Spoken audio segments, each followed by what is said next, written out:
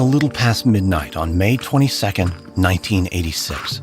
Steve Bryant walks towards his van on a quiet residential street in West Los Angeles. With his round glasses and soft, kind eyes, Steve could be a UCLA grad student. But the truth is he's a college dropout. While he spent the last 2 years studying and writing, it's not about anything you'd learn in school. He's been living in his van as he crisscrosses the country, trying to get people to listen to his tale of abuse, corruption, and fraud by a worldwide religious organization. It's an explosive story, bursting with salacious details that will blow people's minds if they'll only believe him. And that's the problem. He's talked to reporters, written a book. He's talked to anyone who would listen. But most people dismiss him as a nutcase. And the ones who do believe him, insiders who saw things firsthand, are afraid to speak up. And the ones in power, the ones who know the truth, they want to see him silenced. When he thinks about everything that's happened, all he can do is shake his head. He was in his early 20s when he joined. He was a happy guy. He'd finally found a community where he felt like he really belonged. Now he's 33, divorced. He's lost custody of his kids. So many battles and all of them lost. A couple of weeks ago, he finally admitted defeat. The bad guys have won. Now it's time to just let go of the anger and let go of the hurt and move on. Tomorrow, he'll head up to the bucolic town of Mount Shasta, California, where he has a lead on a job customizing vans. He wants to start over, have a normal life. Tonight was a good night spent with old friends. He didn't have to convince them of anything. They know he's telling the truth. Their conversation was about the future and new beginnings. The message was clear. Move on, Steve. Let it go and live your life. But he knows he's in danger. That's why he refused his friend's invitation to spend the night at their apartment. The last thing he wants to do is draw them into this mess. He'll park a few blocks away and spend the night in his van. He crawls into the back, lays on his home-built bed and wraps himself in a blanket. It's after midnight and he's exhausted, but his mind keeps racing. He closes his eyes, willing sleep to come. But sleep is not cooperating. He throws off the blanket, crawls into the driver's seat, and rolls a joint, chanting softly as he rolls. Hare Krishna, Hare Krishna, Krishna Krishna. Hare Krishna devotees like Steve aren't supposed to do drugs. They aren't supposed to do a lot of things, but some of them do. Some of them do terrible things. And if you speak up and challenge their authority, he shakes his head. Let it go, Steve. You're moving on. New beginnings. As he fires up the joint, there's a tap on his window. He turns and recognizes the face in the shadows immediately. It's not someone he wants to see. Tirtha, or Thomas Drescher. Tirtha lives in West Virginia, so he should not be here. Not in LA, and certainly not standing next to Steve's van late at night. Maybe it's Steve's mind playing tricks. He blinks to see if Tirtha will disappear. But when he opens his eyes, Tirtha's still there, staring at him. Steve keeps chanting, Hare Rama, Hare Rama. Does he still believe in Krishna? After so many years of disappointment, after losing his wife, losing his children, his innocence, part of him still does. And all of him needs Lord Krishna's protection right now. Hare Hare. Tirtha raises his hand. It's holding a .45. Steve leans closer. Hare Rama.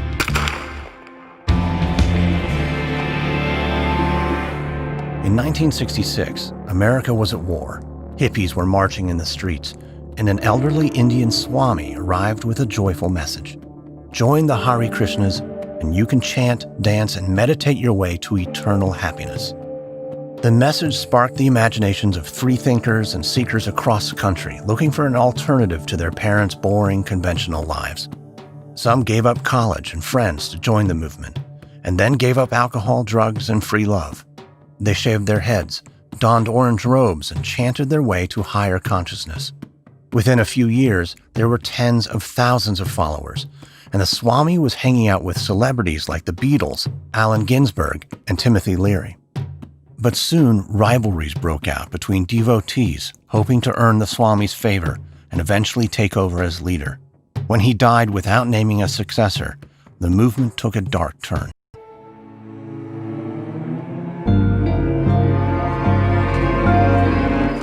May 24th, 1986, 2 days after Steve Bryant's murder. 2,400 miles away, Bhaktipada Kirtanananda sits on a simple cushion behind his desk in his home office. The folds of his orange robe drape over his potbelly. A large German shepherd sleeps at his feet. His home is near the top of a ridge in rural West Virginia, surrounded by hardwood forests. He selected the spot himself. A road had to be bulldozed up the ridge, but that wasn't a problem. He gave the order, and it was done, without question. Then the house was built to his exact specifications. His office is simple, hardwood floors and a low desk, but the temple room next to it is opulent. Beautifully carved deities and mirrors all around, a silver altar. The contrast is deliberate. A Swami has no need for material things. The glory, the gold, the opulence, that all belongs to the Hindu god Krishna. The Swami is but a humble servant. Hayagriva enters the room. The dog jumps up, ready to attack. He is not a pet. He's a trained guard dog. Kirtanananda whispers a command, and the dog lays back down. Hayagriva smiles at Kirtanananda. After more than 25 years together and all they've been through, Hayagriva doesn't need to say a word. Kirtanananda knows why he's smiling. The deed is done. Steve Bryant is no longer a problem. Thomas Westfall has been the deputy sheriff of Marshall County, West Virginia for 12 years. He's seen most of the usual things a cop sees: domestic disturbances, theft, assault, even murders. But one thing sets him apart. His beat includes New Vrindaban, the Hare Krishna commune. It had already been in operation for a few years when he joined the force back in '71. Back then, the locals called the commune residents the hairy critters and wanted them gone. But instead, the commune kept growing, and Sergeant Westfall made it his personal project to keep tabs on them. He'd chat up any of their residents he'd see in town and run background checks once he got their names. At first, it was just wide-eyed hippie kids who rarely made it through the Appalachian winter. And there was the occasional call from frantic parents wanting him to rescue their child from the cult up the road. He still gets those. He's told plenty of sobbing mothers that their innocent little angel is an adult now, and if they want to join a New Age religious sect, there's nothing he can do. He's never understood the appeal of working for free on a primitive farm and spending all your time chanting, but, to each his own. What does concern him is the way the commune has changed. A few years ago, a different type of person started showing up. Persons with serious rap sheets for serious crimes like theft and drug dealing and assault. So when Sergeant Westfall's phone rings on May 23, 1986, it's the kind of call he's been expecting for years. It's a detective from Los Angeles who's investigating a murder. He sounds hesitant and confused, though. The victim's friends claim it was a religious assassination. Westfall leans back in his chair as he tries to get more details from the LA detective. You wouldn't believe the story they told me. It's right out of a spy movie. First, everyone has two names. I had to take a piece of paper and draw a line down the middle. On one side, I've got their given names, and on the other side, I've got these Hindu names. The victim is named Steve Bryant. That's Sulochan. He stands up, nearly yanking the phone off his desk. Did his friends mention a guy named Tirta? Yeah, Tirta. That's who they said did it. It feels disrespectful to be excited over news of a murder, but Westfall's been banging his head against a wall with Tirta's name on it for years. He opens up a file drawer and grabs the thick file on Thomas Drescher, Hindu name Tirta. He's been after this guy for a long time. Tirta killed a man on the commune 3 years ago, even confessed to another resident, but the DA wouldn't take the case because they've never been able to find the body. Now, maybe he can finally nail Tirta once and for all. The detective assures him that the LAPD is taking the case very seriously and will do everything they can to help bring Thomas Drescher to justice. But Westfall shakes his head. This is way bigger than Thomas Drescher, detective. This goes all the way to Kirtanananda. There's a pause on the other end of the line. He can hear the detective shuffling through his notes. What the hell is a whatever? Deputy Westfall reaches into his drawer, grabbing a bulging file folder and slaps it onto his desk. Not what, detective, who? I'd bet my paycheck that Kirtanananda ordered Steve Bryant's murder. And that's just the tip of the iceberg. He's involved in counterfeiting, fraud, drug dealing, and there's rumors about child molestation as well. He runs this commune over here with an iron fist, but they treat him like a god. He takes the top sheet of paper from the file and reads it, though he doesn't need to. He's got the details memorized. Kirtanananda started life as Keith Gordon Ham, born in Peekskill, New York in 1937. Son of a preacher, dropped out of college when he fell in love with a fellow student named Howard Wheeler, Hindu name Hayagriva. They ended up in Greenwich Village in the 60s, smack in the middle of the counterculture revolution. That's where it all started. That's where they were given their new Hindu names. And that's where they met the Swami.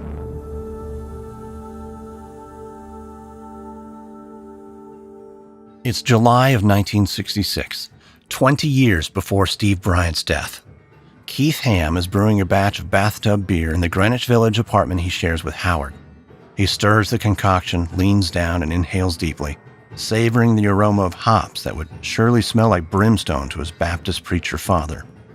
Keith smiles as he imagines his parents' reaction. Their good Christian son in Greenwich Village, ground zero for hippiedom, living with his homosexual lover.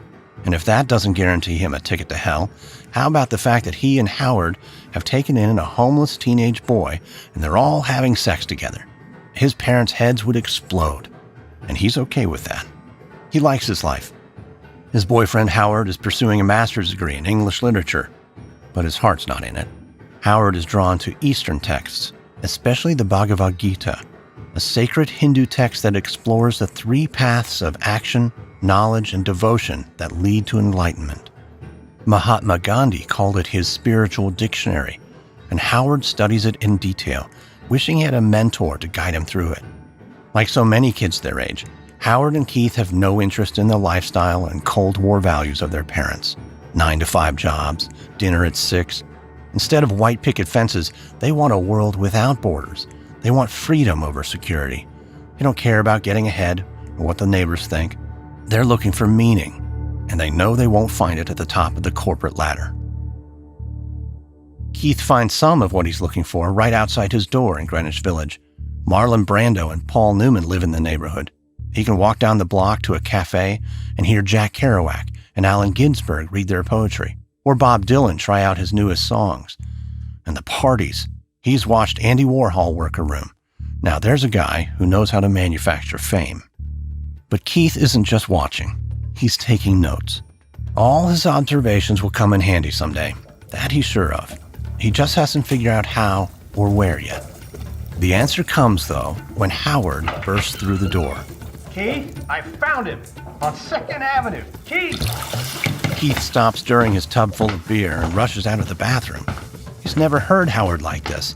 Howard often has an academic's tweedy detachment, but right now he's on fire. I asked him, "Are you a guru?" He said, "Yes." "Do you know the Bhagavad Gita?" And I said, "Know it? I practically got it memorized." Hey, Howard, slow down. What are you talking about? A.C. Bhaktivedanta Swami. Howard, we spent 2 months in India, 2 months searching for a guru. You think you found one right outside our door here in New York City? Well, yes. He's got to be close to 70. He said he spent years living in Krishna temples in India, but he was called to bring Krishna consciousness to America. Keith cocks his head. Are you sure he's the real deal? I mean, so many of the gurus we met in India were just trying to fleece us like we're dumb hippies. Well, let's listen to him and find out.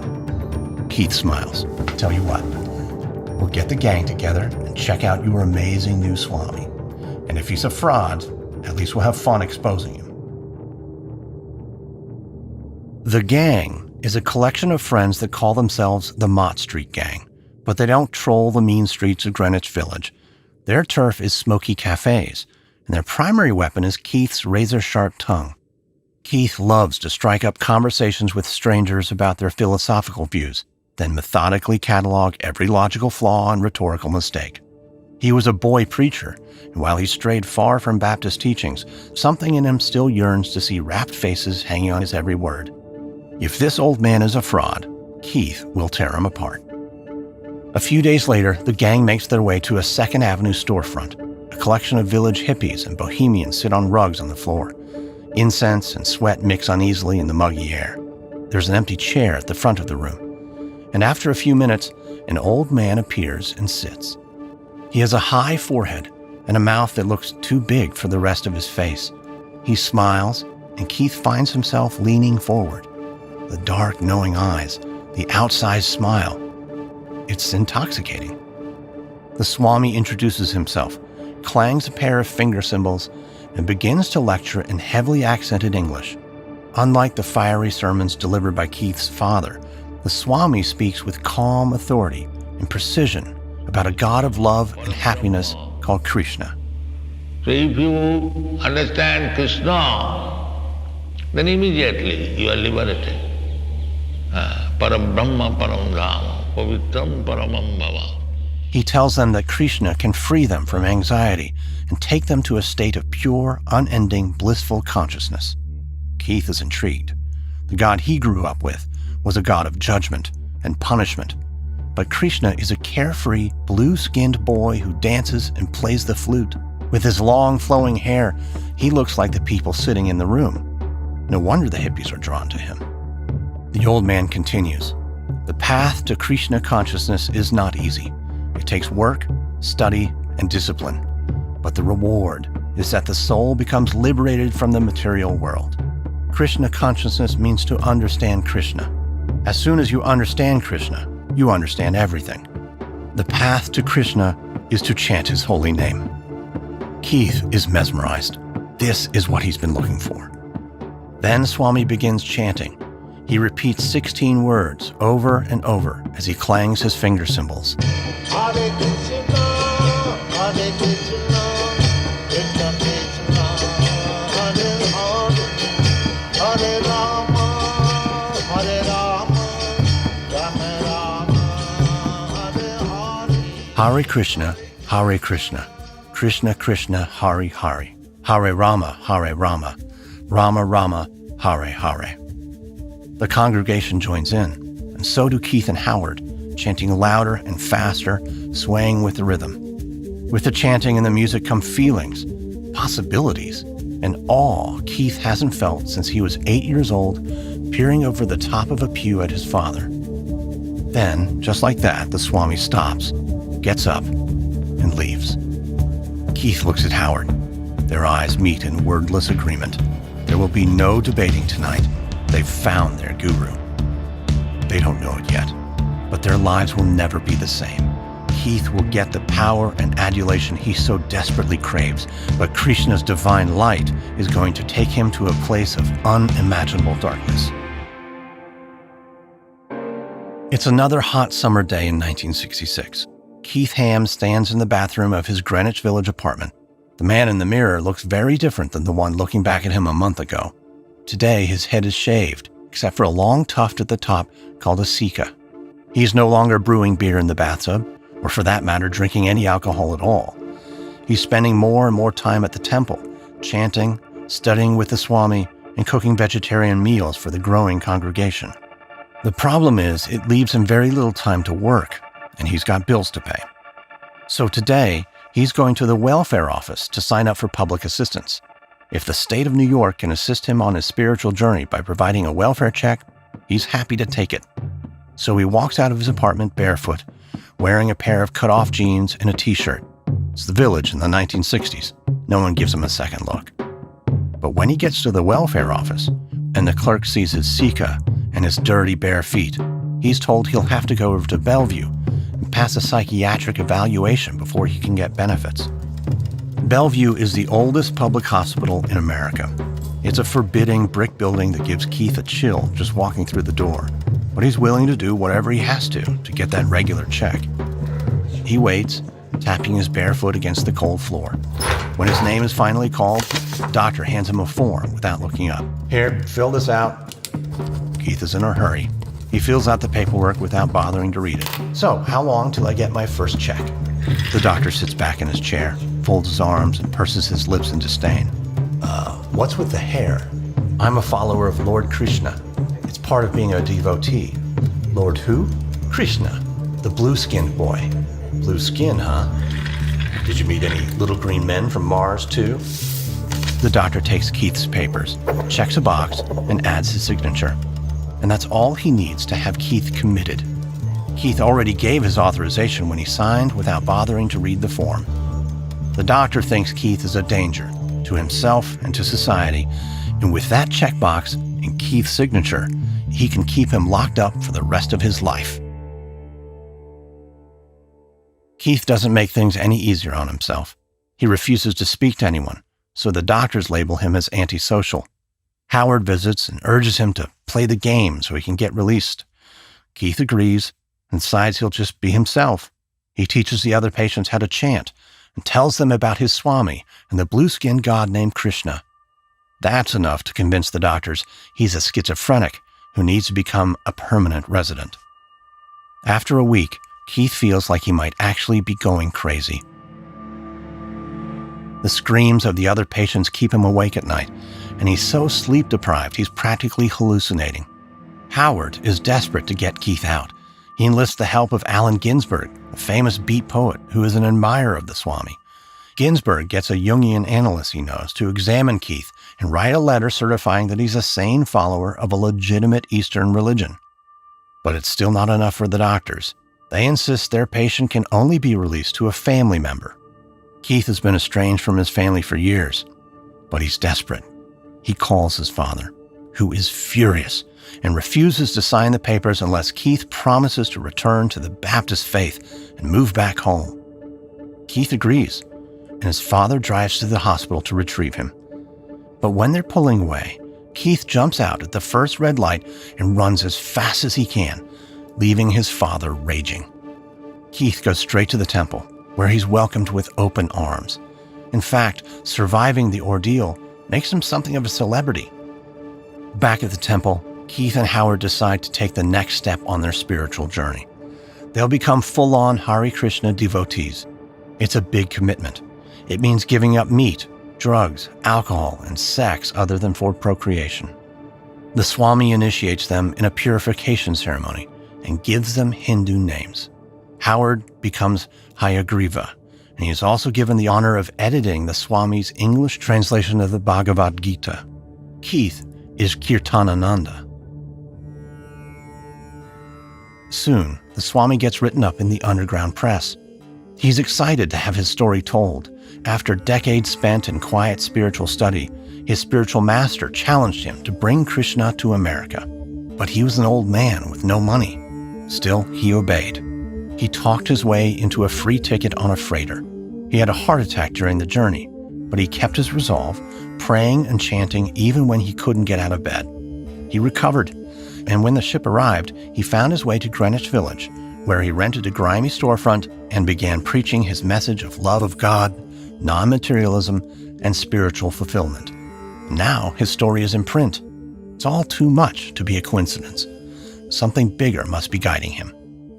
The village hippies and bohemians flock to his lectures. Some street people join as well, though maybe just for the free food. A few of the new members have criminal records, but that doesn't matter. Everyone is welcome.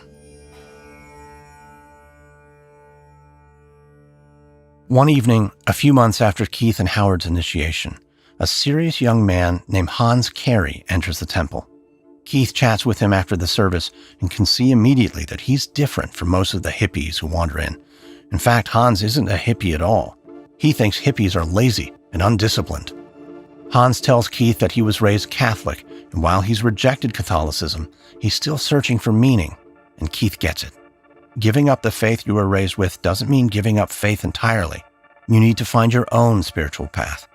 Hans is taken with the Swami's lecture.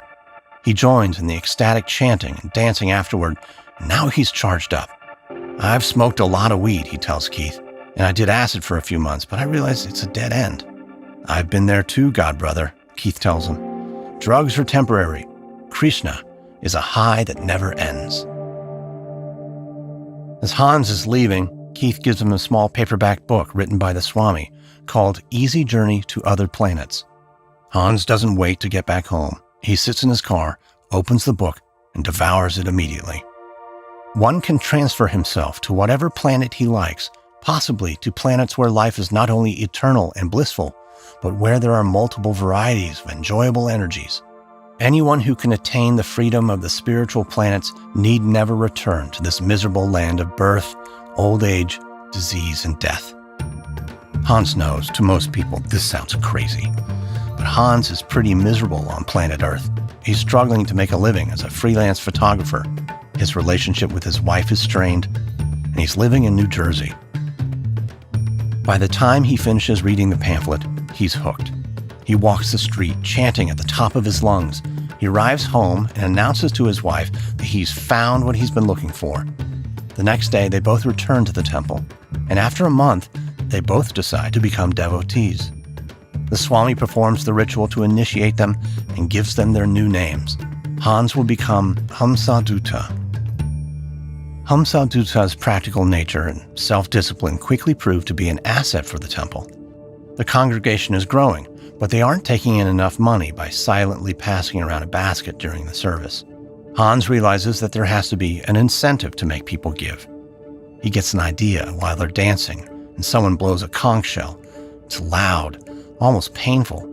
So at the next service, as the basket is passed, Hans announces he's blowing on the conch shell until the basket is full.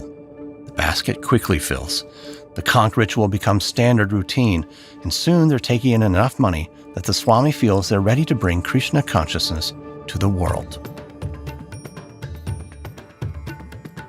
By the winter of 1967, the temple is doing well. Swami has disciples he can trust, and money is flowing in.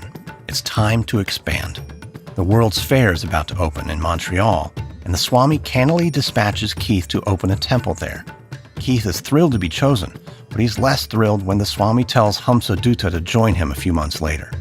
Keith thinks he can handle everything on his own, but the Swami thinks Hamsadutta's discipline and attention to detail will be a good complement to Keith's passion and charisma. Next, the Swami sends another devotee named Mukunda to open a temple in San Francisco. The movement is growing. In Montreal, Keith and Hans rent an old bowling alley, and they're soon getting several new devotees every week, thanks to a few local press pieces. But rather than working together like the Swami had hoped, they compete with each other. Their relationship is decidedly un-Krishna-like. Krishna consciousness calls for the elimination of ego. It's the ego that wants fame, wants power and material things. Only by giving those things up can the ego be vanquished, so the soul can shine through. This is part of Krishna consciousness, but it's not so easy for two ambitious young men to put into practice.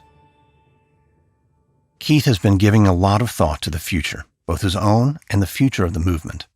Last July, the Swami founded ISKCON, the International Society for Krishna Consciousness.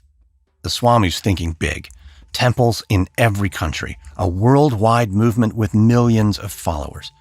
Clearly, the Swami won't be able to run all of it on his own, in his 70s and with a heart condition. Keith knows he's the only logical choice as his successor. He has the drive, the intellect, and the vision to take things to the next level. Unfortunately, Hans feels the same way.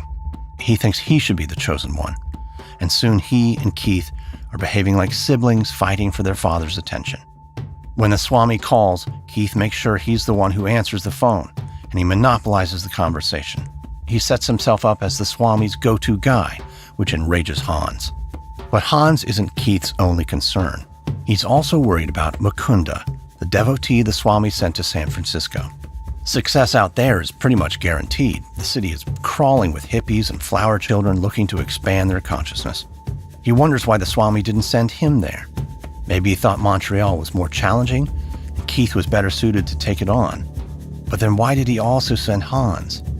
Keith finds himself spending more and more time worrying about how to get the Swami's attention, and less time on how to build up the Montreal temple.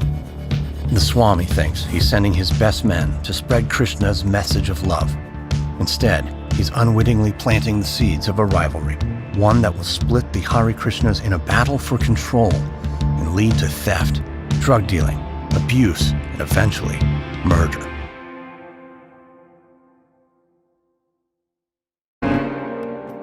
By 1968, thousands of idealistic young people have descended on San Francisco to become flower children. They're expanding their consciousness through LSD. Mukunda hopes that they'll want to explore Krishna consciousness as well. He's a musician who has a keen sense of showmanship, He opens a temple in Haight-Ashbury and puts up a sign above the door reading, "Stay high all the time, find eternal bliss." The temple is an immediate hit, and after a few weeks, Mukunda decides to take things to the next level. He rents the Avalon Ballroom and plans a concert called the Mantra Rock Dance, where the Swami will be the main attraction. He recruits the Grateful Dead, Jefferson Airplane, and Janis Joplin. Mukunda's concert is the hottest ticket in town, and the Swami is delighted. Keith and Howard drive in for the event, but Keith is seething. It's bad enough that he's stuck in an old bowling alley in the frozen north while Mukunda's got assigned to San Francisco. But worse, the concert wasn't his idea. He wants to be the Swami's golden boy, and Mukunda is very much in his way. On January 29, 1967, the line for the Mantra Rock Dance stretches around the block. The Hells Angels roar up on their Harleys. There's a light show going on inside. Timothy Leary speaks on stage, and acid is passed out like candy. Allen Ginsberg introduces the Swami, who gives a brief speech explaining the Hare Krishna mantra. Ginsberg leads the chant. Janis Joplin's band joins in, then the Grateful Dead. All the bands join in as the chant spreads to the audience, and soon everyone is dancing and chanting. Swami Prabhupada is officially a rock star. And he keeps a rock star's hectic schedule, leading chanting and dancing at the temple and in Golden Gate Park, then working late into the night on his translation of the Bhagavad Gita. But unlike most rock and rollers, he rises at 3 a.m. every day. It's a grueling schedule for a man in his 70s, but he doesn't ever seem to feel fatigued. 5 months later, when the Swami returns to New York, Keith is there to meet him. Keith shrewdly figures it's more important to be next to the Swami than to fight with Hans in Montreal. Let Hans think he's won. Meanwhile, Keith will be currying power and influence with the Swami. On Memorial Day in 1967, Keith is at the Swami's side when the old man has a stroke. Over the Swami's objections, they rush him to the hospital, where the doctors find that besides having a heart condition, he's also diabetic. The Swami insists on a treatment regimen consisting only of diet and massage, and the devotees take shifts, massaging him every waking moment. Soon, he's well enough to refuse treatment, leaving his doctors perplexed. He announces that he wants to leave the hospital, but the doctors won't release him. Keith, already a veteran of hospital escapes, enlists a couple of other devotees and tries to sneak the Swami out in a wheelchair. But the doctors block their way and declare that the old man will die if he leaves. But the Swami brushes them aside and demands to be discharged. The doctors cave. The devotees rent him a cottage on the Jersey Shore, where he spends his days resting, chanting, and being massaged. Swami's near-death experience has left his followers shaken, especially Keith. The movement is growing. They now have temples on both coasts and in Canada. If the old man dies, who will take over? There's no plan, and he hasn't appointed a successor. It gnaws at Keith. A few weeks after his stroke, the Swami decides to complete his recovery back in India. He'll return to Vrindaban, the town where he did his spiritual study. He'll have access to Ayurvedic doctors and feel closer to Krishna. And if things don't go well, that's where he wants to die. But he decides to take Keith with him, and Keith is thrilled. It's an affirmation that he's the Swami's favorite disciple. As long as he plays his cards right, he will return from India as the new leader of the International Society for Krishna Consciousness. In August, Keith and Swami fly to Delhi and then take a train to Vrindaban, the holy town in northern India where it's said Krishna spent his childhood. White stone temples devoted to divine love, dating back hundreds of years, dot the streets. Keith's excited to visit the town where the Swami did his decades of spiritual study, and he believes that this is his opportunity to convince the Swami that he should be his anointed successor. But as soon as he steps off the train, his grand fantasies evaporate in the 110-degree air that's pungent with the smell of sewage. The Swami's room, which they share, is cramped, dirty, and bug-infested. And to make things worse, Keith gets dysentery and spends days confined to bed, unable to eat. But on August 28th, Krishna's birthday, the Swami bestows a great honor on Keith. He anoints him as the first American sannyasi. It doesn't put him on the same level as his teacher, but it means that other devotees should now address him as Swami Keith or Swami Kirtanananda. It also means that Keith has renounced the material world and will devote his mind and body to the service of Krishna. It's a huge honor for someone so young, and it solidifies Keith's belief that he can take the movement to the next level. He understands American culture and how Americans think. The Swami just needs to trust him. In fact, Keith thinks the Swami should step aside now. He's 71. Keith is only 29. He has the energy and the drive that's needed. But the Swami shows no signs of stepping aside or even slowing down. He wakes Keith at 3 every morning to chant. Keith wants to talk, not chant for hours. He's brimming with ideas of how to expand the movement in America. Many of the initial devotees were drawn to Krishna consciousness because it felt so different from the religion that was forced on them as children. But there are others who want something familiar to hang on to. Keith believes they need to package it in a more palatable way. Being the son of a Baptist preacher, he knows a thing or two about how to market a religion to Americans. He tells the Swami, "We have to make the movement less exotic. Maybe we should wear street clothes instead of robes. And we can emphasize all the ways it's similar to Christianity, that there's only one God and that they're all the same. Christ is Krishna and Krishna is Christ." The Swami dismisses him with a wave of his hand. There is no need to change anything. Krishna has a plan for us. Now, let's chant. After a few more weeks, Keith grows frustrated and asks to be sent back to New York. He feels like he's needed there. The movement is ready to explode, and he can provide the right kind of leadership.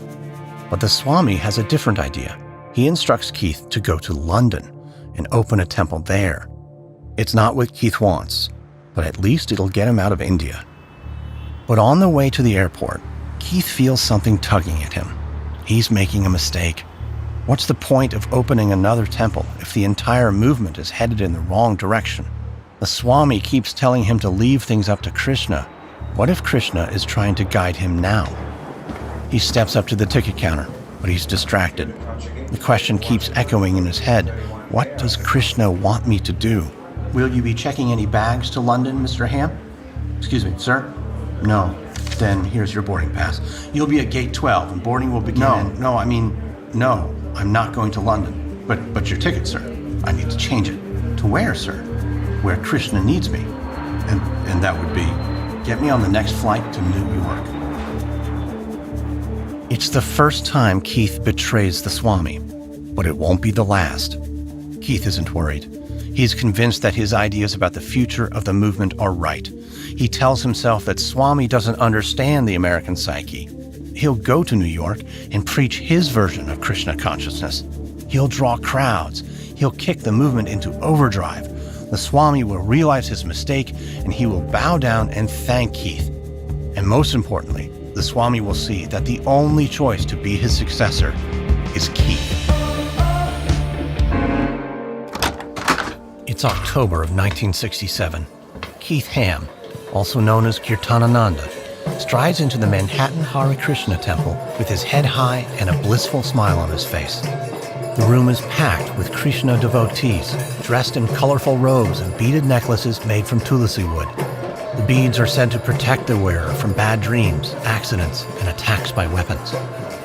In a room filled with colorful garb, Keith stands out. Instead of robes and beads, he's dressed in black with a white clerical collar around his neck. The room is tense, but when Keith steps to the front and raises his palms, it goes silent.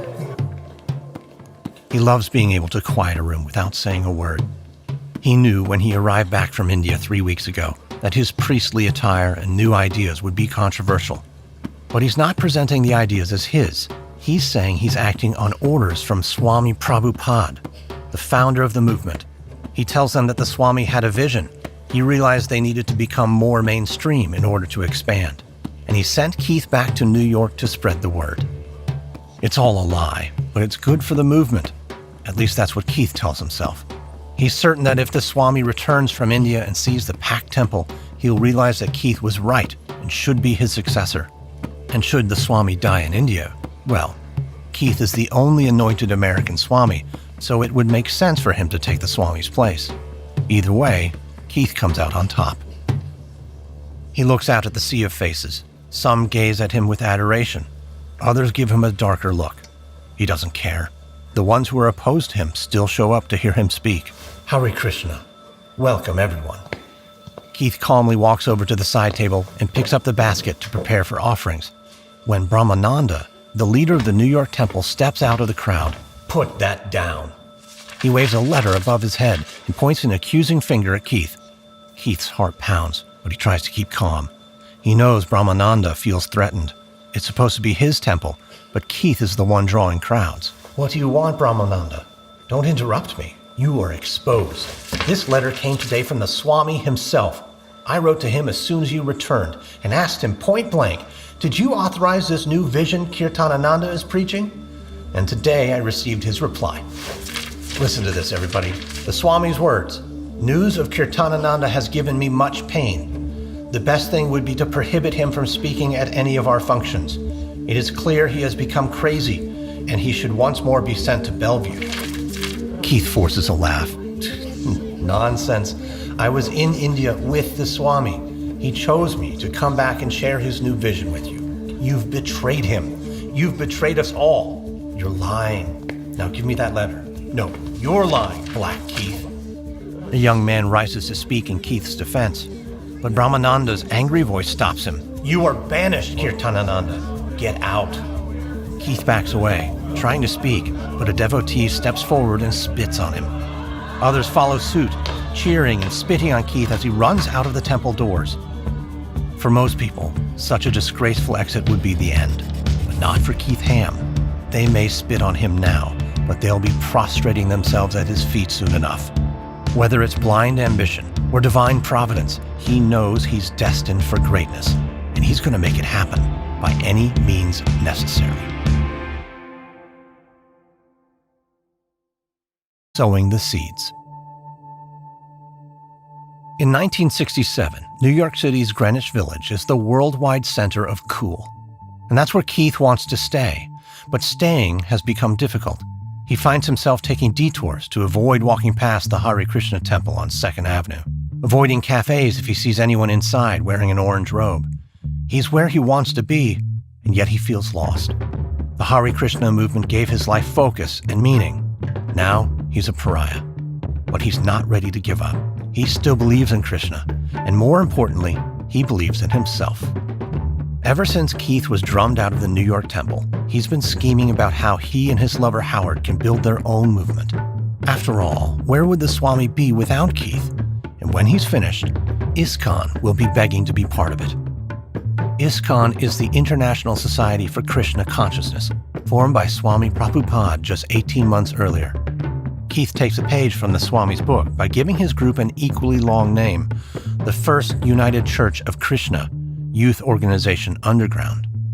The group has 2 members, Howard and Keith, but that doesn't stop Keith from printing up letterhead and sending angry missives to all the people who spoke out against him and called him Black Keith. He hopes they're smart enough to read the message in the acronym, FUCKYOU. When that doesn't work, Keith takes another page from the Swami's book. Actually, he takes 900 pages, a 900-page translation of the Bhagavad Gita that Howard has been working on since they met Prabhupada. Now, Keith takes the manuscript, replaces the Swami's name with his own, and shops it to publishers. But no publisher will buy it. They find it hard to believe that 2 young Americans could have done the translation from Sanskrit in just a couple of years. Keith is forced to admit that while he has the intellect, the passion, and the charisma to be a religious leader, he lacks a plan for how to become one. So he does what he always does when he needs an answer. He asks Krishna for guidance, and he chants. He promises to keep an open mind and an open heart and look for any signs that might appear in unexpected ways. 2 months later, he's sitting in a cafe when he opens a copy of the San Francisco Oracle. The Oracle is one of the nation's first psychedelic newspapers. Inside is a letter to the editor. "Dear sirs or madams, I have been for nearly 20 years, trying to form an ashram of sorts here in West Virginia." The author is a man named Richard Rose. He has a farm in rural Appalachia and a dream of turning it into a commune. The letter continues. The conception is one of a non-profit, non-interfering, non-denominational retreat or refuge where philosophers might come to work communally together. Certainly, the letter is a little strange, and Keith hasn't exactly been dreaming of a move to the backwoods of West Virginia, but Rose is offering free use of his land in exchange for kindred spirits to help him realize his vision. Keith rushes home and composes a letter. A few months later, Keith and Howard travel to Moundsville, West Virginia. It's a beautiful drive through Appalachian hills, dotted with snow-covered maples and poplars and aged red barns. Spring is around the corner, but there's still a winter chill in the air. Looking around, Keith sees a sign for Limestone Hill Road, and the young men follow a gravel drive over a ridge. At the end is a 90-acre goat farm. Waiting for them is the owner, Richard Rose. But this isn't the farm he's offering. He tells them to hop in his truck to drive to his ashram of sorts. It's an abandoned property with no electricity and a single dilapidated building. There's not even a passable road. They have to hike the last mile to reach the farmhouse through a foot of snow. The farmhouse itself is falling apart. The roof looks like it won't survive the winter. Richard Rose turns to Keith and Howard. This is it. Let's go in and get out of the cold. But inside it's not much warmer. The wind blows right through the cracks in the siding. Needs a little work, of course, but it's a beautiful spot, isn't it? Keith forces a smile. He doesn't dare look at Howard. Howard thought this was a crazy idea right from the start, and he's not completely wrong. Keith has never run a farm, but when he looks out the window at the snow-covered hills and the stands of hardwood trees, a voice whispers inside him, "This is it. You belong here." Richard Rose keeps up a steady patter of small talk, telling them about all the letters he received, mostly hippies who ramble on about acid trips and higher consciousness. Rose's thick white mustache and heavy boots make him look like a farmer, but instead of a cowboy hat, he wears a black beret. He's a little bit country, a little bit beatnik, and a little bit crazy. I've studied all the great religions, and they're all a pile of bullshit. I'll tell you what I am. I'm a rebel, in search of the truth. Now tell me about you. Keith senses that what Rose wants more than anything is to feel like someone understands him. He nods and fixes Rose with a sympathetic stare. We are seekers too, but it's been a difficult journey. There are so many charlatans out there. In fact, we're former Krishnas. You don't say. Well, if you don't mind, why'd you leave? The movement is doomed. The Swami doesn't have any vision. We're here because we want to start over, make our own commune. And this place looks perfect. How much are you asking? Rose shakes his head so vigorously his beret nearly flies off. Nope, not for sale. No long-term lease. No dogma, no one religion, no rules. I want to make sure this is a place where anyone is welcome. Keith looks out the window again, but this time he imagines beautiful temples and devotees tending cows. He's certain it's the answer to his prayers. And now, every sermon he's preached, every argument he's won, every ounce of charm and charisma he's mustered have come down to this moment. He's going to convince this man that the farm should be his. Keith talks to Rose into the night and through the next day, trying to convince him that they share the same vision. But Rose wants a say in how the commune is run, and he's highly suspicious of anyone who wants to be in charge. Keith promises every seeker will be welcomed with open arms. Finally, Rose agrees to let them stay, but he still won't give them a lease. It's a start, and for the first time in months, Keith has reason to be hopeful. Back in India, Swami Prabhupada is busy as well. Devotees tell him he must rest and recover, but Swami's brush with death has given him a newfound sense of urgency. He is more determined than ever to follow his dream of bringing Krishna consciousness to the world in whatever years he has left. He chooses disciples to open new temples in Seattle, Santa Fe, and Boston. He returns to San Francisco, where he draws huge crowds in Golden Gate Park for his Sankirtans, joyous public performances of call and response chanting, dancing, and music. Young people disillusioned with the world created by their parents are enthralled. Don't trust anyone over 30, may be their mantra, but they make an exception for the elderly Swami. He's a genuine celebrity who has captured the soul of the counterculture. Keith has got to feel the sting. He defied the Swami and has been expelled from the movement, while the Swami is expanding Krishna consciousness throughout the world. Meanwhile, Keith is trying to patch up a rundown farmhouse with no electricity. Howard has taken a teaching job, so Keith is mostly alone. He thinks of it as his own Walden Pond. He bathes in the creek, forages for wild blackberries and edible plants, and chants by candlelight every night. But he can't build the commune on his own. He needs followers, and preferably followers with carpentry skills. While Howard works on recruiting his students, Keith tries to recruit everyone he meets. Neither of them are very successful, though. Lots of people have heard of the Hare Krishnas, but when Keith explains that they aren't those Hare Krishnas, and rock stars won't be visiting, and actually there's no temple yet, but they can go to West Virginia to help build it, but they won't be paid, well, it's a tough sell. They can't compete with the old Swami in the saffron robes. But Howard has kept in touch with him, coming to believe that trying to set up a rival organization is a fool's errand. The Swami is exotic, wise, and most of all, famous. People love him. Keith and Howard are just a couple of nobodies. And Howard is pretty sure they won't get anywhere without the Swami's blessing. He tells Keith it's time to apologize to the Swami and get back in his good graces. Apologies don't come easily to Keith, but he finally agrees to send the Swami a letter.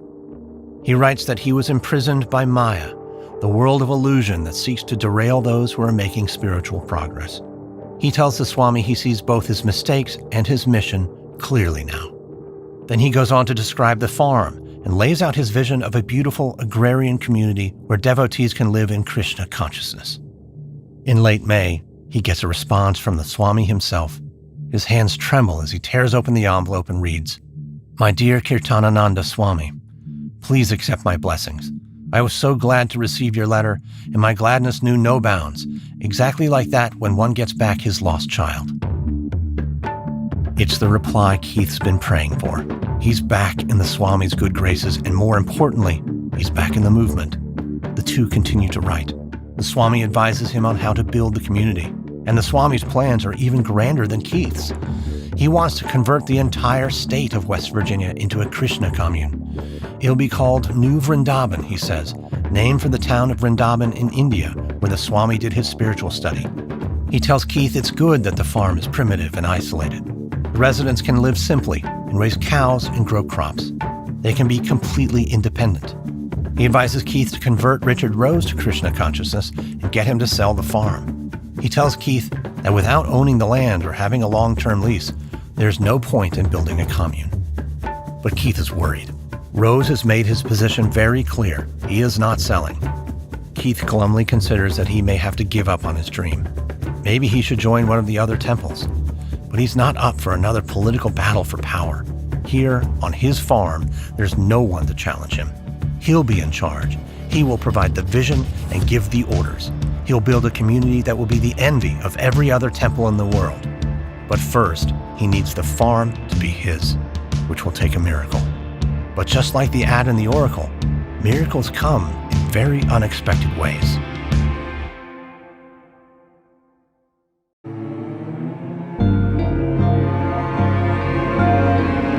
It's July of 1968, and Richard Rose is still getting replies to the ad he placed in the San Francisco Oracle to help build a countercultural mecca.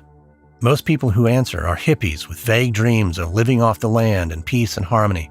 Some come to visit, and he invites them to stay at his goat farm, which upsets the locals in Moundsville a few miles down the road. They're suspicious of their new neighbors. The local paper runs an article about hippies who talk to trees. Rose is worried enough that he puts up no trespassing signs, makes sure weapons are always handy.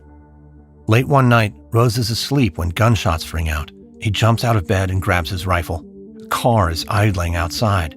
He returns fire as the car speeds away.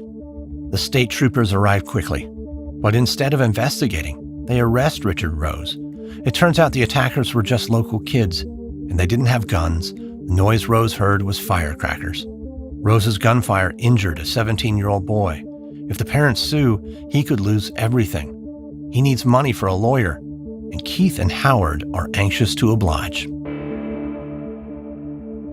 Rose has never quite trusted Keith. He may be charming, even charismatic to some people, but to Rose he feels more like a politician who knows exactly what to say. And he's clearly not above lying to serve his own needs. Rose has studied enough religions to know that when a man with that combination attracts followers, he can be downright dangerous. But right now, Rose is desperate. He's ready to make a deal with the devil. Keith stays in the background while Howard works out the details with Rose. A 99-year lease on the property for $4,000. Keith is ecstatic. Maybe Krishna is guiding him after all. He has a farm for his flock. Now he just needs to call them in. While Keith struggles to find followers, the leader of the London temple is doing fine and soon sets his sights on the most famous foursome in the world. When Mukunda ran the San Francisco temple, he organized a hugely successful rock concert that began with the Swami leading the audience in the Hare Krishna chant. So he knows the power of melding music and spirituality. If he can get the Beatles to join, everyone in the world will know Krishna. But getting the Beatles to join is not as easy as he thinks. He and his senior disciple come up with a plan. They send an apple pie to the Beatles' Apple Records with Hare Krishna iced on top. When they get no response, they send a wind-up walking apple and then a tape of chanting. The only response they receive is a rejection letter. Finally, one of the devotees puts on his robes and plants himself in Apple Records' waiting room and waits for one of the band members to walk in. It's just his luck the first one who sees him is George Harrison. Harrison tells him it's about time. He's been trying to meet the Krishnas for over a year. Then he introduces Mukunda and his group to the entire band. A few weeks later, one of the devotees shyly asks Harrison if he would consider recording a chant. Harrison does him one better and offers to produce a record with the Krishna group chanting. He offers up Paul McCartney's help.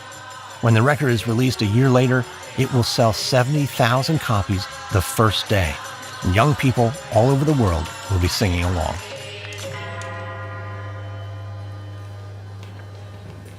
A few weeks after Keith takes the long-term lease on the property in West Virginia, the Swami pays a visit to the San Francisco temple. As he finishes a sermon, a young devotee stands to ask a question. She's so nervous she can barely make eye contact. He smiles at her and her face lights up. Swami, I was wondering, Kirtanananda is building a commune in West Virginia.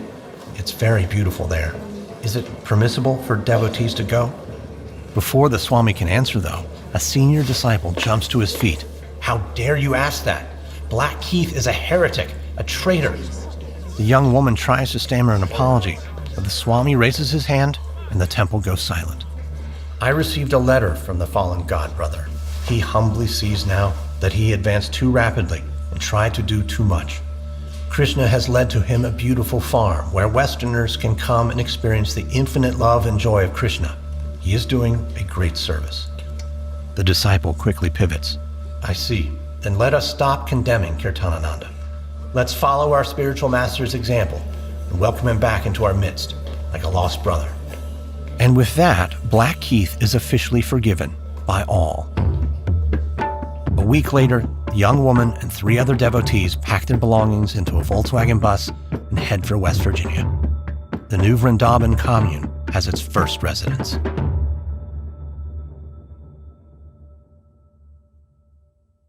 Over that summer and fall, more devotees trickle in, drawn by tales of a spiritual paradise, a farm blessed by the Swami where they can live off the land and leave the rat race behind.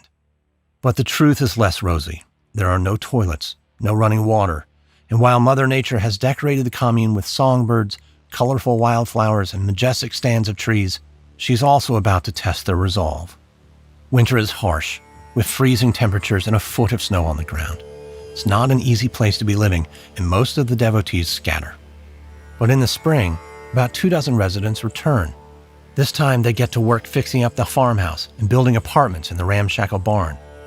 They repair windows, replace curtains, and order cloth from India for the altars. Keith is a tough taskmaster, checking and rechecking their progress, insisting on perfection. And he has a reason to drive everyone so hard. The Swami is coming for his first visit. If he's sufficiently impressed, surely he'll realize that Keith should be his successor.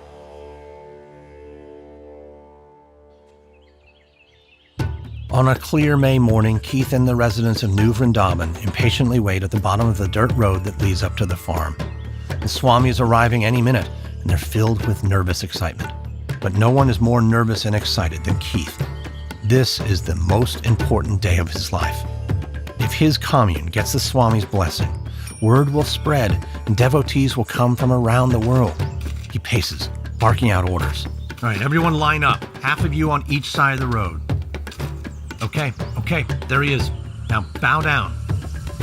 A Lincoln town car rounds a bend, and Keith and the devotees quickly lay prostrate on the ground, stretched out face down, arms slightly bent over their heads as the car rolls to a stop. Welcome to New Vrindaban, Swami. The Swami takes a deep breath of the clean air, looks at the assembled devotees, and smiles happily. There are so many of you waiting for me. Hare Krishna. The devotees get up and scramble to load the Swami's luggage into an old Dodge truck that will take him up the rutted road to the commune. The Swami climbs in, and Keith gets in beside him. The Swami looks out at the countryside. It's more beautiful here than I could have imagined. Keith smiles, but then the truck belches smoke, lurches a few feet, and dies. Keith is mortified. This is not the auspicious beginning he'd hoped for. I'm very sorry, Swami. We need a new truck, but we've been putting all our money into buildings. Why do we need a truck, Kirtanananda? We have a lovely road to walk along. It's 2 miles to the farm, Swami. If we walk, I can see more of this beautiful land. It reminds me something of the forests of Vrindaban, where Krishna tended the calves.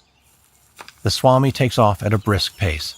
Keith quickly falls in beside him, pointing out landmarks and detailing his future plans. But the Swami's vision is even grander. He stops at the top of a rise and counts the surrounding hills. I count many hilltops, Kirtanananda. In my mind, I see 7 temples on 7 hills. Perhaps I will make my headquarters here in this blessed land. Why return to Vrindaban, India, when Vrindaban has come to America? Keith could not have dreamed for a better outcome. Maybe it was fate that the truck didn't start. The Swami is enchanted by New Vrindaban. When they finally arrive at the farmhouse and bring him fresh milk from their cow, he declares he hasn't tasted milk like it in 50 years. When they bring him honey from their hive, he tells them that they have everything they need for a happy life.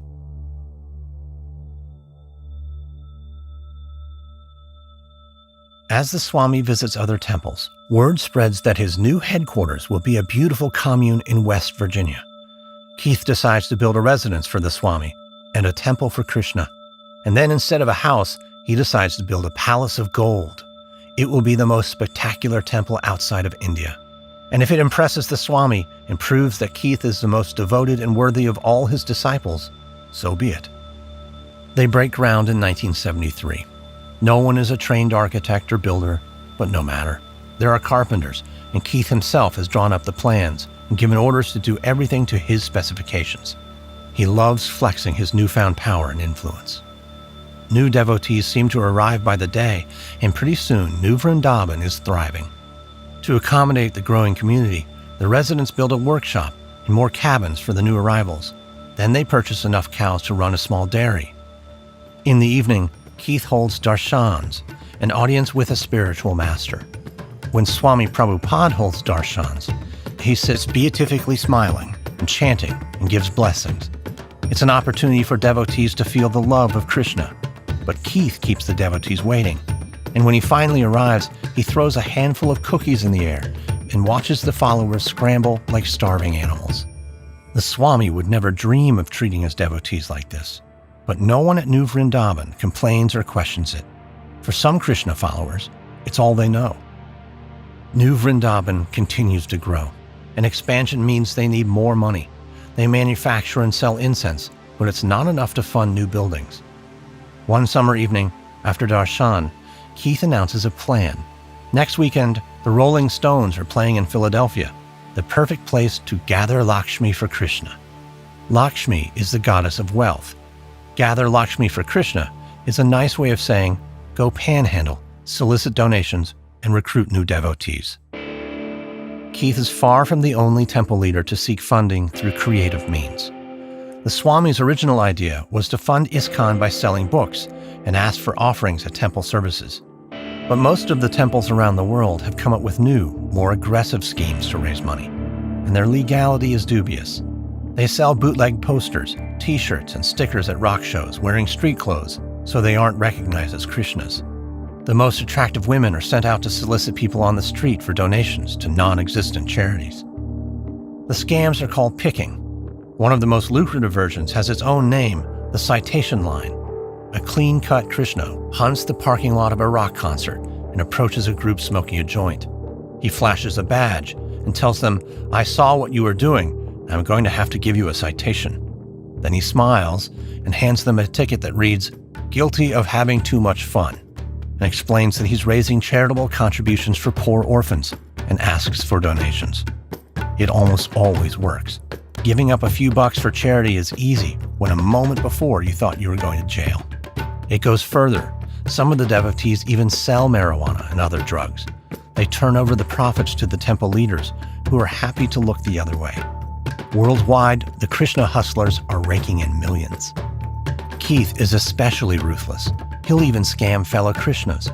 When his crew goes to Philadelphia, he reminds them that everything at the Philadelphia temple belongs to Krishna. In other words, it belongs to Keith. Steal their candles, silver, and whatever else you can carry. Within a few years, Keith becomes more crime boss than spiritual master. But New Vrindaban is thriving, and the more it grows, the more power Keith has. Keith tells the devotees it's not stealing or conning people when they're doing it for Krishna, and no one questions it. No one seems to question anything Keith does, which suits him fine. His lover, Howard, serves as temple president. They govern together, but Keith is the spiritual leader the devotees look up to. Howard is the brains, focusing on writing articles about Krishna philosophy. Not that Howard or Keith follow the Krishna philosophy. They are neither monogamous nor celibate. Technically, Howard is even married. The Swami arranges many marriages among devotees for the practical purpose of creating households. He doesn't believe much in romantic love. Love is reserved for Krishna. Sex is limited to just once a month for procreation. It doesn't work out very well. The divorce rate is 80%, far higher than society at large. And while feminism is gaining power in America, it's ignored in the Krishna community. All the positions of power in the Hare Krishnas are held by men. Women must be obedient and subservient to their husbands. Some of them are sent out on the road where they're forced to put in long hours running scams and soliciting donations. And sometimes they're given amphetamines to stay awake, and they're beaten if they don't bring in enough money. The Swami is probably unaware of the abuses that are going on. But Keith and most of the other temple leaders know they're part of something big, a higher calling that can justify their transgressions. They're ambitious young men, hungry for influence and power, but led to do great things. But sometimes, great things come at great cost.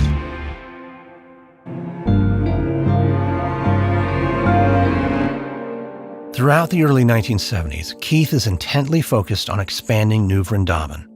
This means growing their real estate holdings. The problem is the locals are not interested in selling their land to weird local hippies in orange robes. So Keith solicits the help of a local sympathetic to his cause. Randall Gorby is a steelworker who was stationed in India during World War II and developed an interest in Hinduism. When he first met Keith and Howard, he hit it off with them immediately. So Gorby agrees to serve as a straw man, buying property from local farmers without telling the neighbors who it's for. With Gorby's help, the Krishnas expand their commune to 4,000 acres. But with the growth of their holdings, so too grows the hostility of some of the locals.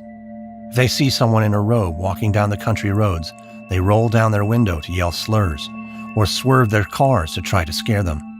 So far, there hasn't been real violence, but tensions are rising, and they could shatter at any moment. In early June 1973, Deputy Sheriff Tom Westfall is at his desk when a frantic call comes in. The commune is under attack by a dozen men with automatic weapons. Deputy Westfall runs to his cruiser and speeds toward the commune. He's been uneasy about the Krishnas since he started on the force 2 years ago and has been expecting something like this to happen. Westfall's cruiser skids and bounces up the rutted road to New Vrindaban. When he arrives, he grabs his AR-15 and shields himself behind the car's door. He scans the landscape, listening for gunshots. But all he hears is the screech of a hawk and the murmur of distant voices. There's no gunfire, no armed intruders, just devotees wandering around in a daze. A man rushes over to him, yelling, "They attacked our temple!" It's Keith Ham, the leader of the sect. Deputy Westfall follows him to a farmhouse where Keith shows him broken windows and a group of smashed altars inside. Clearly, there was some sort of incident. It was a motorcycle gang, Keith tells him. There was at least 6 of them, maybe more. Keith goes on to tell Westphal that the gang marched him out at gunpoint and that one of them grabbed a shovel and told him to dig his own grave. He called me a hippie freak, Keith says. Sirens wail in the distance. Deputy Westphal tells him to sit and collect himself, that backup is on the way. Meanwhile, he'll talk to other witnesses and get to the bottom of it. State troopers arrive, and they fan out to search the farm and question the residents. But everyone has a different story. It was 2 men, or a dozen men. They had shotguns, or automatic rifles. The descriptions of the suspects are all different too. No one managed to get a license plate number. It just doesn't make sense. Westphal leaves more confused than when he arrived. Later that night, Deputy Westphal gets a call from a New Vrindaban resident. The caller won't identify himself, but he wants to set the record straight. It was just 2 middle-aged guys, he tells Westphal. They weren't part of any gang. One of them was just trying to find his daughter. A couple of months ago, a Hare Krishna bus broke down over in Louisville. One of the devotees became friendly with a local girl, and when the bus was fixed, she was on it. Her father's been desperate to get her back, as she is only 15. The anonymous caller gives Deputy Westphal the name of one of the men and hangs up. It's enough for the Louisville police to track the men down and arrest them. Westphal drives to Louisville to question them. They admit they went to the commune looking for the girl, and they brandished shotguns when they couldn't find her, and the gun accidentally went off. But there were no automatic rifles, no death threats, and certainly no motorcycle gang. It was just 2 hapless men trying to get a child back. Westphal is stumped and intrigued. Why would Keith embellish the story? Is he crazy? He runs a background check, and it reveals a brief stint at Bellevue, but is otherwise clean. Still, maybe Keith is crazy like a fox. He's leading a religious sect, and persecution is something he might be trying to use to his advantage to engender sympathy. Either way, Deputy Westphal is left with a very uncomfortable feeling. He decides to keep close tabs on the commune.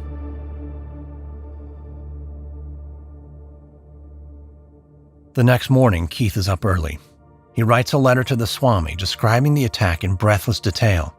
In this version, it was an attack by biker gangs, but the devotees managed to overpower 2 of the attackers. After an impromptu trial, they decided to show Krishna's mercy and let the attackers go. It's a calculated lie, one that the Swami falls for.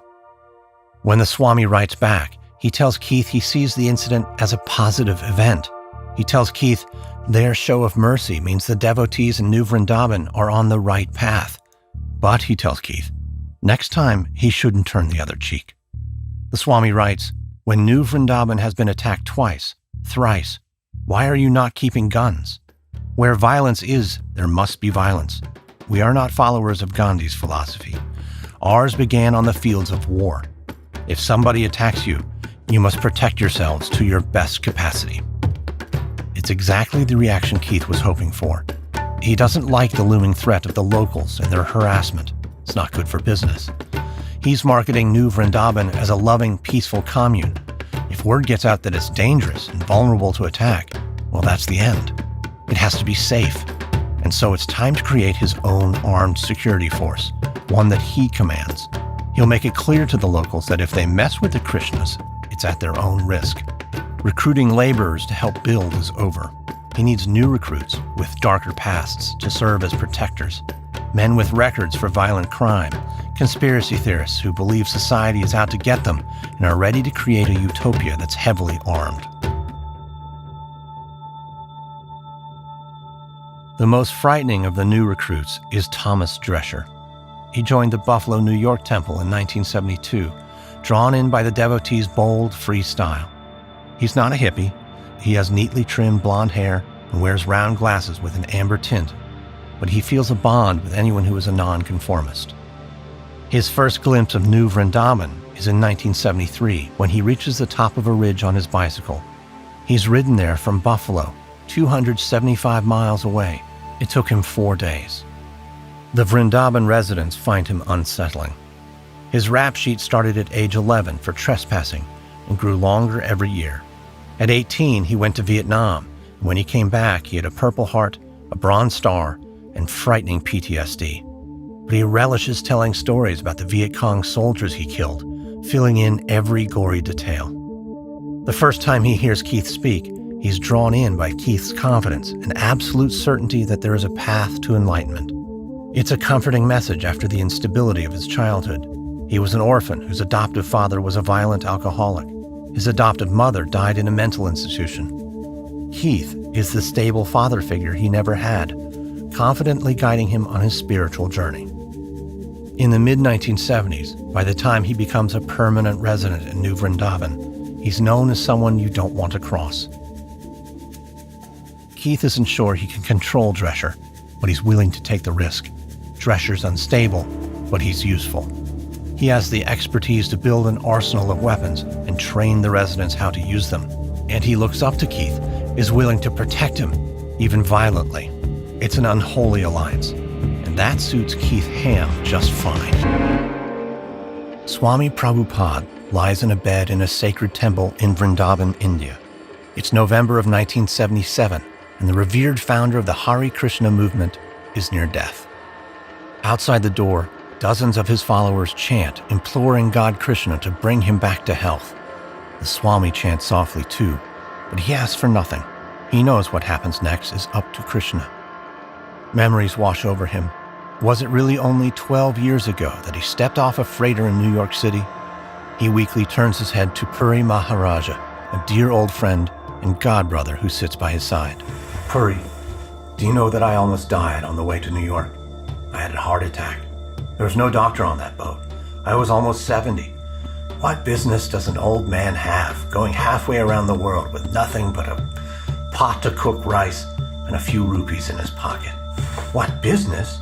Krishna's business. He had a plan for you. Yes, he had a plan. But what is his plan for when I'm gone?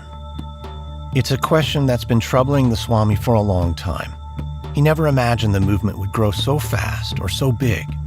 There are nearly 100 Hare Krishna temples and tens of thousands of followers in 30 countries. Celebrities have given their talents and money. George Harrison recorded the hit song My Sweet Lord in praise of Krishna. Henry Ford's great-grandson donated a historic mansion for the Detroit temple. The Hare Krishnas raise millions of dollars a year by publishing books and making candles and trinkets. But many also solicit for non-existent charities and sell counterfeit merchandise. And they do it under orders from their temple leaders. The Swami is probably not aware of the extent of the temple leaders' scams. Although he once wrote that it was acceptable to beg, borrow, or steal to raise money for Krishna, he was referring to things like panhandling, not serious crimes. Now the Swami worries some of his disciples are taking begging and stealing too far. But he is dying, and he has no time to fix things. Almost every day, a letter with a new problem arrives, disciples unhappy with their arranged marriages or disputes between temple leaders. Puri takes a cloth and gently wipes the Swami's brow. It's a sad irony that the only person the Swami can trust is Puri. Puri isn't one of his disciples. He is his own temple, and he's not afraid to speak his mind. Unless you stay, there will be no peace and unity among these Westerners. They have very strong heads. They won't unite. After your demise, the institution will be nowhere if you don't make a decision. I should call myself Problem Pod. He knows Puri is right. That's why he created the Governing Body Commission 7 years earlier. He divided the world into zones and appointed a leader to oversee each one. He made it clear that none of them were on the same spiritual level as him, and therefore none of them could take over when he died. His hope was that they would each keep each other in check, but they immediately began to compete for power and influence. Maharaja Puri scoffs at the Swami's plan. You have selected 11 gurus. There can be no harmony. Guru must be one. I have not selected 11 gurus, Puri. I have given them a lower rank. As long as you survive, they are a lower rank. After your demise, they will declare themselves gurus. The Swami looks into his friend's eyes. They're full of love, but there's sorrow in them too. What shall I do now, Puri? I've done my duty. Everything is Krishna's will. What can I do? Chant. We'll chant together. The Swami gently chants the mantra that has brought him solace, peace, and enlightenment for his entire life. Words he will soon say for the last time. Hare Krishna, Hare Krishna, Krishna Krishna, Hare Hare, Hare Rama, Rama Rama, Hare Hare. On November 14, 1977, Swami Prabhupada, age 81, draws his final breath. His death is peaceful. What happens afterward is anything but.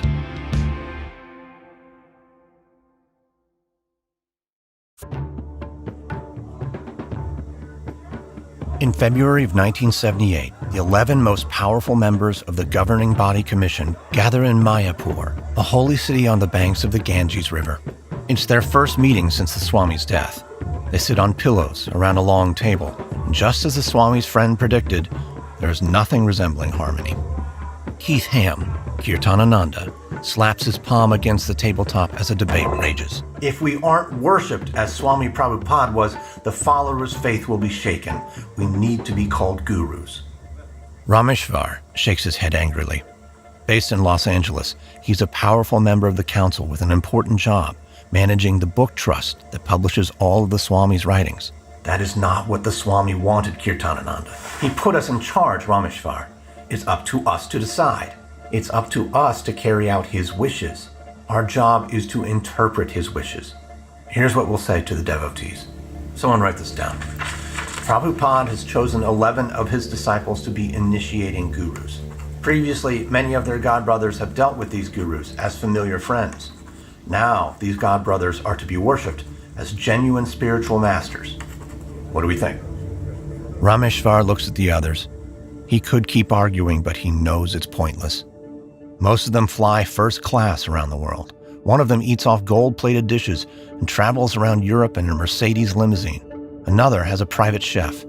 Each of them lives lavish lifestyles while preaching that material things are meaningless. They behave more like emperors than gurus.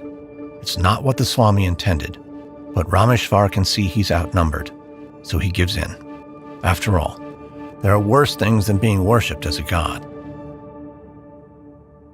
With their new guru status established, they look for a way to convey their higher rank to the devotees. They come up with a simple solution.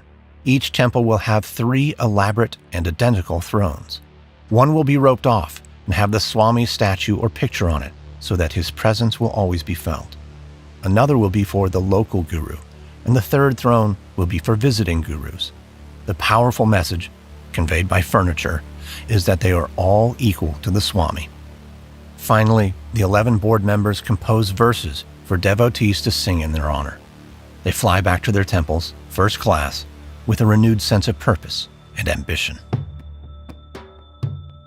When Hamsudutta steps off the plane in San Francisco, he's met by a flock of devotees filling the airport terminal, waiting to give him a hero's welcome.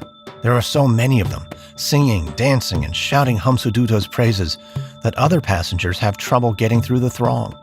There are reporters there too. Hamsudutta feels like a rock star. He breaks out to an ecstatic dance, working the crowd into a frenzy. But the festive mood is broken when one of the reporters calls out to him, "There are rumors that women in the Berkeley temple have been abused. Do you have a comment?" Hamsudutta tries to stammer an excuse, but he has a problem. The rumors are true. One way the Krishnas raise money is by soliciting donations for non-existent charities. They've learned that teams of young, attractive women dressed in street clothes bring in the most cash. The disciple who manages the team at Hamsudutta's temple is a tyrant by the name of Jiva. He's a former San Quentin inmate who jokes that his life's ambition is to be a pimp. But he's not joking. If the women on his team bring in their quota of money, he has sex with them. If they don't, he beats them. And to keep them working 18 hours a day, he gives them amphetamines. Hamsudutta has a drug habit of his own. He is addicted to cough syrup and barbiturates. The drugs have made him paranoid and erratic, and now, with the press sniffing around about abuse at the Berkeley temple, his paranoia is in full swing. Jiva has become a liability. When he returns to the temple, Hamsudutta summons Jiva to his office. It's simple and sparse, all the better to hide Hamsudutta's elaborate ambitions. Jiva enters and, as is custom, prostrates himself. While Jiva's lying on the floor, Hamsadutta jumps onto his back and presses the muzzle of a .38 against his head. He tells Jiva he's no longer in charge of the women. They'll report to him now. Jiva does not argue with a man who's holding a gun. Hamsadutta leans in and whispers in Jiva's ear, "You are also going to take a vow of sannyas." Sannyas is the final stage of spiritual evolution, where a devotee takes a vow of renunciation, lets go of the material world, and concentrates on the spiritual one. Being a sannyas requires a vow of celibacy. It's not a vow one usually takes at gunpoint, but Jiva doesn't have much of a choice. And as for Hamsudatta's own vow of celibacy, well, the women belong to him now, and he's a supreme spiritual leader. He'll do what he wants. As word spreads that the 11 governing board council members have declared themselves equal to the Swami, a group of temple leaders come together to oppose what they derisively call the Magnificent 11. They campaign to have the new gurus removed from office, and the dispute grows violent. The Hare Krishna movement is starting to fracture, but the Magnificent 11 are determined to hold on to their power.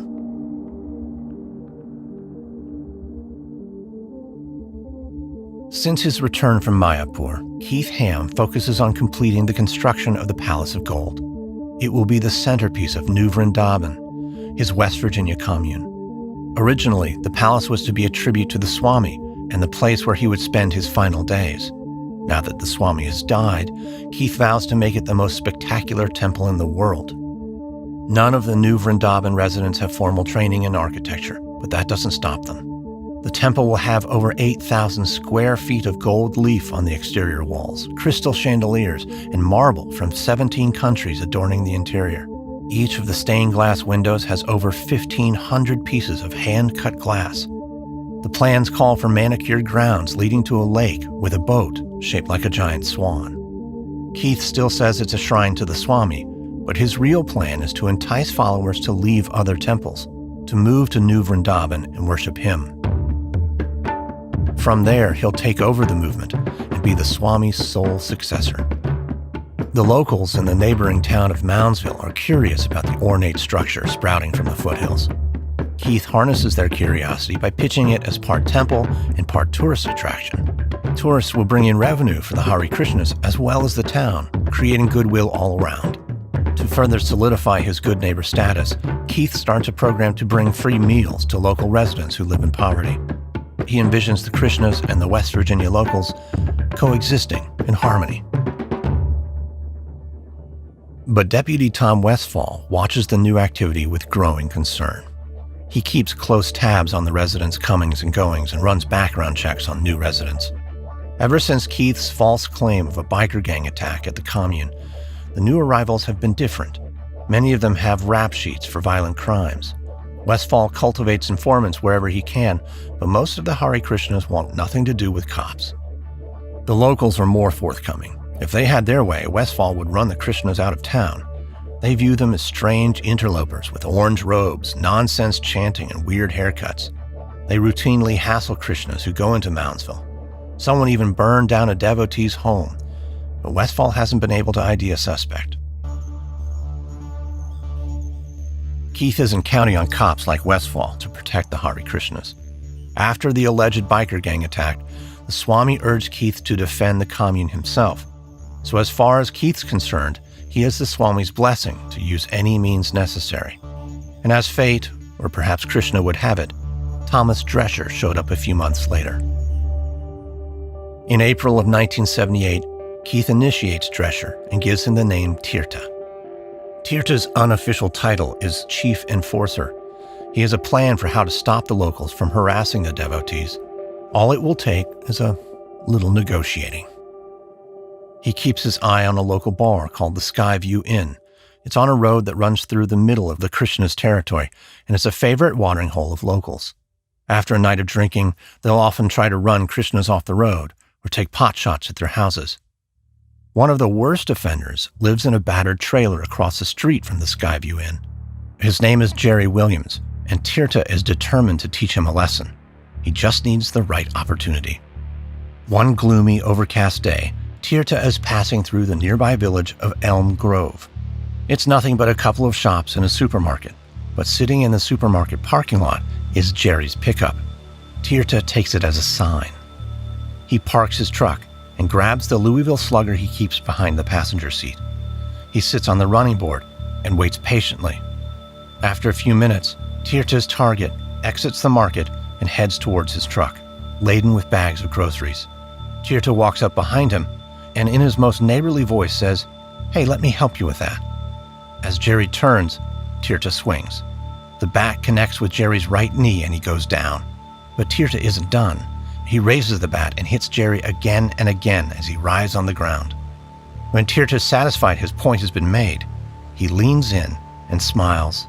"Think about this the next time you play games with us, Jerry. There's a lot more coming if you don't wise up." Next, Tirtha firebombs a local's house to retaliate for the Krishna home that was burned down. Rumors spread through town that the hairy critters are armed and dangerous, and the harassment drops off. Tirtha's methods are effective. But it's not just the locals who fear Tirtha. Many of the residents are afraid of him too, and Tirtha likes it that way. He's got a sadistic streak, and he enjoys seeing fear in a man's eyes when he walks into a room. The devotees begin to worry. Is Tirtha following orders from Keith, or is he a lone wolf? Some argue that Tirtha is crazy, doing things Keith would never approve of. Others insist that Keith is orchestrating every move, but pretends to be in the dark so he can't be held responsible. Whomever is pulling the strings, it's just the beginning of a violence that will turn locals even more against them and have the Krishna community terrified.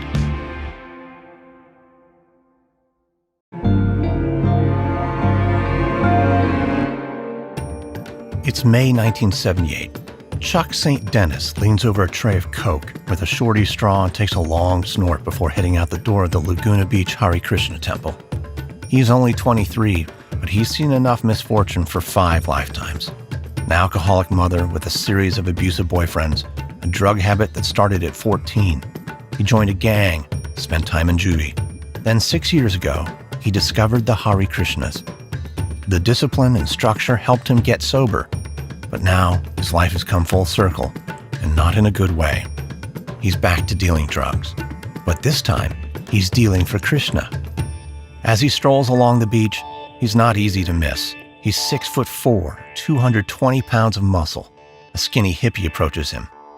After a brief exchange, the hippie struts away with a bag of weed as Chuck stuffs a wad of money in his pocket. Maybe he'll use some to grab a snack before turning the cash over to the temple leaders. He at least deserves that. He's bringing in thousands of dollars and lives like a monk, while the temple leaders live like millionaires. The Laguna Beach Temple is run by Joe Davis and Roy Richard, 2 former drug addicts who also got sober when they became Krishnas. They credit Krishna consciousness with helping them to get clean and lead productive lives. But when faced with the need to raise more money, they turn to old habits. The temple sells the Swami's books as well as candles and trinkets, but it's not much of an income stream. On a trip to India, a solution falls into their laps. A taxi driver offers to help pay for their trip home by hooking them up with a drug dealer. He tells them they can smuggle the drugs back in their luggage or even under their robes. It's easy money. Richard thinks it's too risky. Davis agrees. It's too risky for them to do right now, but they've got devotees who will follow orders. It's perfect, he tells Richard.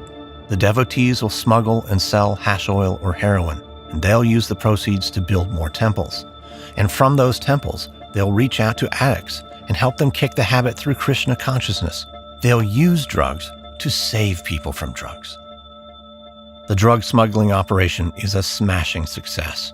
From 1976 to 78, they make millions of dollars, and most, but not all, goes to ISKCON, the International Society for Krishna Consciousness, founded by the Swami.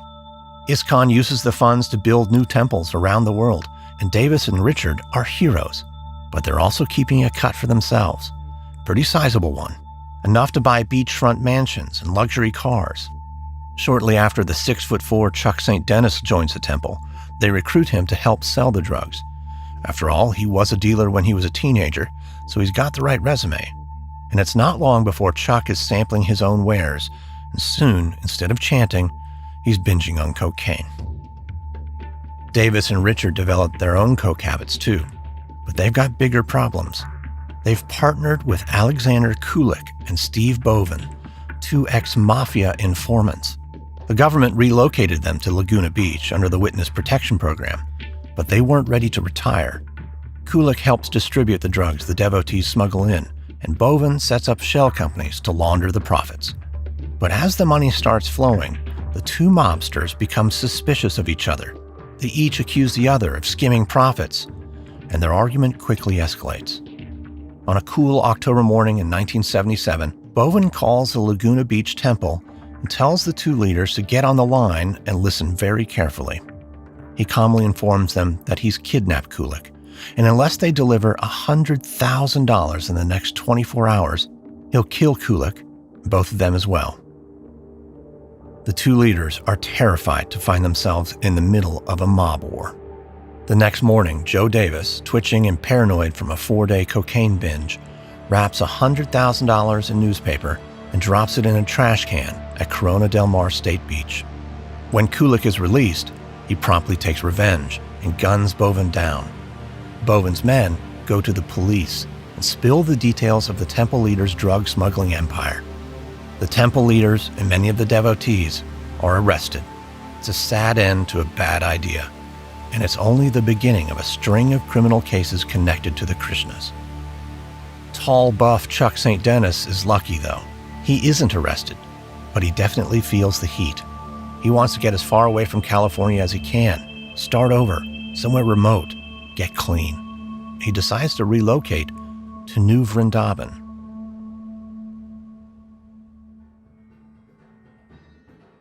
When Chuck arrives at New Vrindaban early in 1979, he knows he's made the right decision.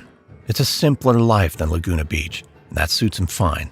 He's not ready to become a full devotee again, so he lives as a fringie, the name given to people who live on the commune but don't follow the strict rules of the religion, like not eating meat, drinking, using drugs, or having sex more than once a month.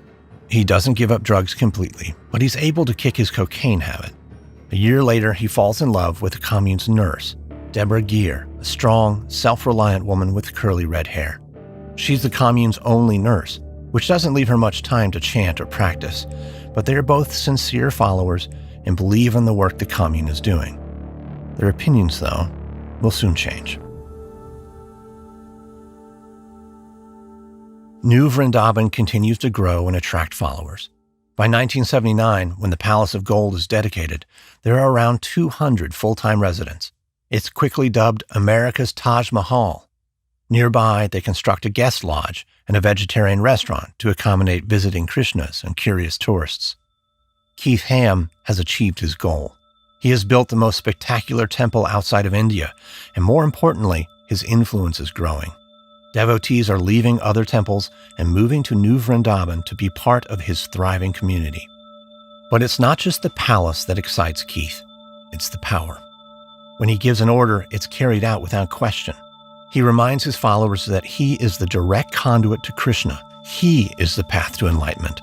He exists on the highest spiritual plane. He has the answers devotees seek. Many of them arrive broken and broke. Some are looking to fill a hole in their lives. Others want a community where they feel unconditional love and acceptance. Some, like Chuck St. Dennis, just want a fresh start. Like many religions, the Hare Krishnas offer a loving and forgiving God. Through Krishna's love, people can heal, begin anew, and blossom. But at New Vrindaban, there's only one pathway to Krishna, and it's through Kirtanananda Swami Bhaktipada, Keith Ham. Sometimes he feels like he can do anything, even horrible things. He takes a 7-year-old boy to be his personal servant for a week. The boy's mother considers it an honor that he was chosen. So when her son tells her, Kirtanananda Swami fondled my genitals, she chastises him for making up stories. Keith isn't worried about being caught. He may not even think what he's doing is wrong.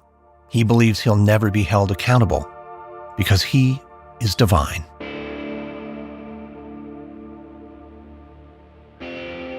Hamsadutta, Keith's old rival who runs the Berkeley Temple, is equally out of control. Since pulling a gun on Jiva, he's happily added pimp to his resume. He's still addicted to pills and cough syrup, and they've made him both paranoid and grandiose. He's not about to be outdone by Keith and his golden palace.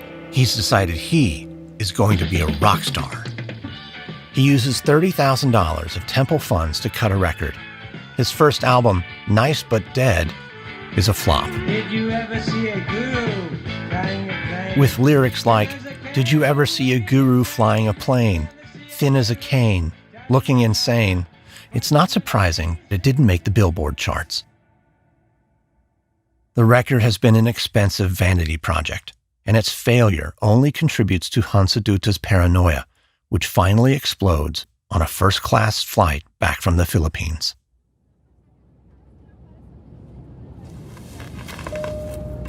Hamsaduta pounds the armrest of his first-class seat, then jabs his finger into the ribs of the devotee seated next to him, Michael Pugliese. Pugliese's job is to hold Hansaduta's medicine kit, the little black bag full of Percocet and other drugs. "Michael, gimme. I think you're okay, Hamsaduta." "Since when do you tell me if I'm okay or not okay?" I said, "Gimme." Michael furtively unzips his bag and tries to fish out a pill without the stewardess noticing. She's already eyeing Hansaduta, who's clearly way too high. "Maybe I should have the stewardess bring you some tea, Hansaduta." Tea? Did I ask for tea? No, I did not." "Hansaduta, relax. You don't love me, Michael." "None of you love me." "Hansaduta, sit down. I am not loved. Swami Prabhupada was loved, but not me." Hamsaduta is out of his seat and staggering down the aisle. The devotees in his entourage jump up and try to calm him as the stewardess rushes over. "Sir, you need to remain in your seat with your seatbelt fastened." Hamsaduta jumps into an empty seat and rails at his followers. "All of you are liars. You're jealous. You're plotting against me. Prabhupada warned me. Prabhupada wanted me to lead the movement. Me. Not Kirtanananda, the fraud, or anyone else. Me." The plane hits an air pocket, and Hamsaduta tumbles into the lap of a startled passenger. He leaps up and runs down the aisle, screaming. Two stewards rush forward from the coach cabin and tackle him. When the plane touches down in San Francisco, his devotees fill the terminal as they always do, waiting to provide an elaborate welcome to their intrepid leader. But this time, instead of chanting and dancing, they stand in stunned silence as Hamsaduta is led off the plane in handcuffs.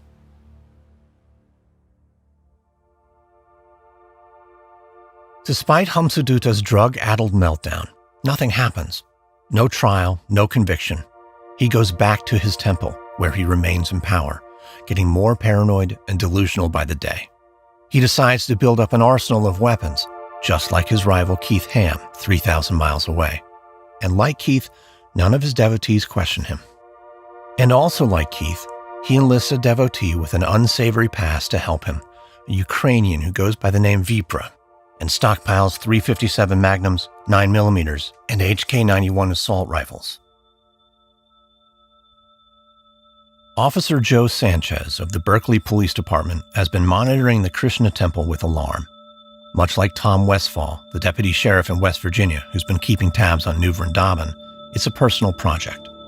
When Officer Sanchez runs background checks on some of the devotees, he's shocked.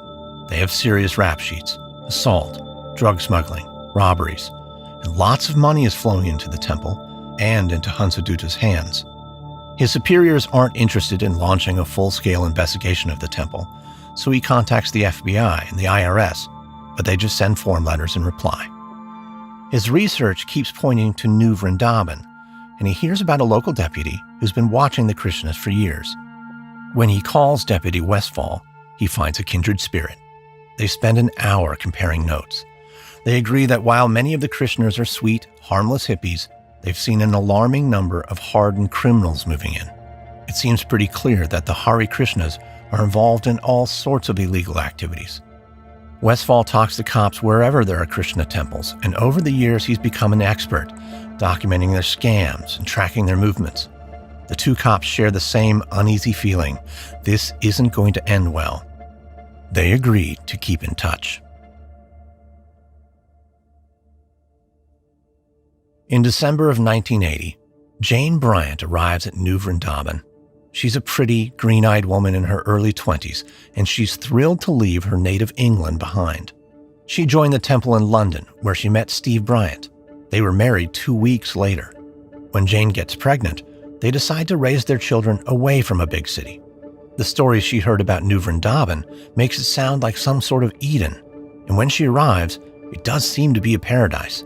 She's eager to chant, pray, and work for Krishna, but she's given what may be the hardest job in the entire commune. She's in charge of the children's nursery, and while the Golden Palace is opulent and sparkling, the nursery looks almost medieval. It's a rickety old barn. 15 babies and toddlers are in battered cribs or crawling around a filthy floor. Most of them are bloated from parasites. At first, she was flattered that the temple leaders thought she could handle such a big responsibility. Now, she's overwhelmed. The temple leaders are impressed, though. When they urge her to be initiated as a full devotee, she's confused. Devotees are rarely initiated so quickly, and most importantly, a married woman is not supposed to be initiated without her husband's consent. Her husband Steve is in India, trying to start an import-export business. She thinks they should wait until he arrives. But Keith dismisses her concerns, and she doesn't dare question him. She's convinced that moving to New Vrindaban was the right decision, and Keith is the reason why. Ever since she joined the Krishnas in London, she's been searching for a spiritual guide. When she married Steve, she thought it would be him, but he's been a disappointment. He's petty and controlling. But as soon as she met Keith, she knew she'd found what she'd been searching for. She's inspired by his passionate sermons, and when he looks at her, she feels chosen and powerful. So she agrees to be initiated, and she accepts the name Jamuna. But just as she feared, when Steve arrives at the commune, he's incensed. It's not just that she was initiated without his permission. It's that Keith seems to be her new obsession. She talks about him constantly, quoting his sermons and singing his praises. When she's unsure of what to do, instead of turning to her husband for guidance, she goes to Keith. It becomes clear to Steve that his power has been usurped. He is not the master of his house. His wife doesn't look up to him. Instead, she barely tolerates him. He feels like Keith has spiritually stolen his wife. It's a crime he vows to avenge.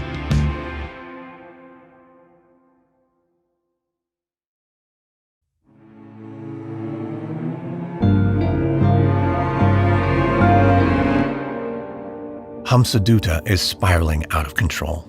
He's spending more and more time at the Berkeley Temple's 400-acre farm in the Northern California wine country, enjoying nature, breathing the clean air, and building an arsenal of weapons.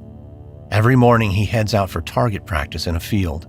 Whether it's a lack of talent or just drugs clouding his vision, he's not much of a marksman. One morning, a 5-year-old child is playing in the field. Hamsadutta misses his target by a wide margin and hits the boy. Luckily, the bullet strikes him in the hand, and the boy survives. The child and his parents are whisked away to India, and no one is allowed to speak of the incident. Ever since that day, Vipra, the community enforcer, insists on being present when Hamsadutta is shooting. Remember, breathe naturally. How can I breathe naturally, Vipra? How can anyone breathe naturally when Armageddon is coming? You know what I need? A machine gun. A machine gun? Yes, with a silencer. You know how to build one? What for? We're gonna knock over Fort Ord, steal the payroll. Hamsadutta, that's crazy. Vipra, nothing is crazy if you believe in Krishna. We have the power. Vipra has been a member of the Berkeley Temple for years, and he's Hamsadutta's trusted confidant. But lately, Hamsadutta has been confiding too much. It's clear he's become unhinged. He's literally armed and dangerous. And Vipra's the one who armed him. If Hamsadutta really does try to carry out this crazy plan, he could bring down the entire movement. But Vipra doesn't know how to fix the situation, so he does nothing. It's an early February morning of 1980. Officer Sanchez of the Berkeley Police Department smiles as he looks at a piece of paper in his hand. It's the culmination of months of work. He has a search warrant for the Krishna's farm, where Hamsadutta has been assembling his arsenal. Berkeley police and deputies from 2 nearby counties surround the farm just after sunrise, holding the residents at gunpoint as they search every building. But Sanchez is disappointed. He seizes a grenade launcher, rifles, shotguns, and boxes of ammunition, but an informant describes seeing hundreds of weapons. They must have been tipped off. When he gets back to the office, he calls Deputy Westfall in West Virginia and fills him in on the raid. Westfall tells him not to give up. The raid proves the Krishnas are every bit as dangerous as they suspected. A few weeks after the raid on Humsaduta's farm, Sanchez raids a business owned by a member of the Berkeley Temple. This time, they find 100,000 rounds of ammunition, numerous guns, 8 pounds of explosive powder, and copies of Hitler's manifesto Mein Kampf. When Sanchez tells Westfall about it, he can feel him shake his head in disbelief. Westfall says the old Swami must be spinning in his grave. The movement he founded couldn't have gone more off course. Almost a year later, it's a brisk February evening in West Virginia. Steve Bryant has been trying to make a go of life at New Vrindaban, but he's failing. He feels like everything he's done is a failure. His import-export business was a bust, and now he works at the commune's fabrication shop, casting ornaments out of fiberglass. The fumes are horrible, and he returns home with a pounding headache. Home is another example of his failure. It's a rickety old camper shell without running water or a toilet. When he walks through the door, his wife Jane is beaming. That should make him feel better, but the reason she's smiling is because she's hanging a picture of Keith over their bed. Steve turns around and walks out, his head and his heart both pounding now. He walks to the commune's lake, trying to figure out where his life went off course. He was a college dropout with a surfer's good looks and a mellow demeanor when he joined the Detroit Temple in '74. He fit in, and people liked him. Soon after, he decided to move to the Los Angeles Temple, where his trusting nature was taken advantage of. In his mind, he calls it the incident. Steve was a good masseur, and in LA, he considered it an act of service to give massages to the senior disciples. But one day, a high-ranking disciple demanded more than just a massage. Steve balked, deeply uncomfortable. But the disciple kept pressuring him, saying he was on a higher spiritual plane than Steve, and that this wasn't a physical act, it's an act of spiritual devotion. Steve couldn't contradict a respected disciple. He gave in and was left feeling guilty, confused, and angry. He's a failure. As a devotee, a father, and most of all, as a husband. He's miserable, but his wife Jane is thriving. She fawns over Keith, talking about him constantly. As Jane's husband, Steve should be the object of her affection. Instead, it's Keith. Steve feels trapped. He knows he deserves better. He has so much more to offer the commune. All he needs is the opportunity to prove himself. He should have a job with real responsibilities, not making cheap ornaments and breathing toxic fumes. He decides to stop by Keith's office to make his case. Enter. Steve tries to stand tall and proud, but as soon as he walks in, Keith's smiling face becomes a sneer, and Steve's confidence evaporates.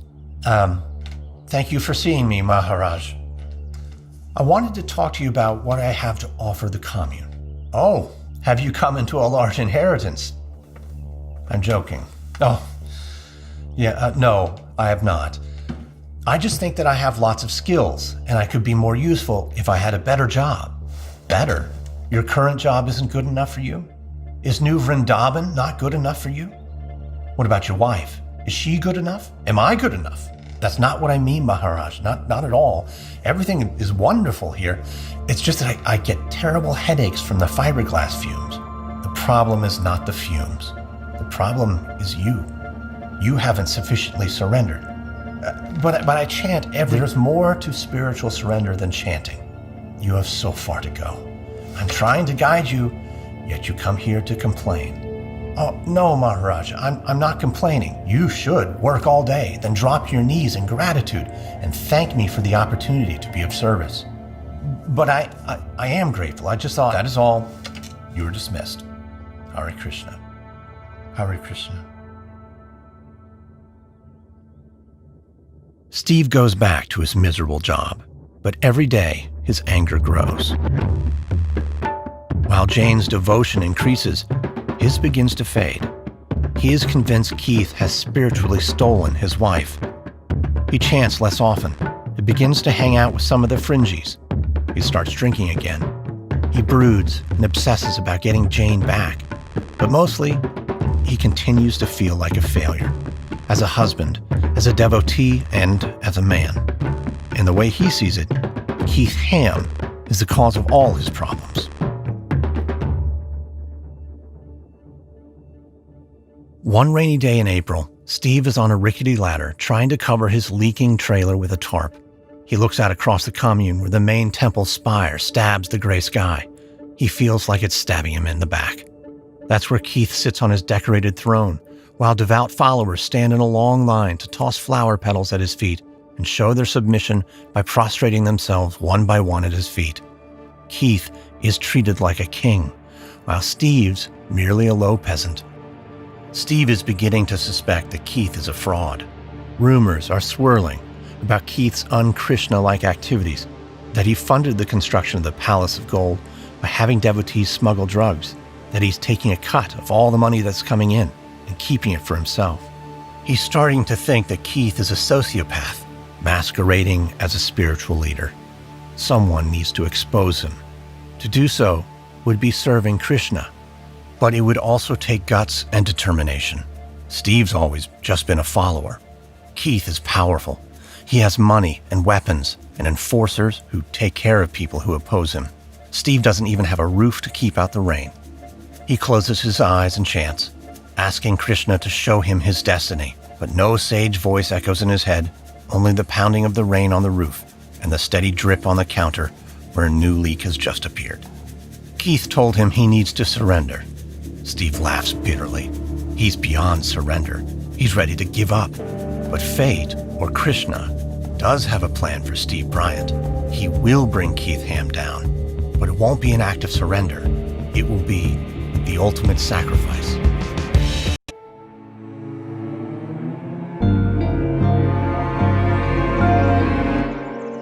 It's a warm spring day in 1983, and Kirtanananda, Keith Ham, sits in his simple home office dealing with complicated problems. He tugs his saffron robe over his protruding belly. A line of devotees wait to see him. They bring disputes, questions, and conundrums. And he, as spiritual leader of New Vrindaban, must solve them all, preferably using sage words backed up with quotations from Vedic scriptures. So far today, he served as a marriage counselor, a veterinarian, psychologist, and financial manager, all in a day's work. But nothing has prepared him for what Dan Reed is about to say. Dan is a short, wiry devotee in his mid-20s. He's got a neatly trimmed beard and a legendary temper. He walks in, drops to his hands and knees, and presses his forehead to the floor. Then he rises and sits in front of Keith. Maharaj, I've come today to tell you something. Dan sits quietly for a moment, appearing to collect his thoughts. Finally, he leans in and speaks in a firm, quiet voice. I'm going to kill Chuck St. Dennis. I'm not here to ask for your permission. I just thought you should know in advance.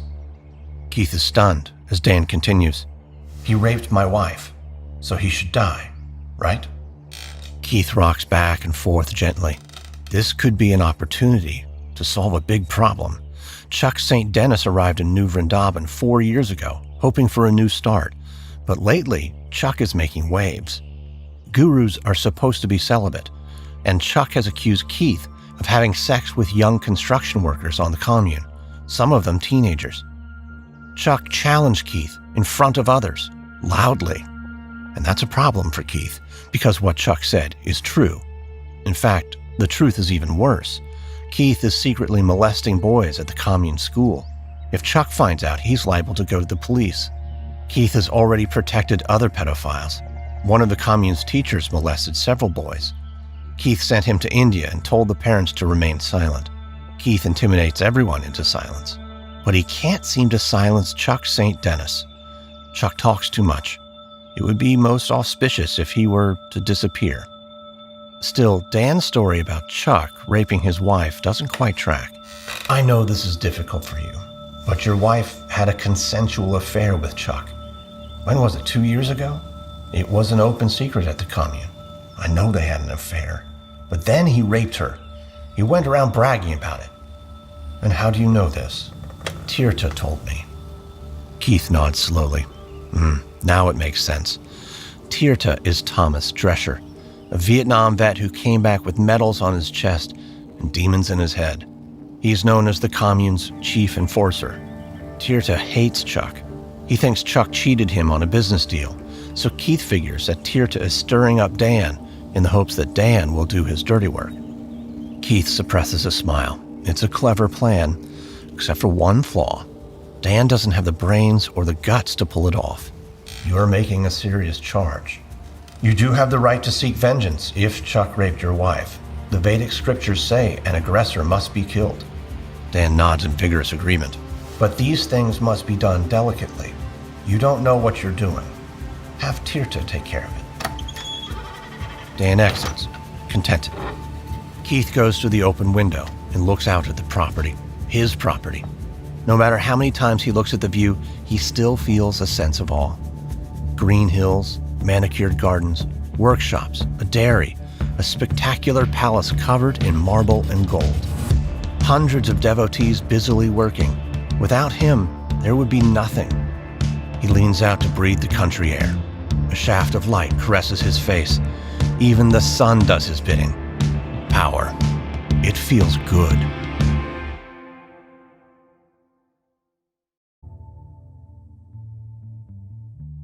Chuck St. Dennis is sweating, but not because he's scared. He has no idea that 2 miles away, Tirta and Dan Reed are plotting his murder. He's sweating because he's out in a field, planting seedlings. He likes manual labor, and at 6'4" and 220 pounds, he's well suited to it.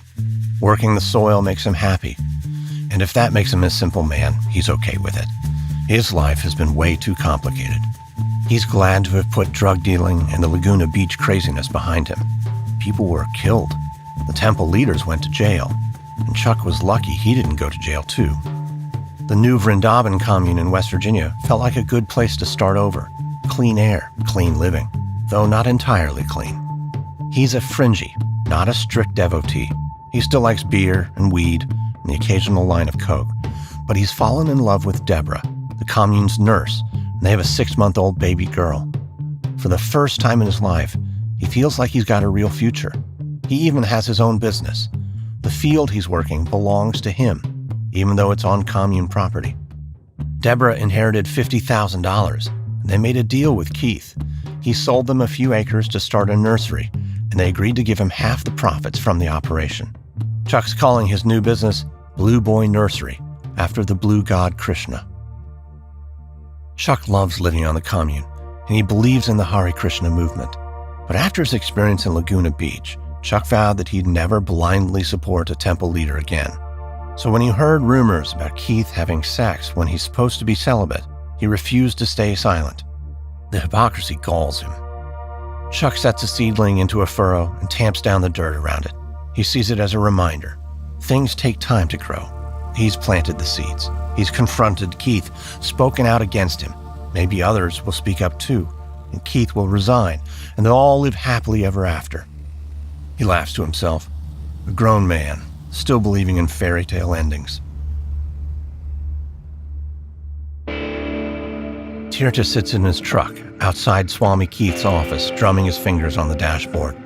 Dan Reed has now been inside for 10 minutes, talking to the Swami about wanting to kill Chuck St. Dennis. Tirta's never liked Dan much.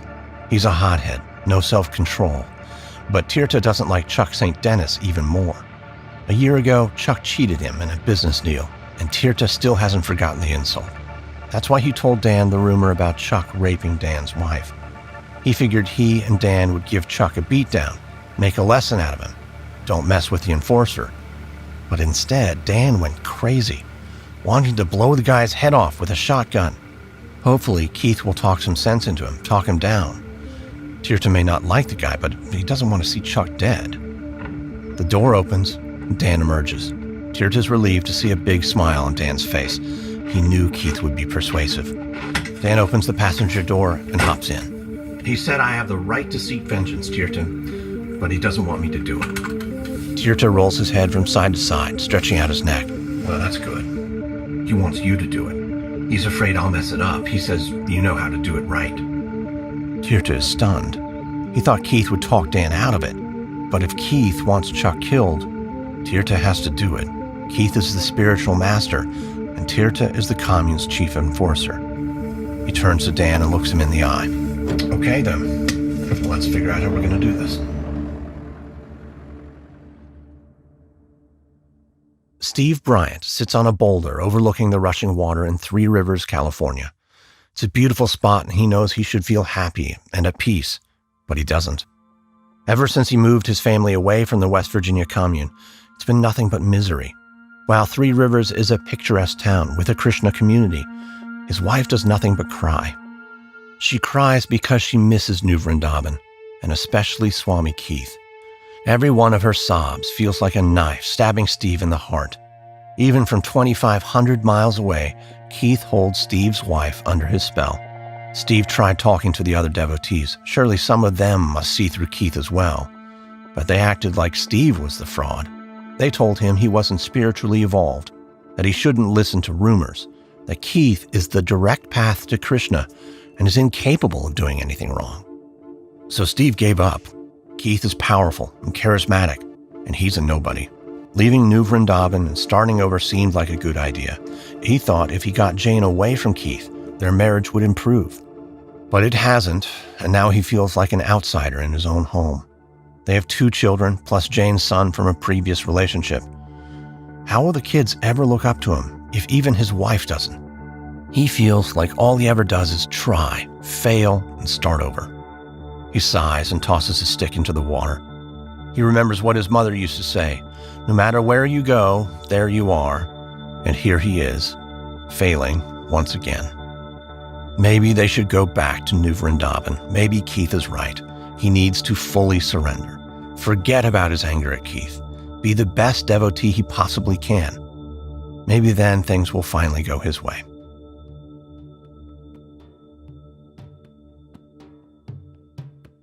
A few days after Dan's meeting with Keith, Tirtha is having second thoughts about the plan. Dan is out of control. Tirtha wouldn't trust him to milk a cow, so why would he take his word about what Keith said?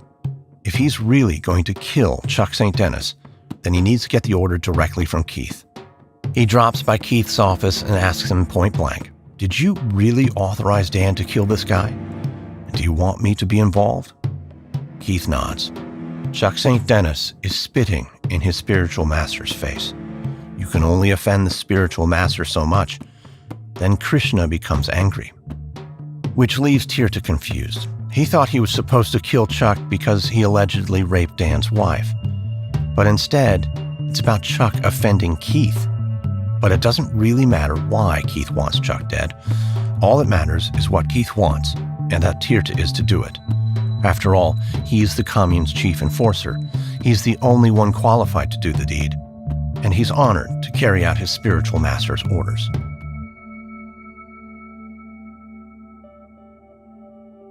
Two days later, on a misty morning just after sunrise, Nick Sacrios pulls on his running shoes.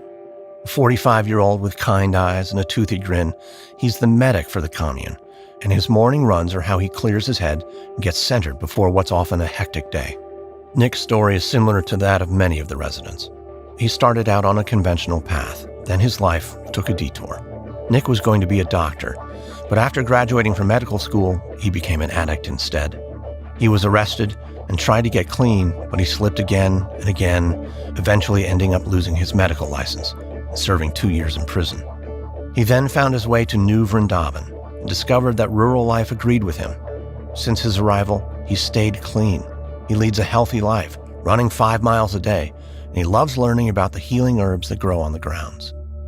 Chuck St. Dennis's wife, Deborah, is his nurse, and they're a good team. They do their best to treat patients when they can and send them to the town hospital when they can't. Nick may not have the fancy houses and cars that his classmates from medical school have, but he likes his life, and he likes the New Vrindaban residents. Except for one, Thomas Drescher, Tirtha. A few months ago, Tirtha began inviting himself along on Nick's morning runs. At first, Nick thought it would be good to have someone to push him to train harder. But Tirta's energy is unsettling. He relishes telling gory stories about the people he killed in Vietnam. There's just something not right about that guy. Today, when he shows up again, unannounced, he's even more wound up than usual. As they set out for their run, he starts railing against Chuck St. Dennis. He says Chuck has ripped him off, didn't pay him enough when he sold him his house. Nick tries to defend Chuck, but Tirta cuts him off, saying, "There are people on the commune who want Chuck gone." Nick ends his run feeling more tense than when he began. He thinks to himself again, there's something wrong with Tirta.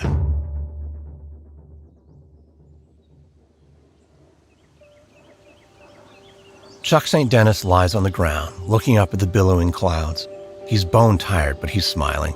His fledgling business, Blue Boy Nursery, looks like it just might be viable. He's had the usual setbacks and growing pains, but he's feeling optimistic about the future. He lazily lifts his head when he hears a motorcycle in the distance, then quickly jumps to his feet when he sees it's Dan Reed heading his way. He instinctively looks around for cover. It's been 2 years since he had an affair with Dan's wife, but everyone on the commune knows Dan holds grudges. So far, Chuck has managed to avoid him. Polite nod when they pass each other in town. Bit of small talk on the grounds, but that's the extent of it. So as Dan gets closer, all Chuck can think is that crazy fool's going to run me down. But Dan pulls to a stop, and he smiles and waves. Chuck gives him a cautious wave in return. Dan looks around. "Nursery's looking good, Chuck." "Thanks." Chuck wonders what Dan wants. He never drops by like this, and he seems nervous. "So, Chuck, I thought maybe you'd want to come by for a beer later tonight." "A beer? And a few lines of Coke?" "Well, okay, now you're talking." "Yeah, I got some really good shit. I'm living at the artist studio. Come by later tonight." The rational voice in Chuck's head says, if ever there was a time to just say no, this is it. But maybe it's time to bury the hatchet. "Okay, sure. Why not? I'll come by around 10. "Great. See you then, buddy." But Chuck is still cautious. "Buddy, huh?" The new Vrindaban art studio sits near the top of a hill. With its large, north-facing windows, it's a beautiful spot for artists to draw inspiration. There's a stream a few hundred yards from the art studio. And while Dan is talking to Chuck that night, Tirta is standing in the middle of that stream. He's created a dam out of a pile of rocks to divert the water and expose the stream bed. Tirta is digging a hole. When he fills the hole, he'll topple the dam, and the stream will resume its natural course. He plans to fill the hole with Chuck St. Dennis's body.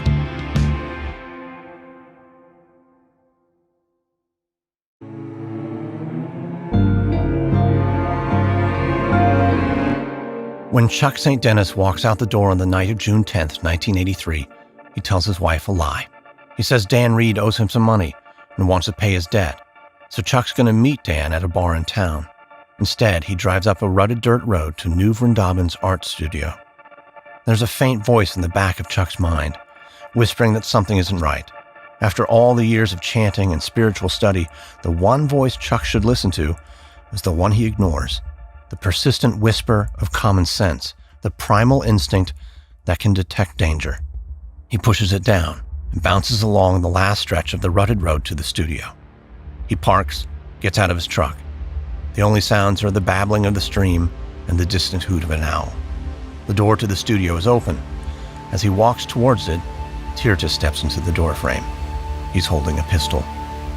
Chuck hears footsteps behind him. He turns and sees Dan Reed standing beside a tree with a rifle pointing at his head. Then he hears Tirta's voice commanding Dan to fire.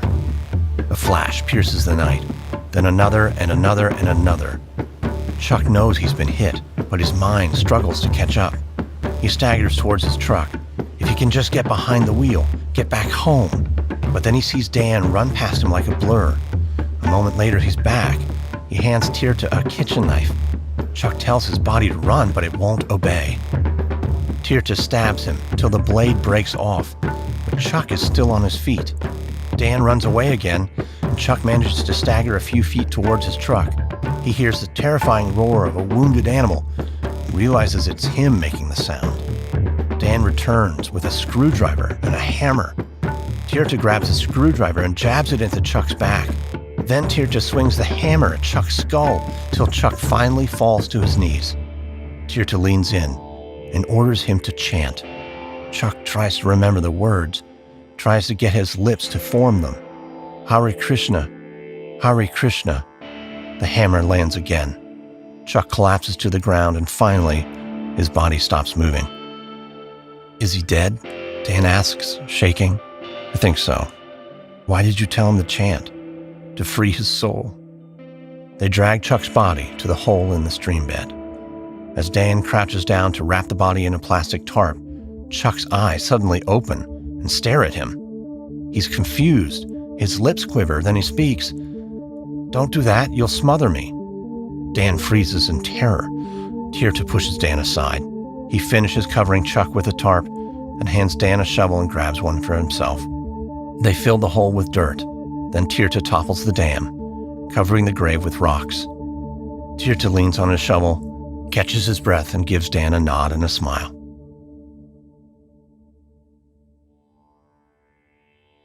The next morning, Keith sits in the commune's accounting office. It's on the second floor of a utilitarian building, but it's one of Keith's favorite spots because that's where he does the books. He has teams of pickers in all 50 states. Pickers are the devotees who go on the road and run scams. They solicit for non-existent charities and sell counterfeit bumper stickers and hats at sporting events. He makes notation in a ledger and smiles. Last week was very good. The pickers brought in almost $100,000. That makes over $1 million so far this year. There's a knock at the door, and 2 young women solemnly enter. They're 2 of his best pickers. They hold a garland between them, made of flowers and $100 bills. They bow down and drape the garland around Keith's shoulders, then back away out of the room. Keith smiles. Life is good. Chuck St. Dennis is gone and money is rolling in. Hare Krishna. June 11th is a Saturday morning. Normally, Deborah Gear would be relaxing with a cup of tea, but instead she's on the phone, frantic. Chuck didn't come home last night. He said he was meeting up with Dan at a bar. A neighbor volunteers to drive up to Dan's place to see what he knows, and Dan confirms that Chuck was supposed to meet him, but never showed up. Deborah and her neighbor drive all over the commune, stopping at every sharp curve to peer down into the gullies and ravines. Deborah's afraid he ran off the road, and he's injured and trapped in his truck. But after 2 hours of searching, they come up empty-handed. When Chuck hasn't shown up by nightfall, panic sets in. She drives to Moundsville and files a missing person report. When she gets home, she can't sleep and spends the night pacing and dozing fitfully in an armchair. Shortly after sunrise, she calls Dr. Nick, her boss at the commune's clinic. As soon as he picks up, she breaks into sobs, telling him that Chuck has disappeared and she's afraid he could be dead. Nick tries to console her, but she's hysterical. He tells her he's on his way over. But just as he walks out the door, Tirta appears in his jogging suit, asking Nick if he's ready for a run. Tirta smiles. Something about the set of his mouth and the coldness of his eyes makes Nick take a step back. And suddenly, Nick knows. Nick confronts Tirta, saying, "You did it, didn't you? You killed Chuck St. Dennis." Tirta's smile flickers for a moment, then broadens. On second thought, he says, "Let's skip the run today. Go for a walk." He turns and strolls away, like he expects Nick to follow him. Nick hesitates. If he walks into the woods with Tirta, he might not come back. He has to know the truth, and this might be his only chance. 10 minutes later, Tirta confesses. He's not emotional about it, nor does he seem to want forgiveness. He explains that he's killed men before, but this time was unusual, and he wants Nick's opinion as a doctor. They shot Chuck 12 times, and he was still on his feet. He wants to know how it's medically possible for a guy to still be alive after taking that many hits, and the sounds Chuck was making, animal sounds like he's never heard before. He figures it was Chuck's karma being released. That's why he told him to chant. Nick doesn't know what to say. His skin feels clammy and his mouth is dry. He's walking through the hills, listening to a man lay out the details of a violent murder with the sort of nonchalance you'd expect from someone sharing a family recipe. But Tirta is relaying more than details of a murder. There's a subtext. Feel lucky that I am sharing this with you. And don't you dare share it with anyone else. Nick tries to think of something to say, but his lips are numb. A branch snaps under his foot and he flinches. Tirta laughs. When they finish their walk and Tirta finally leaves, Nick is shaking. How will he face Deborah? If he tells her, she'll want to go to the cops, and Tirta will kill them both. Nick remembers the day he graduated from medical school, when he stood and recited the Hippocratic Oath. First, do no harm. It's too late for that. So much harm has already been done. His drug addiction, going to jail, losing his medical license, and now he'll have to lie to Deborah, his nurse, his friend. He prays to Krishna for strength, but all he can think of is Krishna looking at him bemused. Why would Krishna give him the strength to lie and protect a murderer?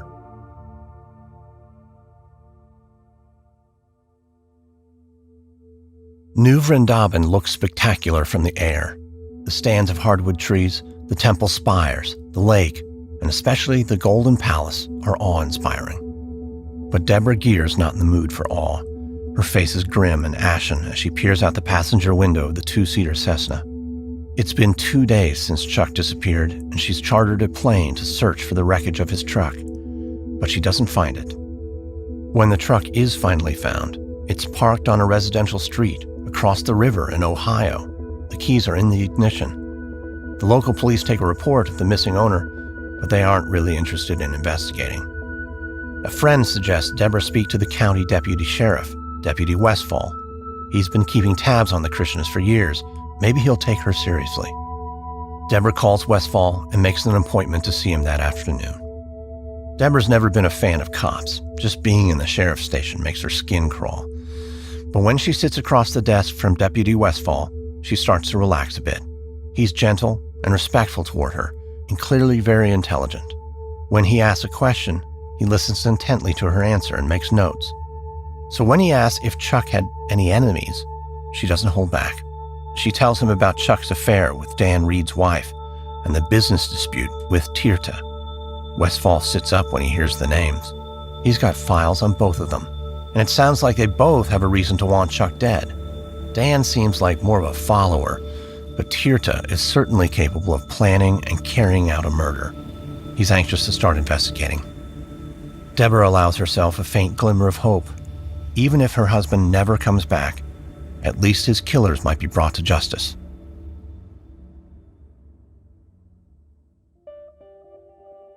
Two days later, Westfall is on his way to meet with the county prosecutor, and he's feeling good. He thinks he's assembled a strong case against Tirta and Dan, but his greater hope is that it'll lead to Keith. He's convinced that Keith knows about the murder, maybe even ordered it. Nothing happens on the commune without Keith knowing about it. If Westfall can get Tirta or Dan to take a plea bargain and turn against Keith, he'll finally be able to bring down the Krishna's criminal operation. Westfall sits across a conference table from the prosecutor and lays out the evidence in exacting detail. But the prosecutor is unimpressed. As he sees it, there are plenty of suspects. Chuck St. Dennis was a womanizer. He has 4 kids from 3 different women. There are probably lots of cuckolded husbands who want to put a bullet in his head. And before he got to New Vrindaban, he was a drug dealer at the Laguna Beach Temple, where mafia informants gunned each other down. Maybe he knew too much, and they wanted him silenced. Maybe he was just tired of Deborah and ran off with someone else. But the biggest hole in Westfall's case is that they haven't found Chuck's body. No body, no charges. Westfall leaves the meeting, cursing the day he decided to become a cop. He gets in his cruiser and heads back to Moundsville, dreading what he has to do next. Tell Deborah there's not going to be an investigation. He saw the hope in her eyes when he said he believed her and that he'd nail Tirta and Dan for the murder. The system has failed her, and that makes him feel like a failure. So he vows to bring Tirta and Dan to justice, no matter how long it takes.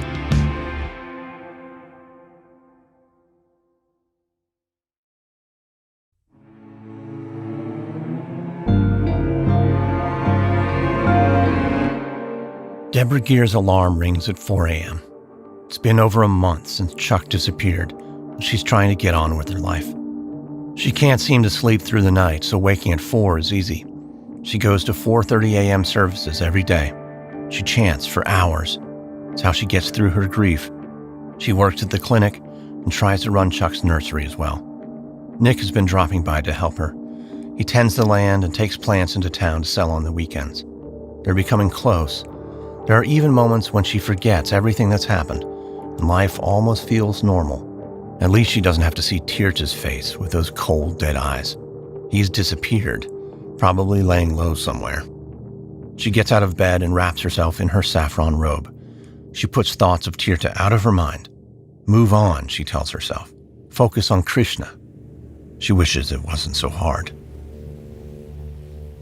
Tirta has spent the past few weeks living in a nearby town. After Chuck's murder, Keith told him to go away for a while, and he's obliged. But he's got too much time on his hands. Time to replay the murder again and again in his head. Time to worry about the mistakes he might have made. He should have come up with a better way of getting rid of Chuck's body. He needs advice. That's why he's waiting outside Nick's front door just before sunrise. When Nick emerges, Tirta smiles. "Hey, Doc, going for a run?" Nick's not happy to see him, but Tirta doesn't care. He just has a quick question that requires Nick's medical expertise. What's the best way to dissolve a body? Nick looks away. Never thought about it. Tirta suggests he starts thinking about it. Nick's voice is shaking when he answers. Maybe lime? But Tirta doesn't have any lime. Would acid do it? Nick says he guesses it would, and Tirta walks away satisfied. A few days later, Tirta takes 6 gallons of muriatic acid from the commune's workshop. He and Dan rebuild the dam to divert the stream. Then they bore holes into the mud covering Chuck's body and pour the acid in. No body, no charges. But now he has a new problem. Dr. Nick knows too much. A few nights later, Nick is alone at the town laundromat, absently folding his clothes. He's worried about Deborah. She's lost weight and is driving herself so hard she's going to get sick. He's got to do something. But what? He doesn't know where to search for the body, and even if he did, it may be dissolved by now. The secret he's carrying is burning a hole in his heart. Nick folds the last of his laundry. As he's about to exit, Tirta walks in. Nick's whole body tenses. He's desperate to leave, but Tirta's blocking the doorway. He just stands there, smiling. Finally, he tells Nick to get into his truck and they'll go get a beer. Nick can't believe the craziness of it all. Is this how it ends? He knows if he gets in that truck, he'll end up dead. As Nick struggles to think of a way out, he sees a man walking down the sidewalk. When he walks in, Nick says a silent prayer of thanks. It's the owner of the laundromat, telling them it's closing time. Nick suggests they all leave together. Now, if he disappears, Nick's got a witness that saw him with Tirta. Tirta must be thinking the same thing, because he gets in his truck and drives away. The next day, Nick tells Deborah everything. She begs him to go to Deputy Westfall, but Nick doesn't see the point. They won't investigate without a body, and if Tirta finds out he's gone to the authorities, he'll kill them both. As the days pass, Deborah continues to lose weight. Her eyes become sunken and hollow. Her kids ask if Daddy is ever coming back, and she doesn't know what to tell them. It breaks Nick's heart. He can't stay silent any longer. Deputy Westfall is sitting at his desk on a warm day in June when Deborah Gear walks in. The commune's medic is with her, and they both look scared. Nick tells Westfall about Tirta's confession. Westfall is almost impressed. Tirta's got brass balls to confess and think Nick will stay silent. He compliments Nick on his bravery and thanks them both profusely. This is the break he's been waiting for years. He'll put Dan and Tirta away, and if he plays his cards right, he'll finally get the grand prize, Keith Ham. He had his suspicions, but now he's convinced Keith orchestrated the murder. A blade of grass doesn't move at New Vrindaban without Keith giving it permission. The first time Westfall met Keith, he thought he was just eccentric. But now he's come to realize that Keith is a sociopath who doesn't care one bit about his followers. Westfall has spent years gathering evidence against Keith. He's even studied how cults work, and Keith definitely fits the profile of a cult leader. And now, after more than 10 years, he's within spitting distance of bringing down the whole operation. He can go back to the prosecutor. He's finally got the evidence he needs. 4 days later, Westphal stands outside Deborah's door. He has to admit the commune is a beautiful spot. The green hills, the golden palace. But he's not here to take a tour. He has news to deliver, and it's not good. When Deborah opens the door, Westphal looks her in the eye and tells her straight. The prosecutor has declined to press charges. He said Nick is what's considered an unreliable witness because of his prior drug conviction. It doesn't matter that Nick is clean now, or he's willing to testify about Tirta's confession. The prosecutor is an elected official, and for him, winning re-election is more important than meting out justice. He only takes cases he believes he can easily win. Deborah is devastated and furious, but so is Westphal. He's failed Deborah again, and he hates it. Westphal walks back to his car defeated. He looks out over the commune. How could such a beautiful place be filled with such evil?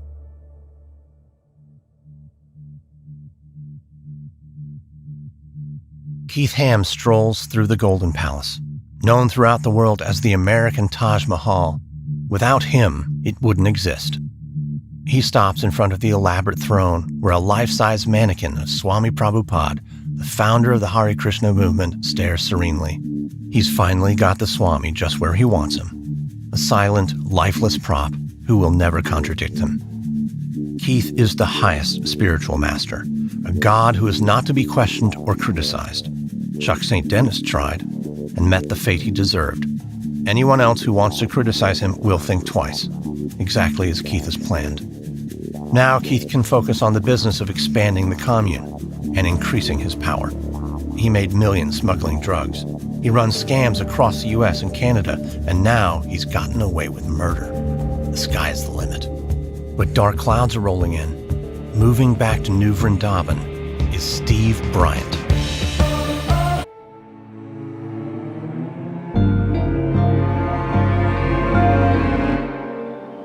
It's a winter day in early 1984. The air is crisp at New Vrindaban, the Hare Krishna commune in West Virginia. Steve Bryant sits on the cold marble floor of Prabhupada's Palace of Gold, the memorial shrine built for the founder of the Hare Krishna movement. Steve's wife, Jane, is beside him, and at the front of the room, Kirtanananda, the commune's spiritual leader, sits in an ornately carved teak chair, smiling at his flock. Steve closes his eyes and chants, swaying on the tide of voices that chant with him. The Palace of Gold is spectacular and humbling. Crystal chandeliers and gold leaf glitter above. Onyx and marble adorn the walls. Morning light will soon stream through the colorful stained glass windows, but not yet, because it's 4:30 in the morning. Steve opens one eye and glances at Jane. She's swept up in the chant. It's clear she feels something spiritual. Steve is trying to chant, trying to feel the same spirit, trying to be a good husband, father, and devotee. It's a promise he made to himself when he returned to New Vrindaban a few months ago. He was willing to return because his wife was unhappy in California, but he feels like all he ever does is try. He never seems to succeed. As the chanting ends, Jane opens her eyes and a radiant smile spreads across her face. Even after 5 years of marriage and all they've been through, Steve's heart still skips a beat when he sees that smile. If only it was for him. Her adoring gaze is instead fixed on Kirtanananda. Jane never smiles at Steve like that. He sighs. What's the point of getting up at 4 a.m. to chant for hours just to end up feeling bitter and resentful? He tells Jane he'll meet her back at the apartment. Maybe if he takes a walk, he'll find inspiration. As the sunrise dusts the treetops with golden light, he stops and reminds himself to feel grateful that he's not back in Detroit working in an office. He takes a deep breath. The air is so clean and cold it almost hurts.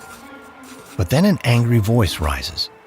He turns and hears a second voice, and this one sounds scared.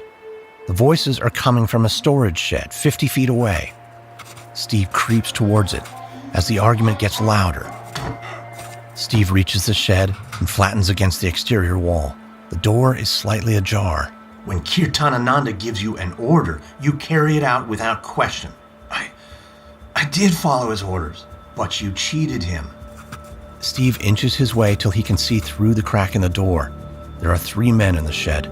2 of them are Keith's enforcers. One of them has the 3rd man in a headlock. Steve recognizes him too. He's a devotee who sells drugs for the commune, one of the many illegal ways Keith funds the operation. The enforcer hauls off and backhands the drug dealer. The man's head snaps and spits blood. Steve staggers back. What kind of spiritual leader has a goon squad that beats up his devotees? He backs away from the shed, then turns and runs. Normally he'd go to the authorities, but on the commune, Keith's enforcers are the authorities. He feels trapped. He thought he was living in a peaceful refuge, but it's starting to feel more like a prison camp. He's got to warn Jane. He's got to make her see the truth.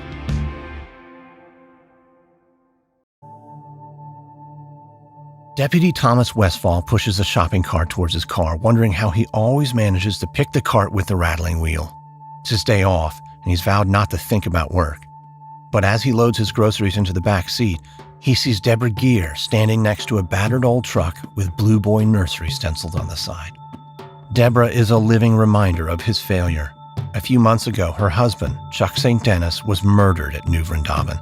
They both know who did it, Tirtha, the community enforcer, along with an accomplice. But he suspects the killers were just following orders. It's Keith Ham that rules New Vrindaban, like a mafia boss, and Westfall has made it his mission to bring Keith down. He thought Chuck's murder would topple Keith's golden palace of cards, but the body was never found, so the prosecutor wouldn't take the case. No body, no trial. Westfall catches Deborah's eye. He smiles and nods, but she doesn't smile back. Instead, a look of pain flashes across her face. She stares down at the cracked asphalt of the parking lot for a few moments. Then she gets into her truck and drives away. Deputy Westfall has a 312 square mile county to worry about, 40,558 residents to protect and serve. He knows he can't solve every case. Sometimes the bad guys do get away. That's just part of being a cop. You accept the failures and move on. At least that's what they tell you in the academy. 15 minutes later, on his day off, Westfall is back in his office, on the phone to one of his informants. Over the years, he's gained the trust of a few devotees who will pass along what they've heard. But all his informant can offer is that Tirtha left the commune shortly after Chuck's murder. He and his wife are on the road, but no one knows exactly where. Westfall hangs up and sighs. He's not moving on. Not as long as Chuck's murder remains unsolved. He sighs. He never even wanted to be a cop, and he never imagined he'd be investigating a Hare Krishna commune, not in rural West Virginia. But here he is, in the office on a Sunday. No, he's not moving on. Not as long as Keith Ham is running New Vrindaban. Steve has spent the day trying to focus on his work, on chanting, on anything he can do to try to erase those horrific images from his mind. But as he makes his way home, he's as wound up as he's ever been. He bursts into the basement apartment he shares with Jane and their children and starts to tell her what he saw. But Jane shushes him, saying she just got the baby down for a nap. But Steve's too rattled to contain himself. "I need you to listen very carefully," he says. "I don't think we're safe here." But Jane just laughs and tells him she's never felt safer or happier. New Vrindaban is their home, and Kirtanananda is their spiritual master. He loves them, even Steve. In fact, she tells Steve, he wants you to thrive. Did you know he wants you to be manager of the lodge? Steve is surprised and flattered. From the beginning, all he wanted was acknowledgement that he can contribute more than menial labor, that he has talents and is respected. "That would be a good job. I'd be good at it," he says as a smile spreads across his face. The news is almost too good to be true. Steve asks her to repeat it. "Kirtanananda really said that?" "Yes," Jane answers. "You just have to focus on the positive. Good things only happen if you're open to them happening." Steve feels like Charlie Brown with the football. He's tried to be the perfect devotee in Detroit, Los Angeles, London, and California, but he screwed it up everywhere. And now he's back in New Vrindaban again. He looks at Jane, and the baby impossibly still asleep just a few feet away. He may not have much, but he's got a family, and they're what's important. He decides to make one final try and give it his all. He'll be a good worker, a good husband, and a good father. He won't criticize Keith in front of Jane, and he'll keep his temper under control. He knows it won't be easy.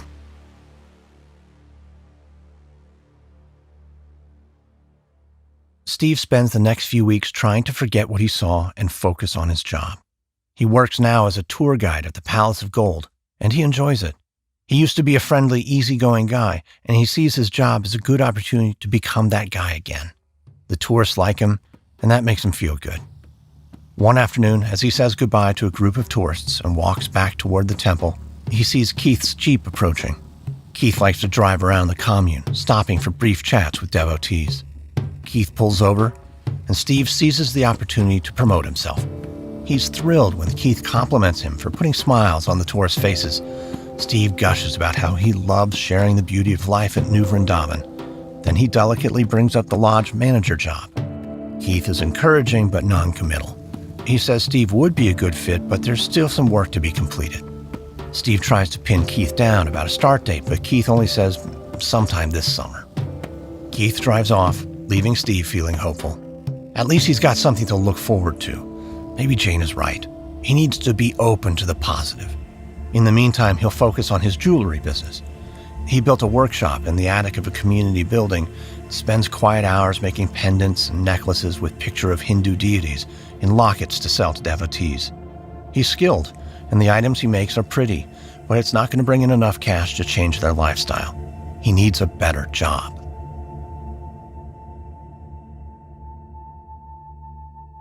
On June 24th, 1984, Steve stands in line outside Keith's office waiting for an audience with the spiritual master. When he's called in, he drops to his hands and knees and presses his forehead to the floor. He rises and keeps his gaze down so as to appear properly submissive. He tells Keith how happy he is to live at New Vrindaban, how his only regret is that he can't do more for the community, how he loves giving tours and tending to the needs of visitors, which is why he's anxious to start the job as manager of the lodge. He holds his breath and glances up. Keith is smiling, but it's more of a smirk. Keith leans forward, looks directly into Steve's eyes and says, "I've changed my mind. I don't think you have what it takes to do the job." Steve presses his palms against the floor to keep the room from spinning. There's a roaring in his ears, and he feels his face burning with rage. It's definitely a smirk on Keith's face, and now Keith is waving at him, a little backhanded flip of the wrist that says, "You are dismissed." When Steve blasts through the door of their apartment, he doesn't care if the baby cries. He doesn't care if the building explodes. All he cares about is getting as far away from Kirtanananda as he possibly can. He yanks a suitcase out from under the bed and tosses clothes into it. Jane tries to speak, but he cuts her off, snapping, "Pack! We're leaving right now." Jane tries to get Steve to sit down, but he's too agitated. He paces around the cramped apartment as he spits out the details of his encounter with Keith. He tells her he's done. He's tried and tried and tried, but he's been a fool, a sucker. But today was the last time. They're leaving New Vrindaban, and they're never coming back. But then Jane says something she's never said to her husband before. She says, "No." Steve is stopped in his tracks. Jane plants her hands on her hips and says she's not going anywhere, and neither are the children. Steve can do whatever he wants, but he'll be doing it alone. Steve turns and sees Keith's mocking face, looking directly at him. Jane hung Keith's picture above their bed. How did he ever allow it? He yanks the picture off the wall and throws it across the room.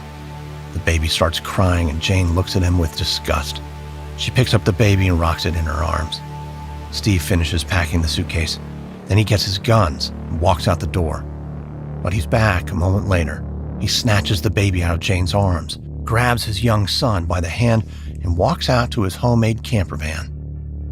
Jane follows him, demanding to know what he's doing, but Steve stays silent. He straps the children into their car seats, turns back to Jane, and stares. Finally, he speaks. "Well, are you coming?" Jane stands defiant. Steve clearly has no idea where he's going, and she's not going traveling around the country in a beat-up old van with 3 kids and a maniac husband. She doubts he wants to live that way either, so she's calling his bluff. Steve gets behind the wheel, starts the engine, and drives off. But instead of turning onto the road that leads out of the commune, he circles back, hoping that Jane has changed her mind. But she hasn't moved. She's still standing with her hands on her hips, shaking her head at Steve's dramatic behavior. Steve makes 2 more loops, driving even more slowly, waiting for Jane to flag him down, to come to her senses and be the obedient wife that Krishna demands. But Jane does not back down. Finally, Steve turns onto the main road and guns the engine. Jane gasps. Steve looks in the rearview mirror and sees Jane fall to her knees. He makes a determined smile. No more surrendering for him.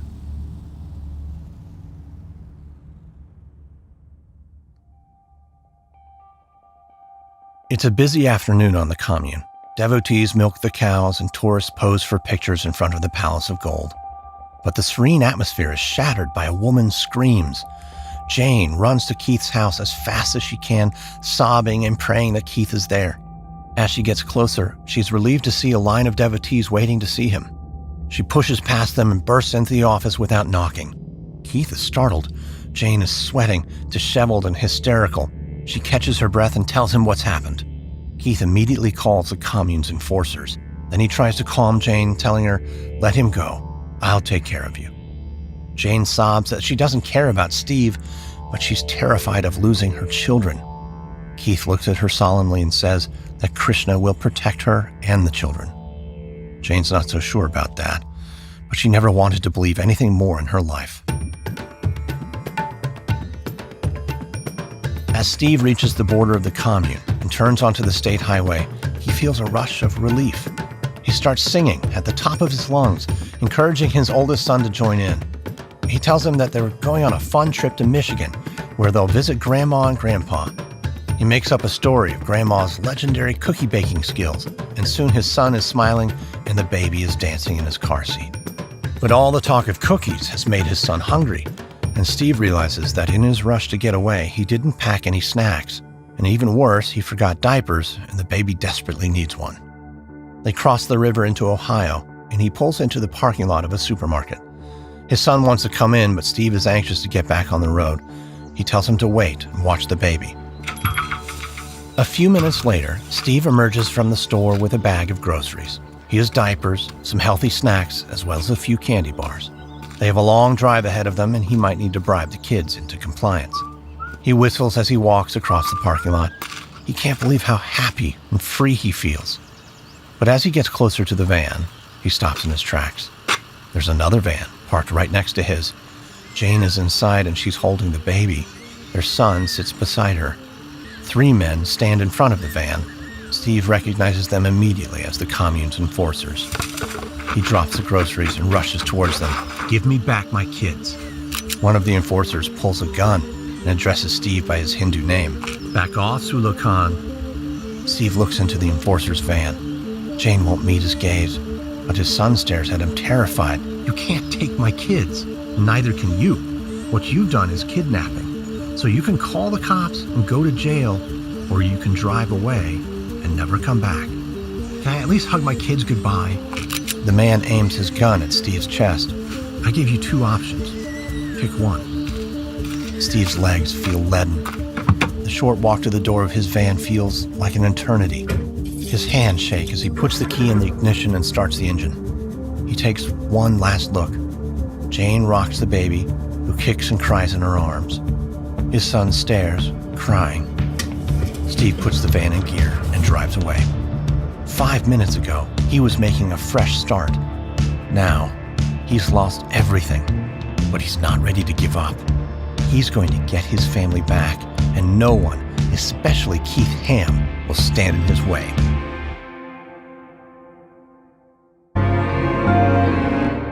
Steve Bryant takes his hand off the wheel to take a swig of coffee. He's been driving 14 hours straight. After spending a week in Detroit at his parents' home, he's come to the realization that the only way to get his family back is to prove that Keith violated the Swami Prabhupada's original rules, that a husband must give his permission before his wife is initiated, and Keith didn't do that. He initiated Jane while Steve was in India. Keith told him he was equal to the Swami and could change the rules as he saw fit, but Steve doesn't believe him. Unfortunately, the only way to prove it is to read Swami's letters himself, and they're kept in a book trust in Los Angeles. And that's where he's headed. In Nebraska, he calls Jane from a payphone. He tells her he'll soon have proof that Keith brainwashed her, but she tells him she wants a divorce and slams down the phone.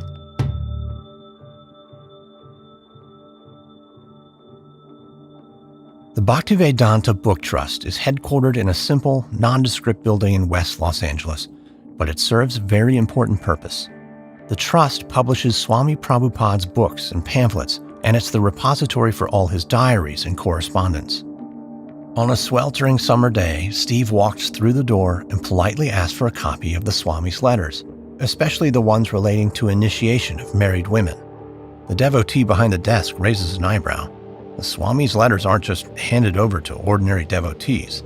He asks what Steve wants them for, and Steve naively tells the truth, saying, "I'm going to expose Kirtanananda as a fraud. I can tell you things about him you wouldn't believe. So if you can make me a copy of the letters, I'll come back tomorrow and pick them up." The devotee forces a smile and says he'll get right on it. Predictably, when Steve comes back the next day, he's told he's been permanently banned from the premises.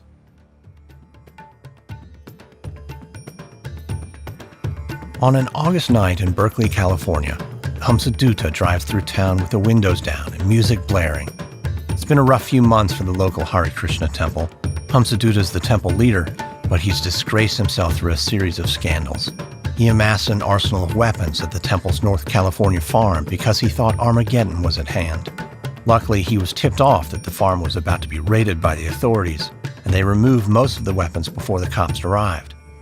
But then, during a routine traffic stop, the police discovered a custom-built machine gun in his trunk. But Hamsadutta avoided arrest when a local devotee took the rap and said the weapon belonged to him. Now the other gurus who control the Hare Krishna movement think Hamsadutta is a liability. He thinks they're all fools. They don't understand him. They fail to appreciate his brilliance, refuse to acknowledge all the contributions he's made. He's angry, and he's high as a kite. Yes, followers of Krishna aren't supposed to do drugs, and yes, he's addicted to barbiturates and cough syrup, but as he sees it, that doesn't matter. He's not a mere follower of Krishna. He's a guru, and gurus are not to be questioned. If anyone dares to challenge him, he quotes the founder of the Hare Krishna movement. Swami Prabhupada said, "The spiritual master cannot be subject to criticism and should never be considered equal to a common man. Even if a spiritual master goes to a liquor shop, he is not a drunkard. Rather, he must have some purpose in going there." Hamsadutta pulls to a stoplight, and a group of students step into the crosswalk. He leans out the window and yells, "I am not to be questioned." The students shrug. Whatever, it's Berkeley. The light changes, and he turns onto San Pablo Avenue. He passes a Cadillac dealership and slams on the brakes. Rage boils inside him as he looks at the cars in the showroom, glistening like polished pigs. They are everything that's wrong with America. Empty materialism, conspicuous consumption, status over spirituality. Someone should do something. He should do something. So he does. He reaches into the glove box, yanks out a 9mm Beretta, and takes aim at the sedan DeVille in the window. He fires, shattering the plate glass windows and terrifying nearby pedestrians. Then he keeps firing, hitting the Coupe DeVille, the Eldorado convertible, and the Fleetwood Brougham. He fires 19 rounds and peels out. But he's not done. He turns onto University Avenue and spies Ledger's Liquor. Even worse than Cadillacs, he thinks of all the lives that have been ruined by alcohol and drugs. Doesn't include himself, of course. He's a god. He pulls over and reloads the Beretta. But unlike the Cadillac dealership, this store is open for business. A moment later, the customers inside hit the floor as bullets shatter bottles all around them. The store's owner gets a good look at Hamsadutta's car and calls the police. A few blocks later, squad cars scream down the street from both directions, blocking Hamsadutta in. He gets out of the car with his hands raised, wondering what all the ruckus is about. The cops order him to empty his pockets. He pulls out a tightly wound wad of cash, and then another, and another, and another. The cops counted out $8,627. A search of his car yields a Winchester 12-gauge shotgun, a fully automatic 9mm pistol, a .22 caliber Colt semi-automatic, and dozens of boxes of ammunition. They cuff him and put him in the back of the squad car. Hamsadutta wandered into the Swami's New York storefront temple nearly 20 years ago and rose to become one of the most powerful gurus in the movement. But tonight, he's hit rock bottom.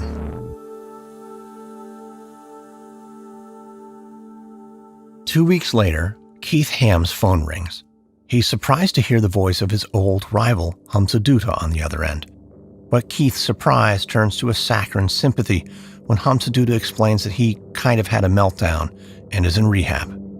Keith heard Hamsadutta had gotten in trouble, but now that he's getting the details, he has to bite his hand to keep from laughing. Keith gently suggests that maybe it's time for Hamsadutta to go quietly, but Hamsadutta cuts him off. He's got a plan. He believes the devotees at the Berkeley Temple will support him no matter what he does. He brags to Keith, "I could sit on an altar with a glass of wine and puff on a cigar, and they'd still be loyal to me." Keith doesn't disagree. He's done far worse things than shoot a Cadillac, and he's still in power. But Hamsadutta's meltdown was in public, and the police were involved. Keith urges him to step aside, but Hamsadutta cuts him off again and spells out his plan. He'll tell his loyal board of directors to oppose whomever is named to take over the Berkeley Temple. Instead, he'll have them vote to give the temple to Keith. Then when Hamsadutta gets out of rehab, Keith will give it back. Keith has to smile. It's the kind of absurd and audacious plan that he thought only he could come up with. And it could actually work. But Keith has no intention of giving the temple back to Hamsadutta. He hangs up the phone and smiles. He'll have temples on both sides of the country. Praise Krishna. Steve Bryant is still in hot pursuit of evidence of wrongdoing among the Krishna leaders.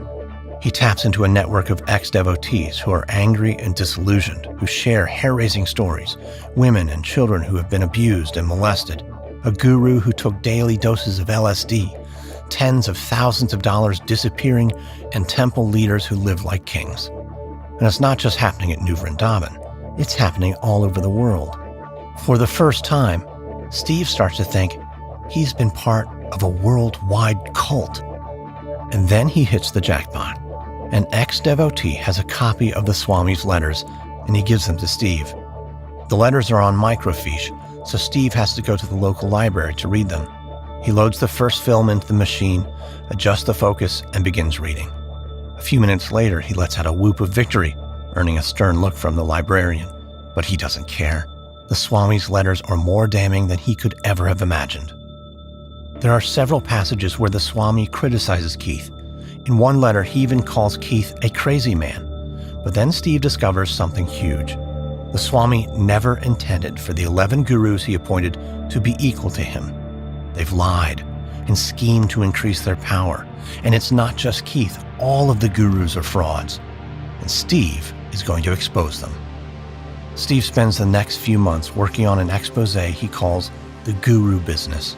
He knows the information he's compiled makes him a target, but he's being careful. When he meets someone in a cafe, he always sits where he can watch the door. He moves his van to a new location every few days in case he's being followed. And he also practices his marksmanship by shooting at targets with Keith's face on them.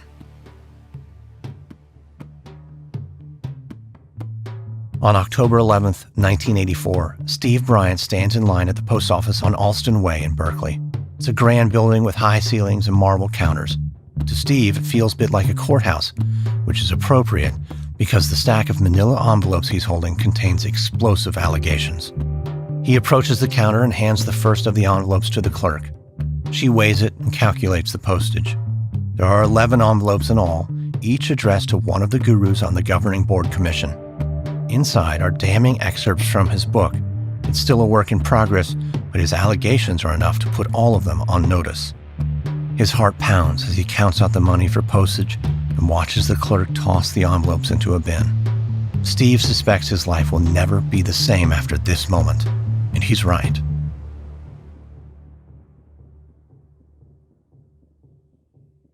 The Hare Krishna Temple in Towacco, New Jersey, is a stately white mansion on 3 peaceful acres.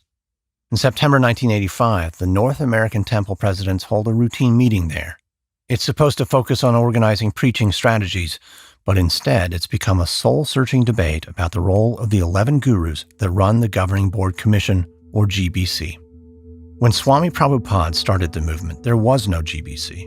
The temple presidents were more autonomous and had more power to run their temples as they saw fit.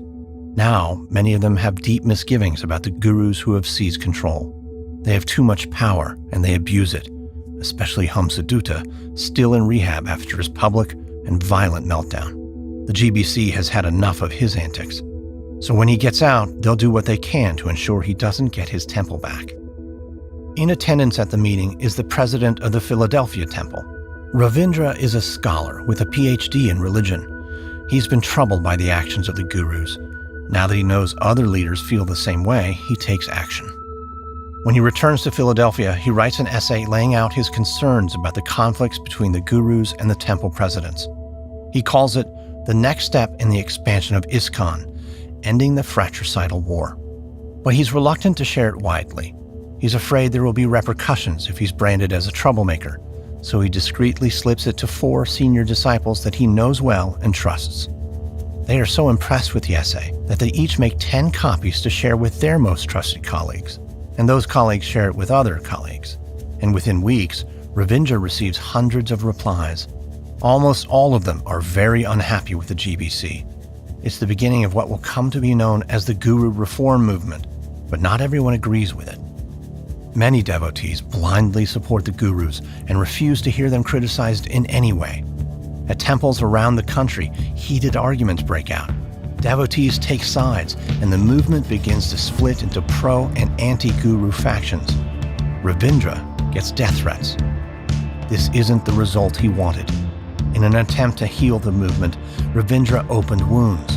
Instead of bringing peace, he feels he's started a war.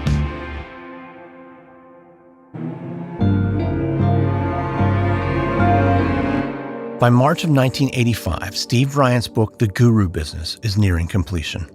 He continues to meet with disaffected members, but the book's primary focus remains personal. He wants to convince Jane that Keith is a fraud. If Jane comes to her senses, he'll finally get his family back. But then Steve learns that Jane has met another devotee and plans to remarry. He has always held out hope that Jane will come back to him. Now he has to face the fact that he's lost her forever. But he can't. He still blames Keith, and he comes up with a new way to convince everyone that Keith is a fraud. In early April, Steve sends Keith excerpts from his book. He includes a letter challenging Keith to a debate about the Swami's writings and Hindu scriptures. He believes Keith knows nothing about the sacred texts, and if Steve exposes his ignorance, Keith's followers will abandon him. His letter continues, "I hope you will realize that you stepped on the wrong person when you stepped on me. This book and challenge, totaling approximately 100 pages, will be mass mailed if the following does not happen first." Steve lays out a list of demands: that Keith and several other gurus resign, that Keith beg Jane to return to him, and that Keith give him $10,000 in damages. Most damning of all, though, he claims to have statements from former New Vrindaban parents saying their children were molested while they lived there, and he threatens to send the information to the press. He ends the letter, "Needless to say, I'm not just going to go away, and you will not be able to find me to kill me, for I am now working in complete seclusion. No one knows where I am. This book contains enough filth on the new gurus to burn their little kingdoms to ashes, the fire starting at New Vrindaban." As a result of Ravindra's reform movement, the Governing Board Council and the temple presidents meet at New Vrindaban on September 16, 1985. Keith has ignored Steve's letter and decides to ignore all 3 days of the meeting as well. The Guru Reform movement has gained traction, and Keith is afraid that people may speak out against him. He declares that the meetings are anarchy and not worthy of his presence, and none of his followers at New Vrindaban attend the meetings. While Keith may be boycotting the meeting, Steve isn't. If Keith won't debate him, he'll still show up and make his case. But it's too dangerous for him to go to New Vrindaban. The enforcers will turn him away, or worse, they might even kill him. He has to figure out a safe way to deliver a dangerous message. And within a few days, he's come up with a detailed plan. Deputy Westfall tries to have as little to do with his boss as possible. As far as Westfall's concerned, Sheriff Bordenkircher is a politician, not a cop. The sheriff's two main interests are not making waves and getting reelected. So Westfall is surprised when the sheriff walks briskly to his desk and slaps down a flyer. Deputy, we've got to do something about this. Jonestown in Moundsville, the truth behind the Palace of Gold. What the hell is this? You tell me. You're the one we call the Krishna cop. As the sheriff paces, Westfall scans the flyer further. Below the headline are a series of bullet points. Corruption in Krishna land. Ham ascends his throne, declares himself superior to Christ. Torture of children. The dark side of New Vrindaban. Where'd you get this? You ever hear of a guy named Steve Bryant? Westfall nods. What he wants to say is, of course I have.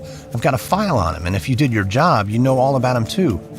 But Westfall keeps his mouth shut, and he rereads the flyer. He has to admit it's unsettling. All right, so where'd you get this? I just got off the phone with Steve Bryant. He made 1,000 copies, sent them to the media, the locals, and the Krishnas. The sheriff puts his palms on Westfall's desk and leans in for emphasis. And he's on his way here. He wants me to put him in protective custody. He says there's going to be a holy war. Westfall is on his feet before he even realizes it. Holy war? What the hell has this guy got planned?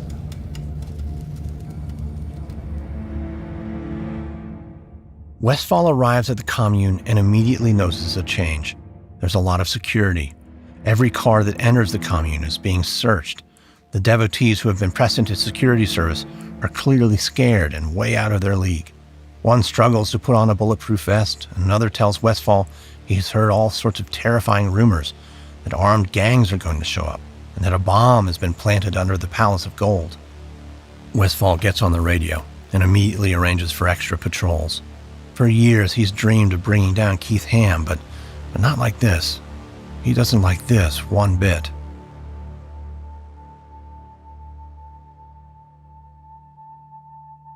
Steve Bryant arrives in Moundsville one day before the governing board is scheduled to meet. He's afraid that his funky old van is too conspicuous, so he arrives by bus and goes immediately to the sheriff's station. It's strange, but once he's behind bars, he feels safer than he has in months. His flyer has been very effective. The day after his arrival, news crews descend on the jail. Deputy Westfall watches closely as Steve tells the reporters about the criminal activity at New Vrindaban. Steve is speaking the truth, but Westfall sees he's got a personal vendetta that's left him with a raw wound. He's twitchy and overly eager.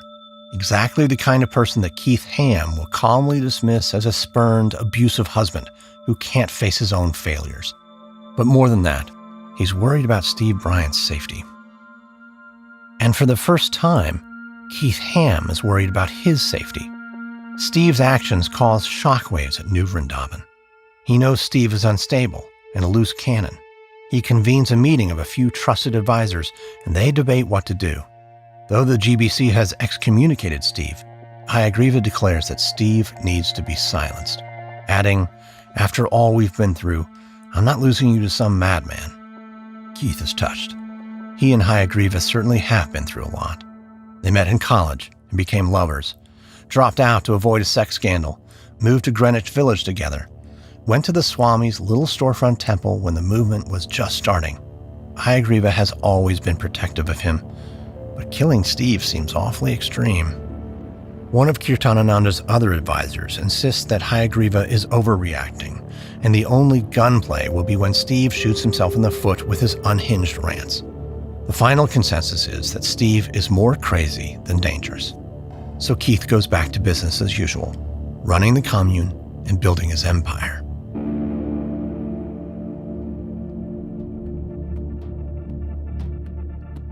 On Sunday, October 27th, Keith leads the community in a bricklaying marathon to build a new parking lot in front of the temple. Michael Schachman is on hand to help. He's a new devotee who arrived to observe the governing council meeting and decided to stay. The other residents think he's creepy.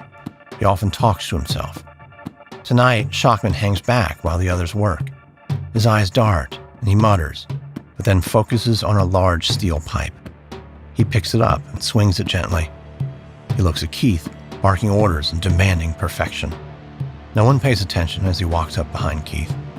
Then Shockman quickly raises the pipe and brings it down full force on Keith's head. Keith collapses to the ground unconscious. Blood pours from his fractured skull. Shockman hits Keith twice more before a devotee tackles him and pins him to the ground. The hysterical devotees load Keith into the back of an SUV and climb in around him, chanting as they race to the hospital. Keith goes in and out of consciousness. When he speaks, it's only to utter the name of Swami Prabhupada, the founder of the movement who's changed Keith's life when he initiated him almost 20 years earlier. When they reach the emergency room, the doctor quickly realizes Keith's injuries are too serious for them to treat. He orders him to be taken by ambulance to Wheeling, where surgeons perform an emergency craniotomy in an attempt to save his life. 4 days later, Keith is airlifted to Pittsburgh, where doctors perform a second operation. 10 days pass, and Keith remains in a coma. Devotees camp out in the hospital, chanting day and night, waiting for news of Keith's condition. But each update from the doctors is the same. Keith may never regain consciousness. Hayagriva sits on a plastic chair in the corner of the hospital waiting room. He hasn't been able to sleep for days. One of the senior devotees walks over with 2 cups of coffee and sits next to him. Howard doesn't even look up. It's the guy who insisted Steve Bryant isn't dangerous. Howard shakes his head. How are you holding up, Hayagriva? Any news from the doctors? Same story. Nobody knows anything. But I'll tell you this. If Kirtanananda recovers, we're beefing up security. That's probably a good idea. You still think Steve Bryant is more crazy than dangerous? Because I think he's just plain dangerous. How do we know he's not behind the attack? I bet he recruited Shockman. He's already left town. I don't think he's coming back. You don't think? What do you know? Do you know where Steve Bryant is right now? Do you know if he's armed? Do you know what he's capable of? I'm just saying we probably don't need to worry about him. Probably isn't good enough. We need to take action. What do you mean by take action? But the devotee knows exactly what Hayagriva means. If Keith lives, Steve Bryant needs to die. The attack on Keith has changed everything. Gurus and temple leaders around the world are running scared. Plenty of them have committed abuses, and most of them have their own Steve Bryant, the angry guy with an axe to grind, who's vowed revenge. They say they're leaving it up to Krishna to protect them, but they're also not taking any chances. They're beefing up security and watching their backs. Peace and love have given way to paranoia and fear.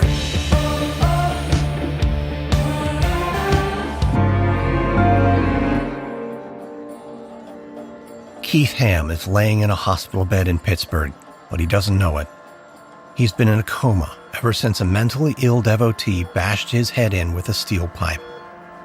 Keith's head is bandaged and his face is swollen and covered with purple bruises. His followers keep a vigil at the hospital, chanting and praying for Krishna to save him. But it's been 10 days, and Keith shows no sign of ever waking up. News of the attack has spread around the world. Devotees have filled temples in 50 countries. Temple leaders preach that there's a divine purpose behind it all. They compare Keith to Jesus and pray that he will return to them. Then, on November 5th, 1985, 10 days after the attack, Keith begins to stir. He's opened his eyes, praise Krishna. Do you know what happened to you? Keith lifts his head and stares at the concerned faces surrounding him. His first words come as a faint whisper. I'm not sure. Word spreads quickly that Krishna has performed a miracle. 3 weeks later, Keith is discharged from the hospital. Hundreds of devotees at New Vrindaban line the road awaiting his arrival. Cheers break out as a van rounds the corner and slowly drives up to the Golden Palace. Ecstatic followers call out his name. He's helped into a wheelchair and taken into his house where he pays homage to the deities in his private temple room. Then he's taken to his bedroom, where senior disciples pay their respects one by one. Everyone is thrilled to have Keith back, but the mood at New Vrindaban is different. Devotees are scared. Rumors are swirling that Steve Bryant is plotting an attack. that he's camped out in the woods with a high-powered rifle, waiting to pick people off. Armed guards are posted outside Keith's house. 2 guard dogs are at his side 24 hours a day. And then, Keith's favorite pit bull returns to New Vrindaban. Tirtha, the community's chief enforcer, is back, and he's been summoned to kill Steve Bryant. It's a cold December day in 1985. The morning service at New Vrindaban's Palace of Gold has just ended. Tirtha slowly strolls by as devotees exit. He loves seeing the shocked expressions on their faces. He's a muscular man of 37 with piercing blue eyes that people often describe as cold or dead. He moved to New Vrindaban 8 years ago, and Keith quickly made him the commune's chief enforcer. He took his job very seriously. When a local harassed disciples, Tirtha took care of him by applying a baseball bat to the man's knees.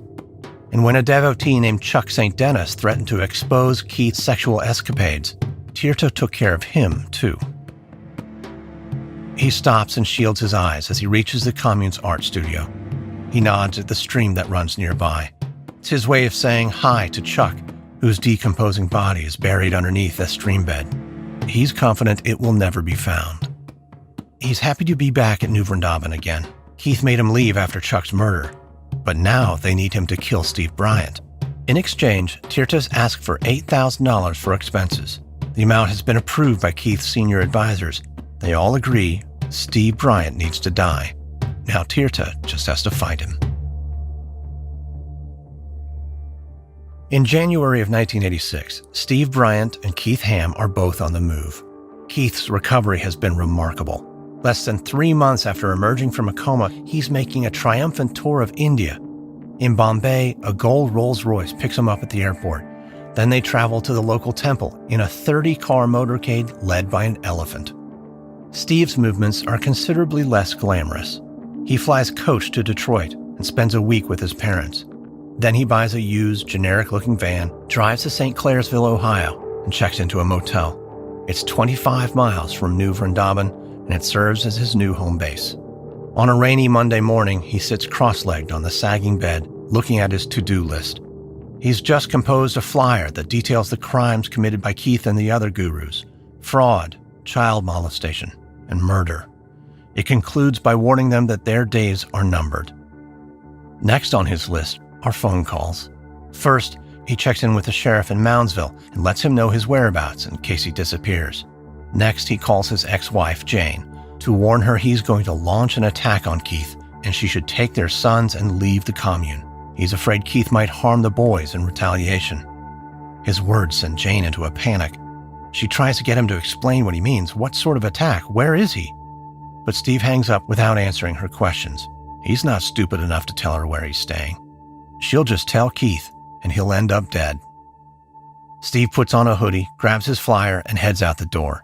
He's going to make copies and send them to every newspaper and TV station in the area. Tirtha has been looking for weeks, but he hasn't been able to locate Steve, so he enlists Terry Sheldon. Sheldon is the head of the Cleveland Temple. He's smart, pragmatic, and fiercely loyal to Keith. He volunteers to coordinate the search for Steve Bryant. Sheldon suspects Steve has gone back to Los Angeles.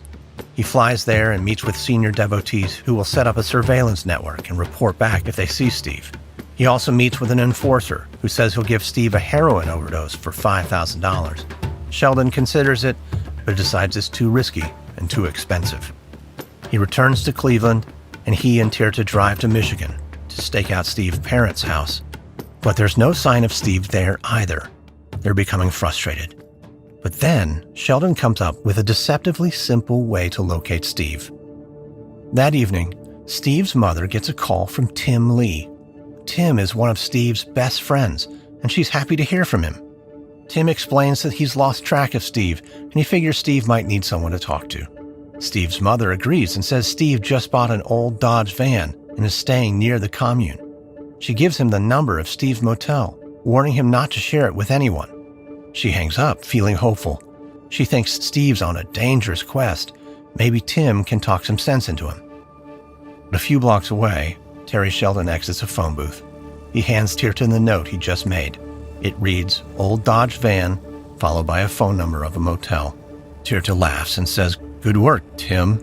Mrs. Bryant's going to be bummed when she finds out she gave up her son."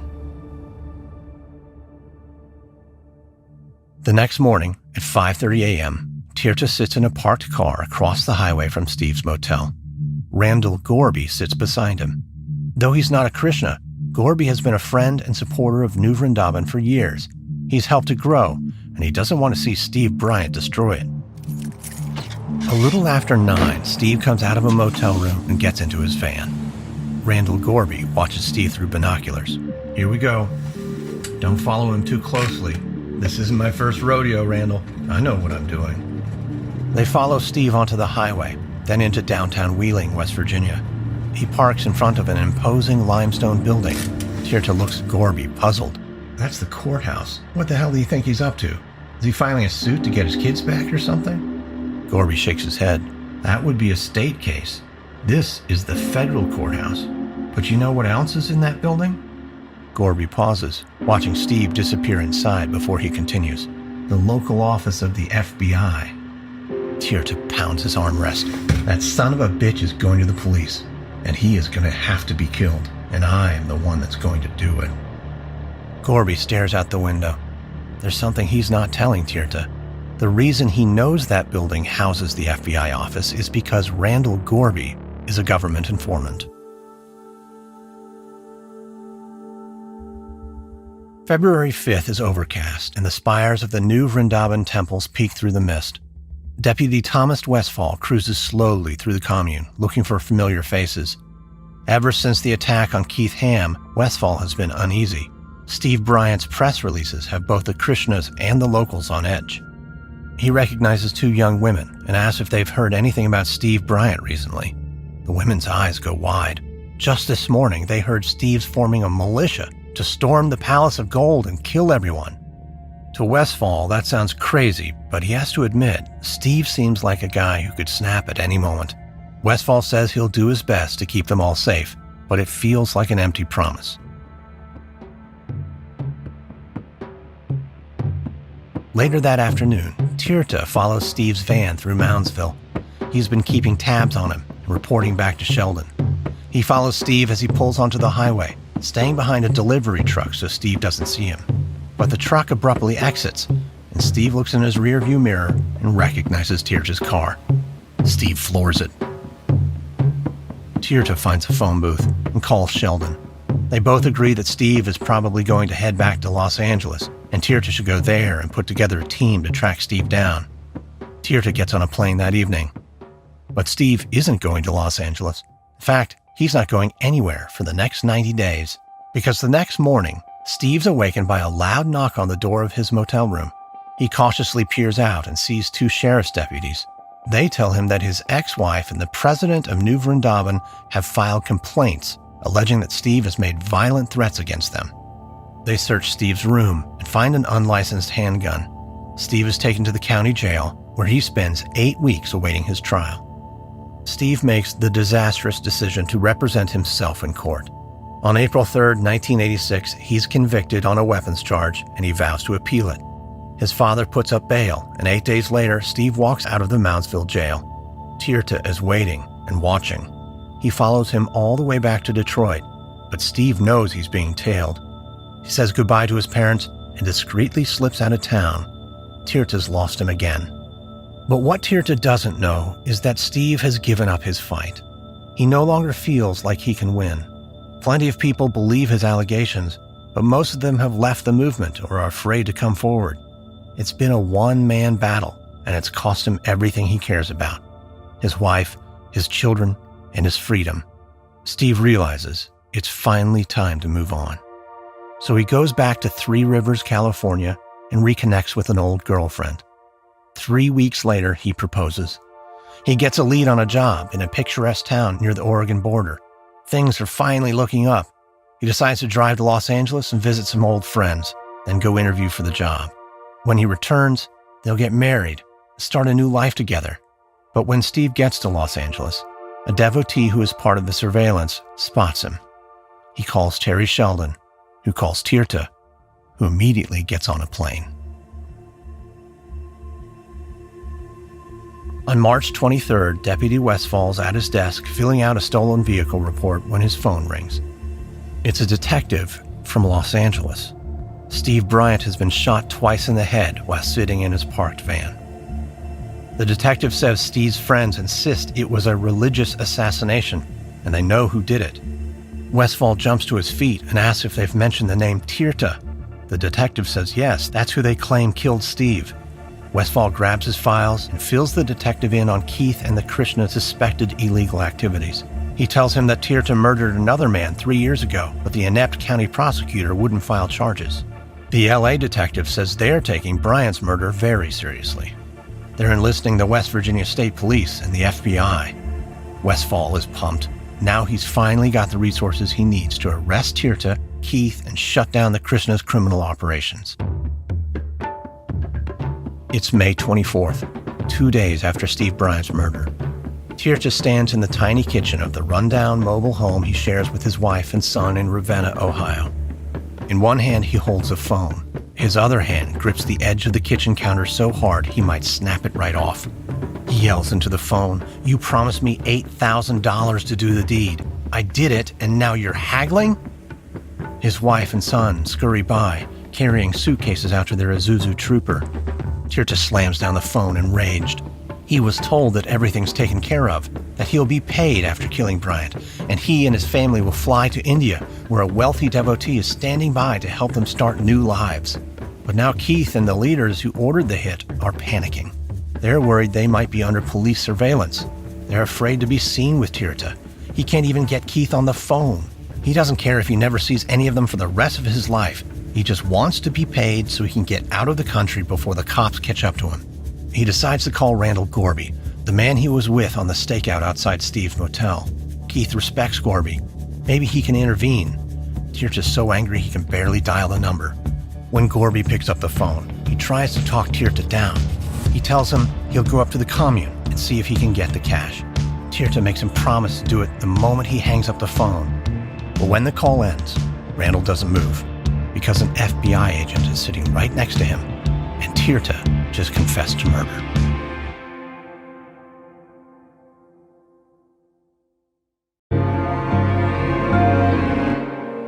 It's the first week of June 1986. Deputy Westfall sits in a conference room at the West Virginia State Police Department in Wheeling. An air conditioner rattles behind him. In front of him is a box overflowing with files. The state police have asked Westfall to help them build their case. They don't have any solid evidence that Tirtha killed Steve Bryant. But Westfall has plenty of evidence that Tirtha killed another devotee 3 years earlier.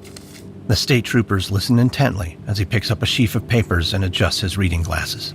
This is a statement from Nick Sacrios. He's the medic up in the commune. Nick said, "Tirtha told me that they shot Chuck St. Dennis 12 times and stabbed him repeatedly. He wanted to know how it was medically possible that Chuck was still on his feet. It was my impression that his primary emotion was not remorse, but curiosity." That's one bad dude. That's one hell of an understatement. The trooper leans back in his chair and cocks his head. Something doesn't make sense. Wait, you're telling me you had a sworn statement from a witness that the perp flat out confessed and the prosecutor wouldn't take the case? Yes, sir, that's correct.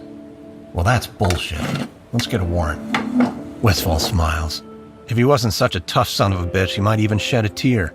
He promised Chuck's widow he'd bring Tirtha to justice, even if it took 10 years. But it's only been 3. Westfall's ahead of schedule.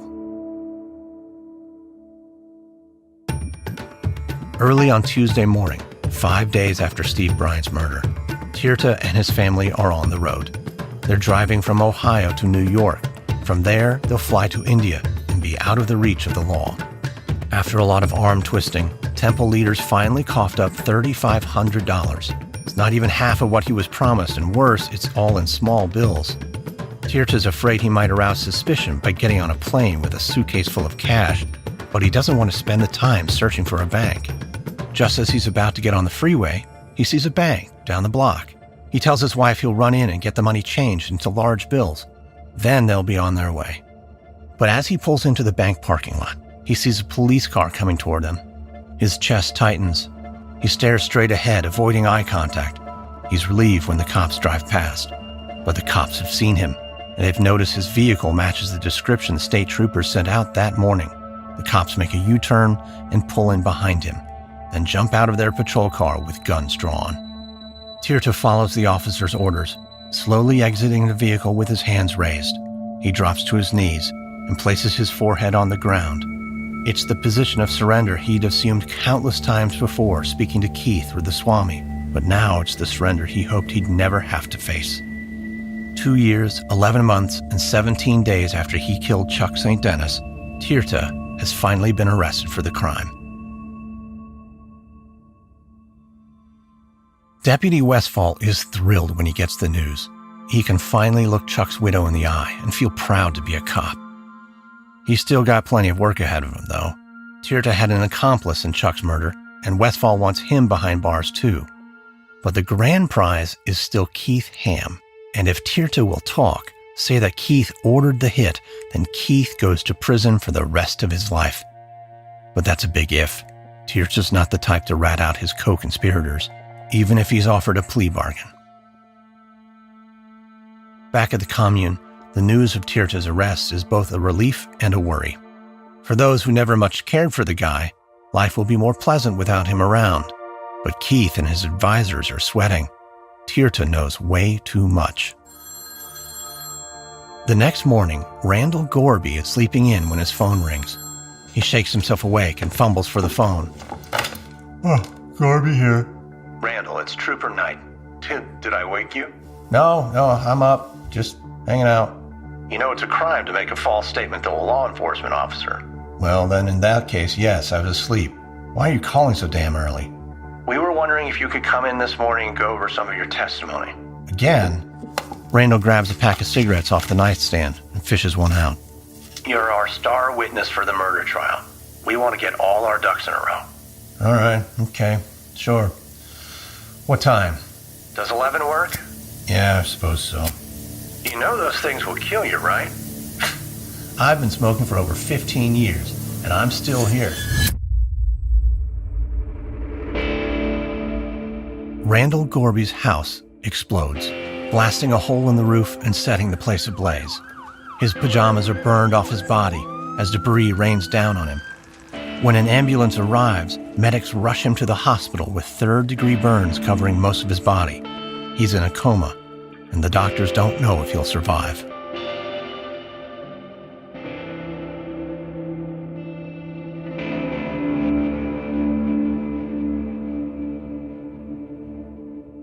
At New Vrindaban a few days later, a young couple hastily pack their belongings into an old sedan. They're in a hurry to leave, and they're not the only ones. Devotees are starting to see Steve Bryant's allegations in a new light. He said Keith authorized a murder, and now, with Steve dead, it looks like that's true. And someone's blown up Randall Gorby's house. The devotees want to get out before their peaceful, idyllic community turns into a war zone. In July of 1986, Keith sits in the back of a small Indian car that's parked on a side street in Bombay. Terry Sheldon and another man are crammed into the back with him. A fourth sits in the passenger seat. They've told their driver to take a walk. It's stifling inside the car, but they don't dare open the windows for fear of being overheard. They've all played a part in the plot to kill Steve Bryant, and they've met to discuss what to say if they're indicted. Even if the air conditioning was on, they'd still be sweating. Keith insists that Krishna will guide and protect them, but this sounds more like denial than faith. Meanwhile, the movement is continuing to fracture. Some of Keith's advisors abruptly leave New Vrindaban. The head of the Los Angeles Book Trust resigns after he's caught having an affair with a teenage girl. A guru in Australia is ousted for having an affair with a teenage boy. Back in West Virginia, Randall Gorby is recovering from his burns. The investigation into his house exploding revealed that someone unscrewed a valve, allowing gas to fill the house, but the police haven't been able to identify a suspect. After 7 weeks in the hospital, Gorby's released, but he doesn't visit friends or go back and rebuild his house. He disappears without a trace. The feds have put him into the witness protection program. When Keith returns to New Vrindaban, he uses temple funds to hire a lawyer for his case, but leaves Tirtha to fend for himself. Tirtha has to make do with a public defender, but just as Westfall suspected, Tirtha rejects a plea bargain. It looks like he'll carry his secrets to the grave, and Keith will remain free. By September, the commune is decimated. So many devotees have left that Keith has to lay off the entire staff. The printing press that used to crank out counterfeit stickers and baseball caps to sell at ball games and concerts sits idle. And with no one left to run the dairy and all incoming funds going to Keith's legal defense, New Vrindaban's sacred cows begin to starve. Then, in November, tragedy strikes. Steve Bryant's youngest son drowns in a pond on the commune. It appears to be an accident, but Keith blames Steve. He issues a statement saying it happened because Steve's family has bad karma. But then, Keith's own bad karma catches up to him. A grand jury convenes to investigate the connection between Keith and Steve Bryant's death. On December 5, 1986, Deputy Westfall sits in the county courthouse in Kingwood, West Virginia, nervously waiting for the jury to return a verdict in Tirtha's trial for the murder of Chuck St. Dennis. He's surprised the courtroom's only half full for what he considers one of the biggest cases of his career. Tirtha sits with his public defender, staring at his hands. Prosecutor Tom White looks worried. Westfall can't stand him. He's the same guy who refused to file charges when Westfall brought him the case 3 years ago. He didn't want to take the case this time either. He's afraid he'll lose, and he won't be reelected. But Westfall is worried too. Steve's widow, Deborah, and Dr. Nick testified, and they seemed credible. Randall Gorby even came out of witness protection to take the stand.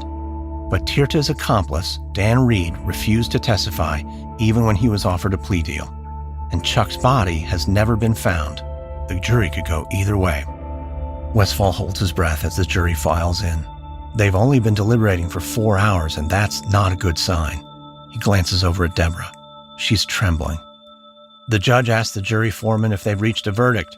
The foreman rises, tells the judge they have, then delivers the verdict. Guilty. Westfall lets out his breath as Deborah sobs with relief. Tirtha remains expressionless, looking straight ahead.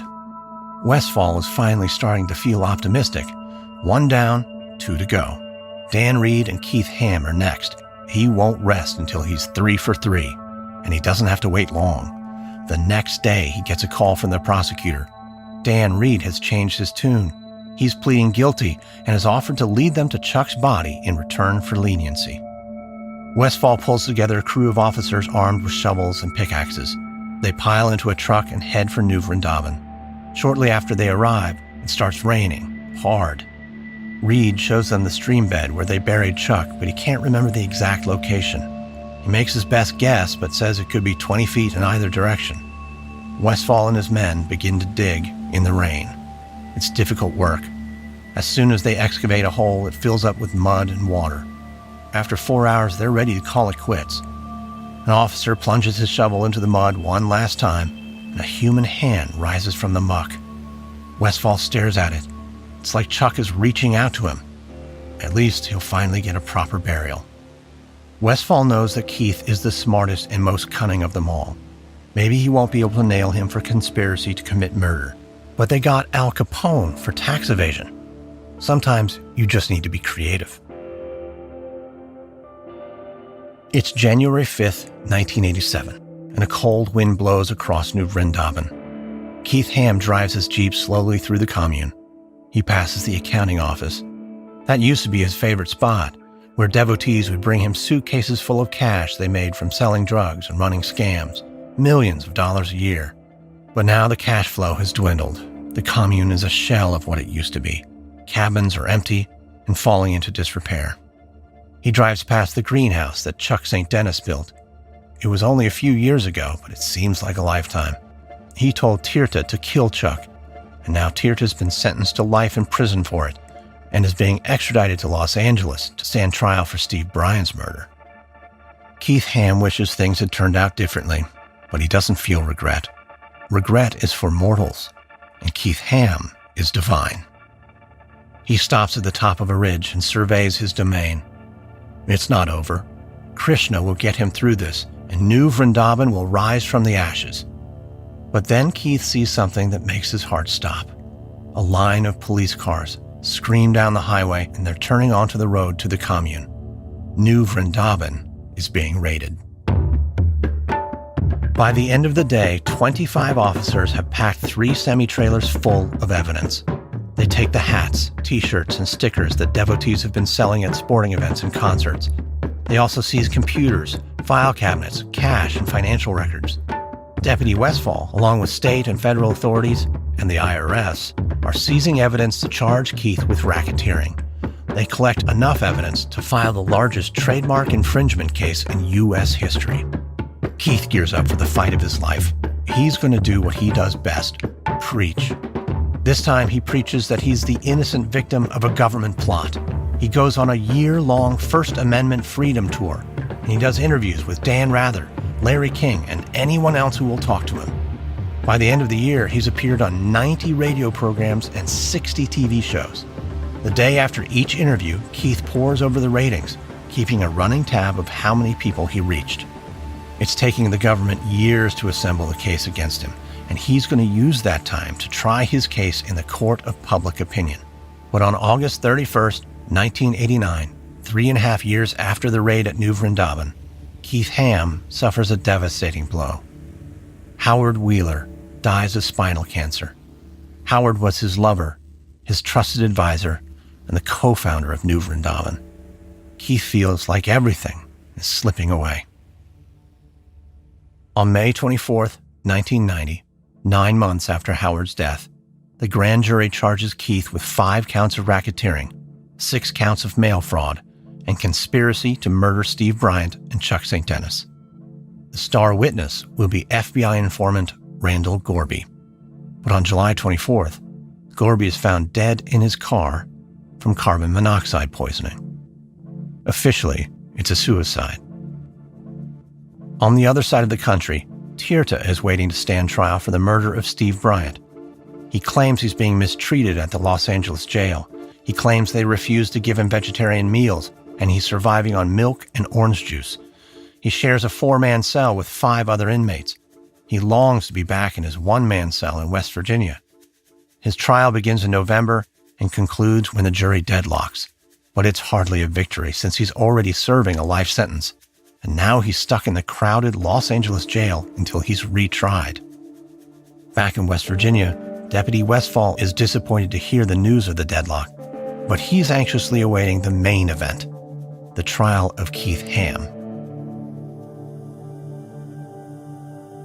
3.5 months later, Keith sits at the defense table in a courtroom in Martinsburg, West Virginia. Westfall sits in the gallery behind the prosecution table, nervously tapping his foot in anticipation. He's been waiting for this day for almost 20 years. Keith scans the room and sees 2 gurus who are his longtime rivals sitting in the back. They smile, but to Keith they look like vultures, waiting to swoop in if New Vrindaban is forfeited to the government. One person who is conspicuously absent is Tirtha. He has steadfastly refused to testify. Some speculate that Keith is paying him off. The judge gavels the proceedings to order, and the prosecutor makes his opening statement. He begins by claiming that Keith authorized Steve Bryant's murder because he feared Bryant would expose him as a pedophile. Then he lays out the other charges in excruciating detail. Westfall spends nearly an entire day on the stand, testifying about the scams and counterfeiting operations that led to the racketeering charges and explaining how Keith illegally amassed a profit of more than $10.5 million. The following day, the prosecution builds their case that Keith ordered 2 murders. The defense calls New Vrindaban residents, who all praise Keith's noble character, wisdom, and saintliness. After 17 days of testimony on Good Friday, the jury announces they've reached a verdict. Keith takes it as a sign that, like Jesus, he will rise again. Westfall's hoping Keith gets nailed to the cross.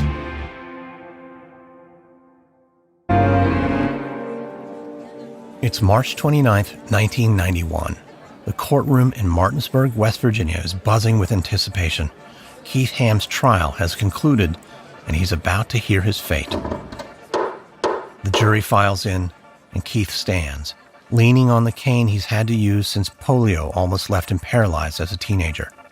He thinks of all the other things he survived, being unjustly committed to a mental hospital, wrongly branded as a heretic, a violent attack that should have killed him.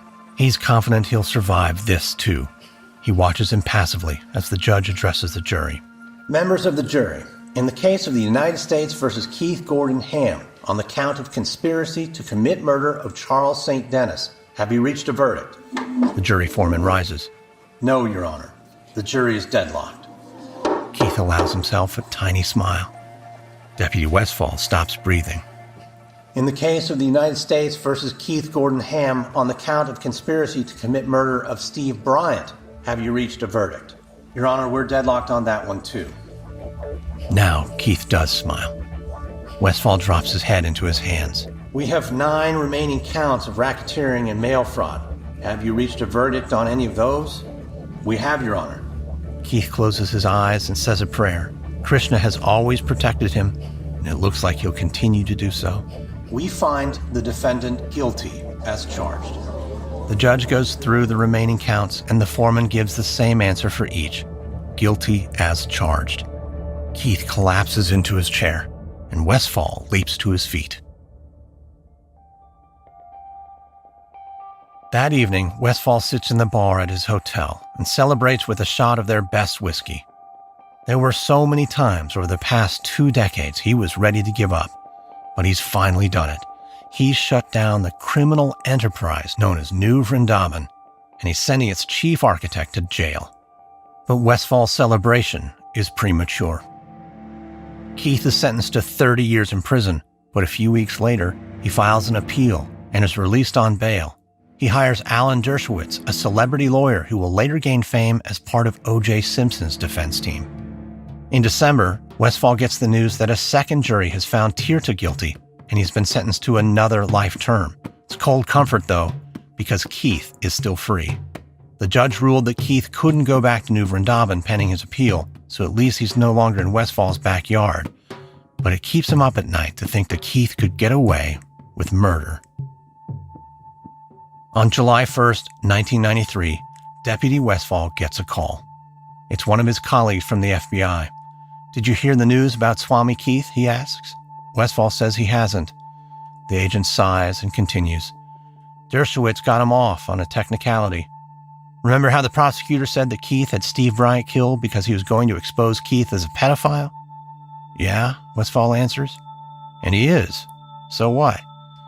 "Well, Keith wasn't on trial for child molestation," the agent explains. So Dershowitz argued that bringing that up prejudiced the jury. The judge bought it.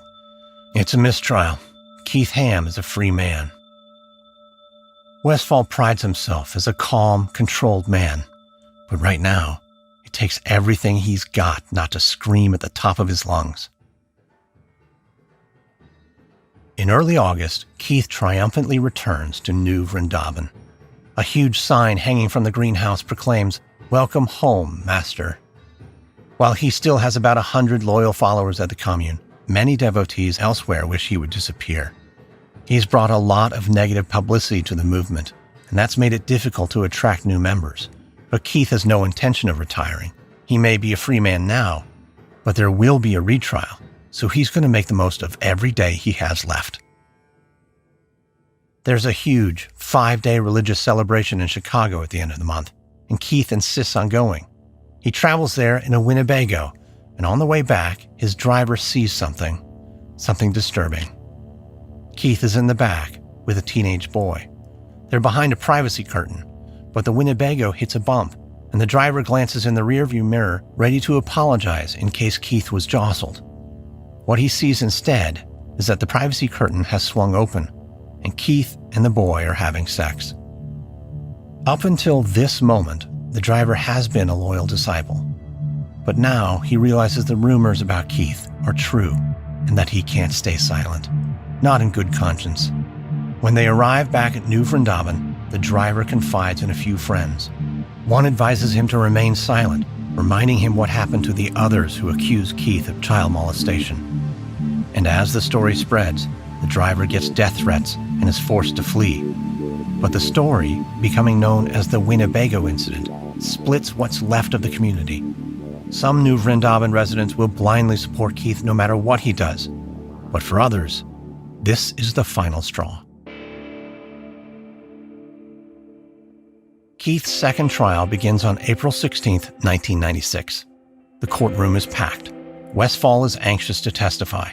He'll take the stand for a week if he needs to. He glances at Keith, who has a beatific smile, what Westphal wouldn't give to wipe that smile off his face. As the trial is about to begin, the doors at the back of the room open and a man walks in, flanked by 2 policemen. He wears an orange jumpsuit and he's in handcuffs. Westphal figured they must have made a mistake and brought a defendant into the wrong courtroom. But then the man turns and Westphal recognizes him. It's Tirtha. Keith recognizes him too and his face goes pale. If Tirtha testifies that Keith ordered the murders, he'll go to prison for the rest of his life. Keith leans in and frantically whispers in his lawyer's ear. As Tirtha takes a seat behind the prosecution's table, Keith's lawyer jumps up and asks to confer with the judge. He demands to know what's going on. The judge explains that Tirtha has agreed to testify for the state. Keith's lawyer turns to the DA, furious, screaming, "Did you make some sort of deal to commute his sentence? That's misconduct." But the DA scoffs. No, the only deal he made is with his own conscience. He's finally realized who and what Keith Ham is. His testimony is going to put your client away for the rest of his life. After years of keeping his mouth shut and loyally protecting Keith, Tirtha finally had a change of heart when he heard about the Winnebago incident. He realized that the rumors he always denied are true. Keith really was molesting boys. His spiritual master, a man he looked up to like a god and even killed for, is not a god at all. He is just a very, very flawed man. The threat of Tirtha's testimony is devastating. He agreed to say that Keith ordered him to commit both murders, adding, "You have to understand that in my mind, it wasn't murder. It was dispatching an undesirable element from the community." On April 18th, Keith's lawyer stands and addresses the judge. "Your Honor, my client wishes to change his plea in the racketeering and mail fraud charges." "Okay. Mr. Ham," the judge replies, "how do you wish to plead?" Keith stands slowly. He looks out at the courtroom. They're all there. Westphal, Steve's parents, Deborah, the rival gurus, his remaining followers, locals and reporters. They're all looking at him rapt and silent, hanging on his every word, giving him the attention he's always craved. But this time, he has no pearls of wisdom or stories of Krishna to share. Just 3 short words. "Guilty, Your Honor." Westphal closes his eyes. He can't believe it's finally over. Yes, Keith did not plead guilty to the murders, and the DA won't want to risk another mistrial. Still, Keith is finally going to prison, and that's what matters. On August 29th, 1996, Deputy Westphal celebrates again when Keith is sentenced to the maximum possible term, 20 years.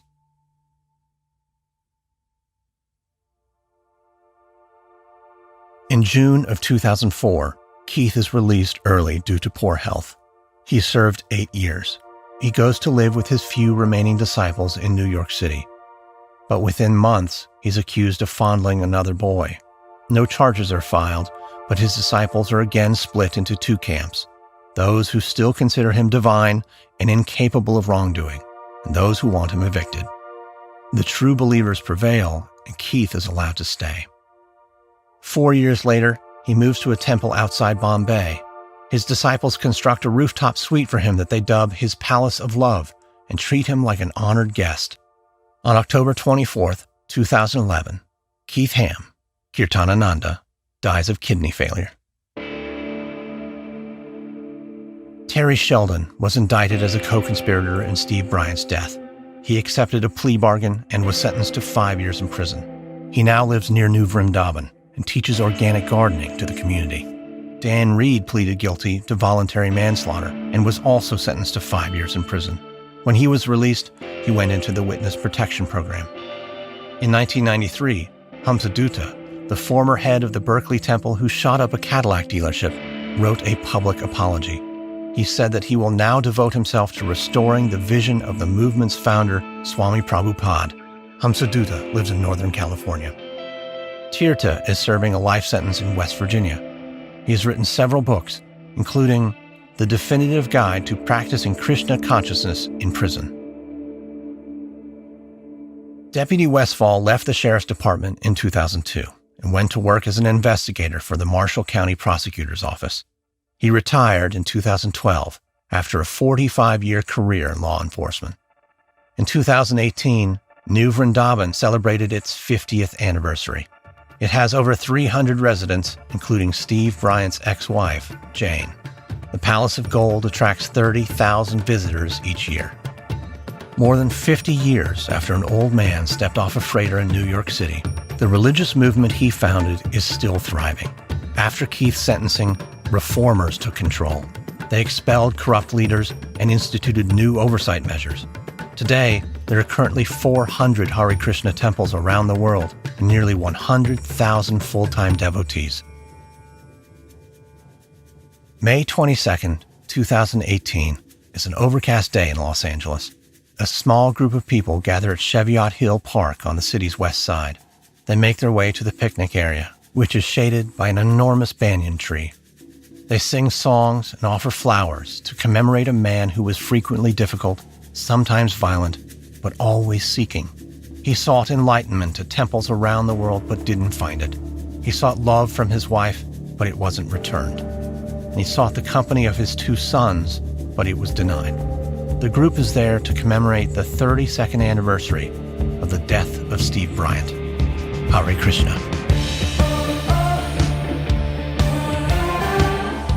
Next on American Scandal, a conversation with our consultant on this series, Henry Doktorsky. He was a Hare Krishna devotee who lived at New Vrindaban, Keith Ham's West Virginia commune, from 1978 to 1994. He'll talk about life on the commune, why he joined the movement, why he finally left. From Wondery, this is American Scandal. If you enjoyed this episode, subscribe now on Apple Podcasts, Spotify, Google Podcasts, Wondery.com, or wherever you're listening to this right now. If you're listening on a smartphone, tap or swipe over the cover art of this podcast. You'll find the episode notes, including some details you may have missed. You'll also find some offers from our sponsors. By supporting them, you help us offer this show to you for free. If you'd like to hear more of American Scandal and other Wondery shows, in addition to receiving extra content, early access, and exclusive perks, you can subscribe to Wondery Plus. Go to Wondery.com/plus. That's Wondery.com/PLUS. Just a quick note about our reenactments. In most cases, we can't know exactly what was said, but everything in our show is based on historical research. Our consultant for this series is Henry Doktorsky. He is the author of the book Killing for Krishna, The Danger of Deranged Devotion, which contains a lot more details and stories you'll want to read. You can find it on Amazon. American Scandal is hosted, edited, and executive produced by me, Lindsay Graham, for Airship. Sound designed by Derek Behrens. This episode is written by Steve Chivers. Editing by Andrew Stelzer. Executive producers are Stephanie Jens, Marshall Louis, and Hernan Lopez for Wondery.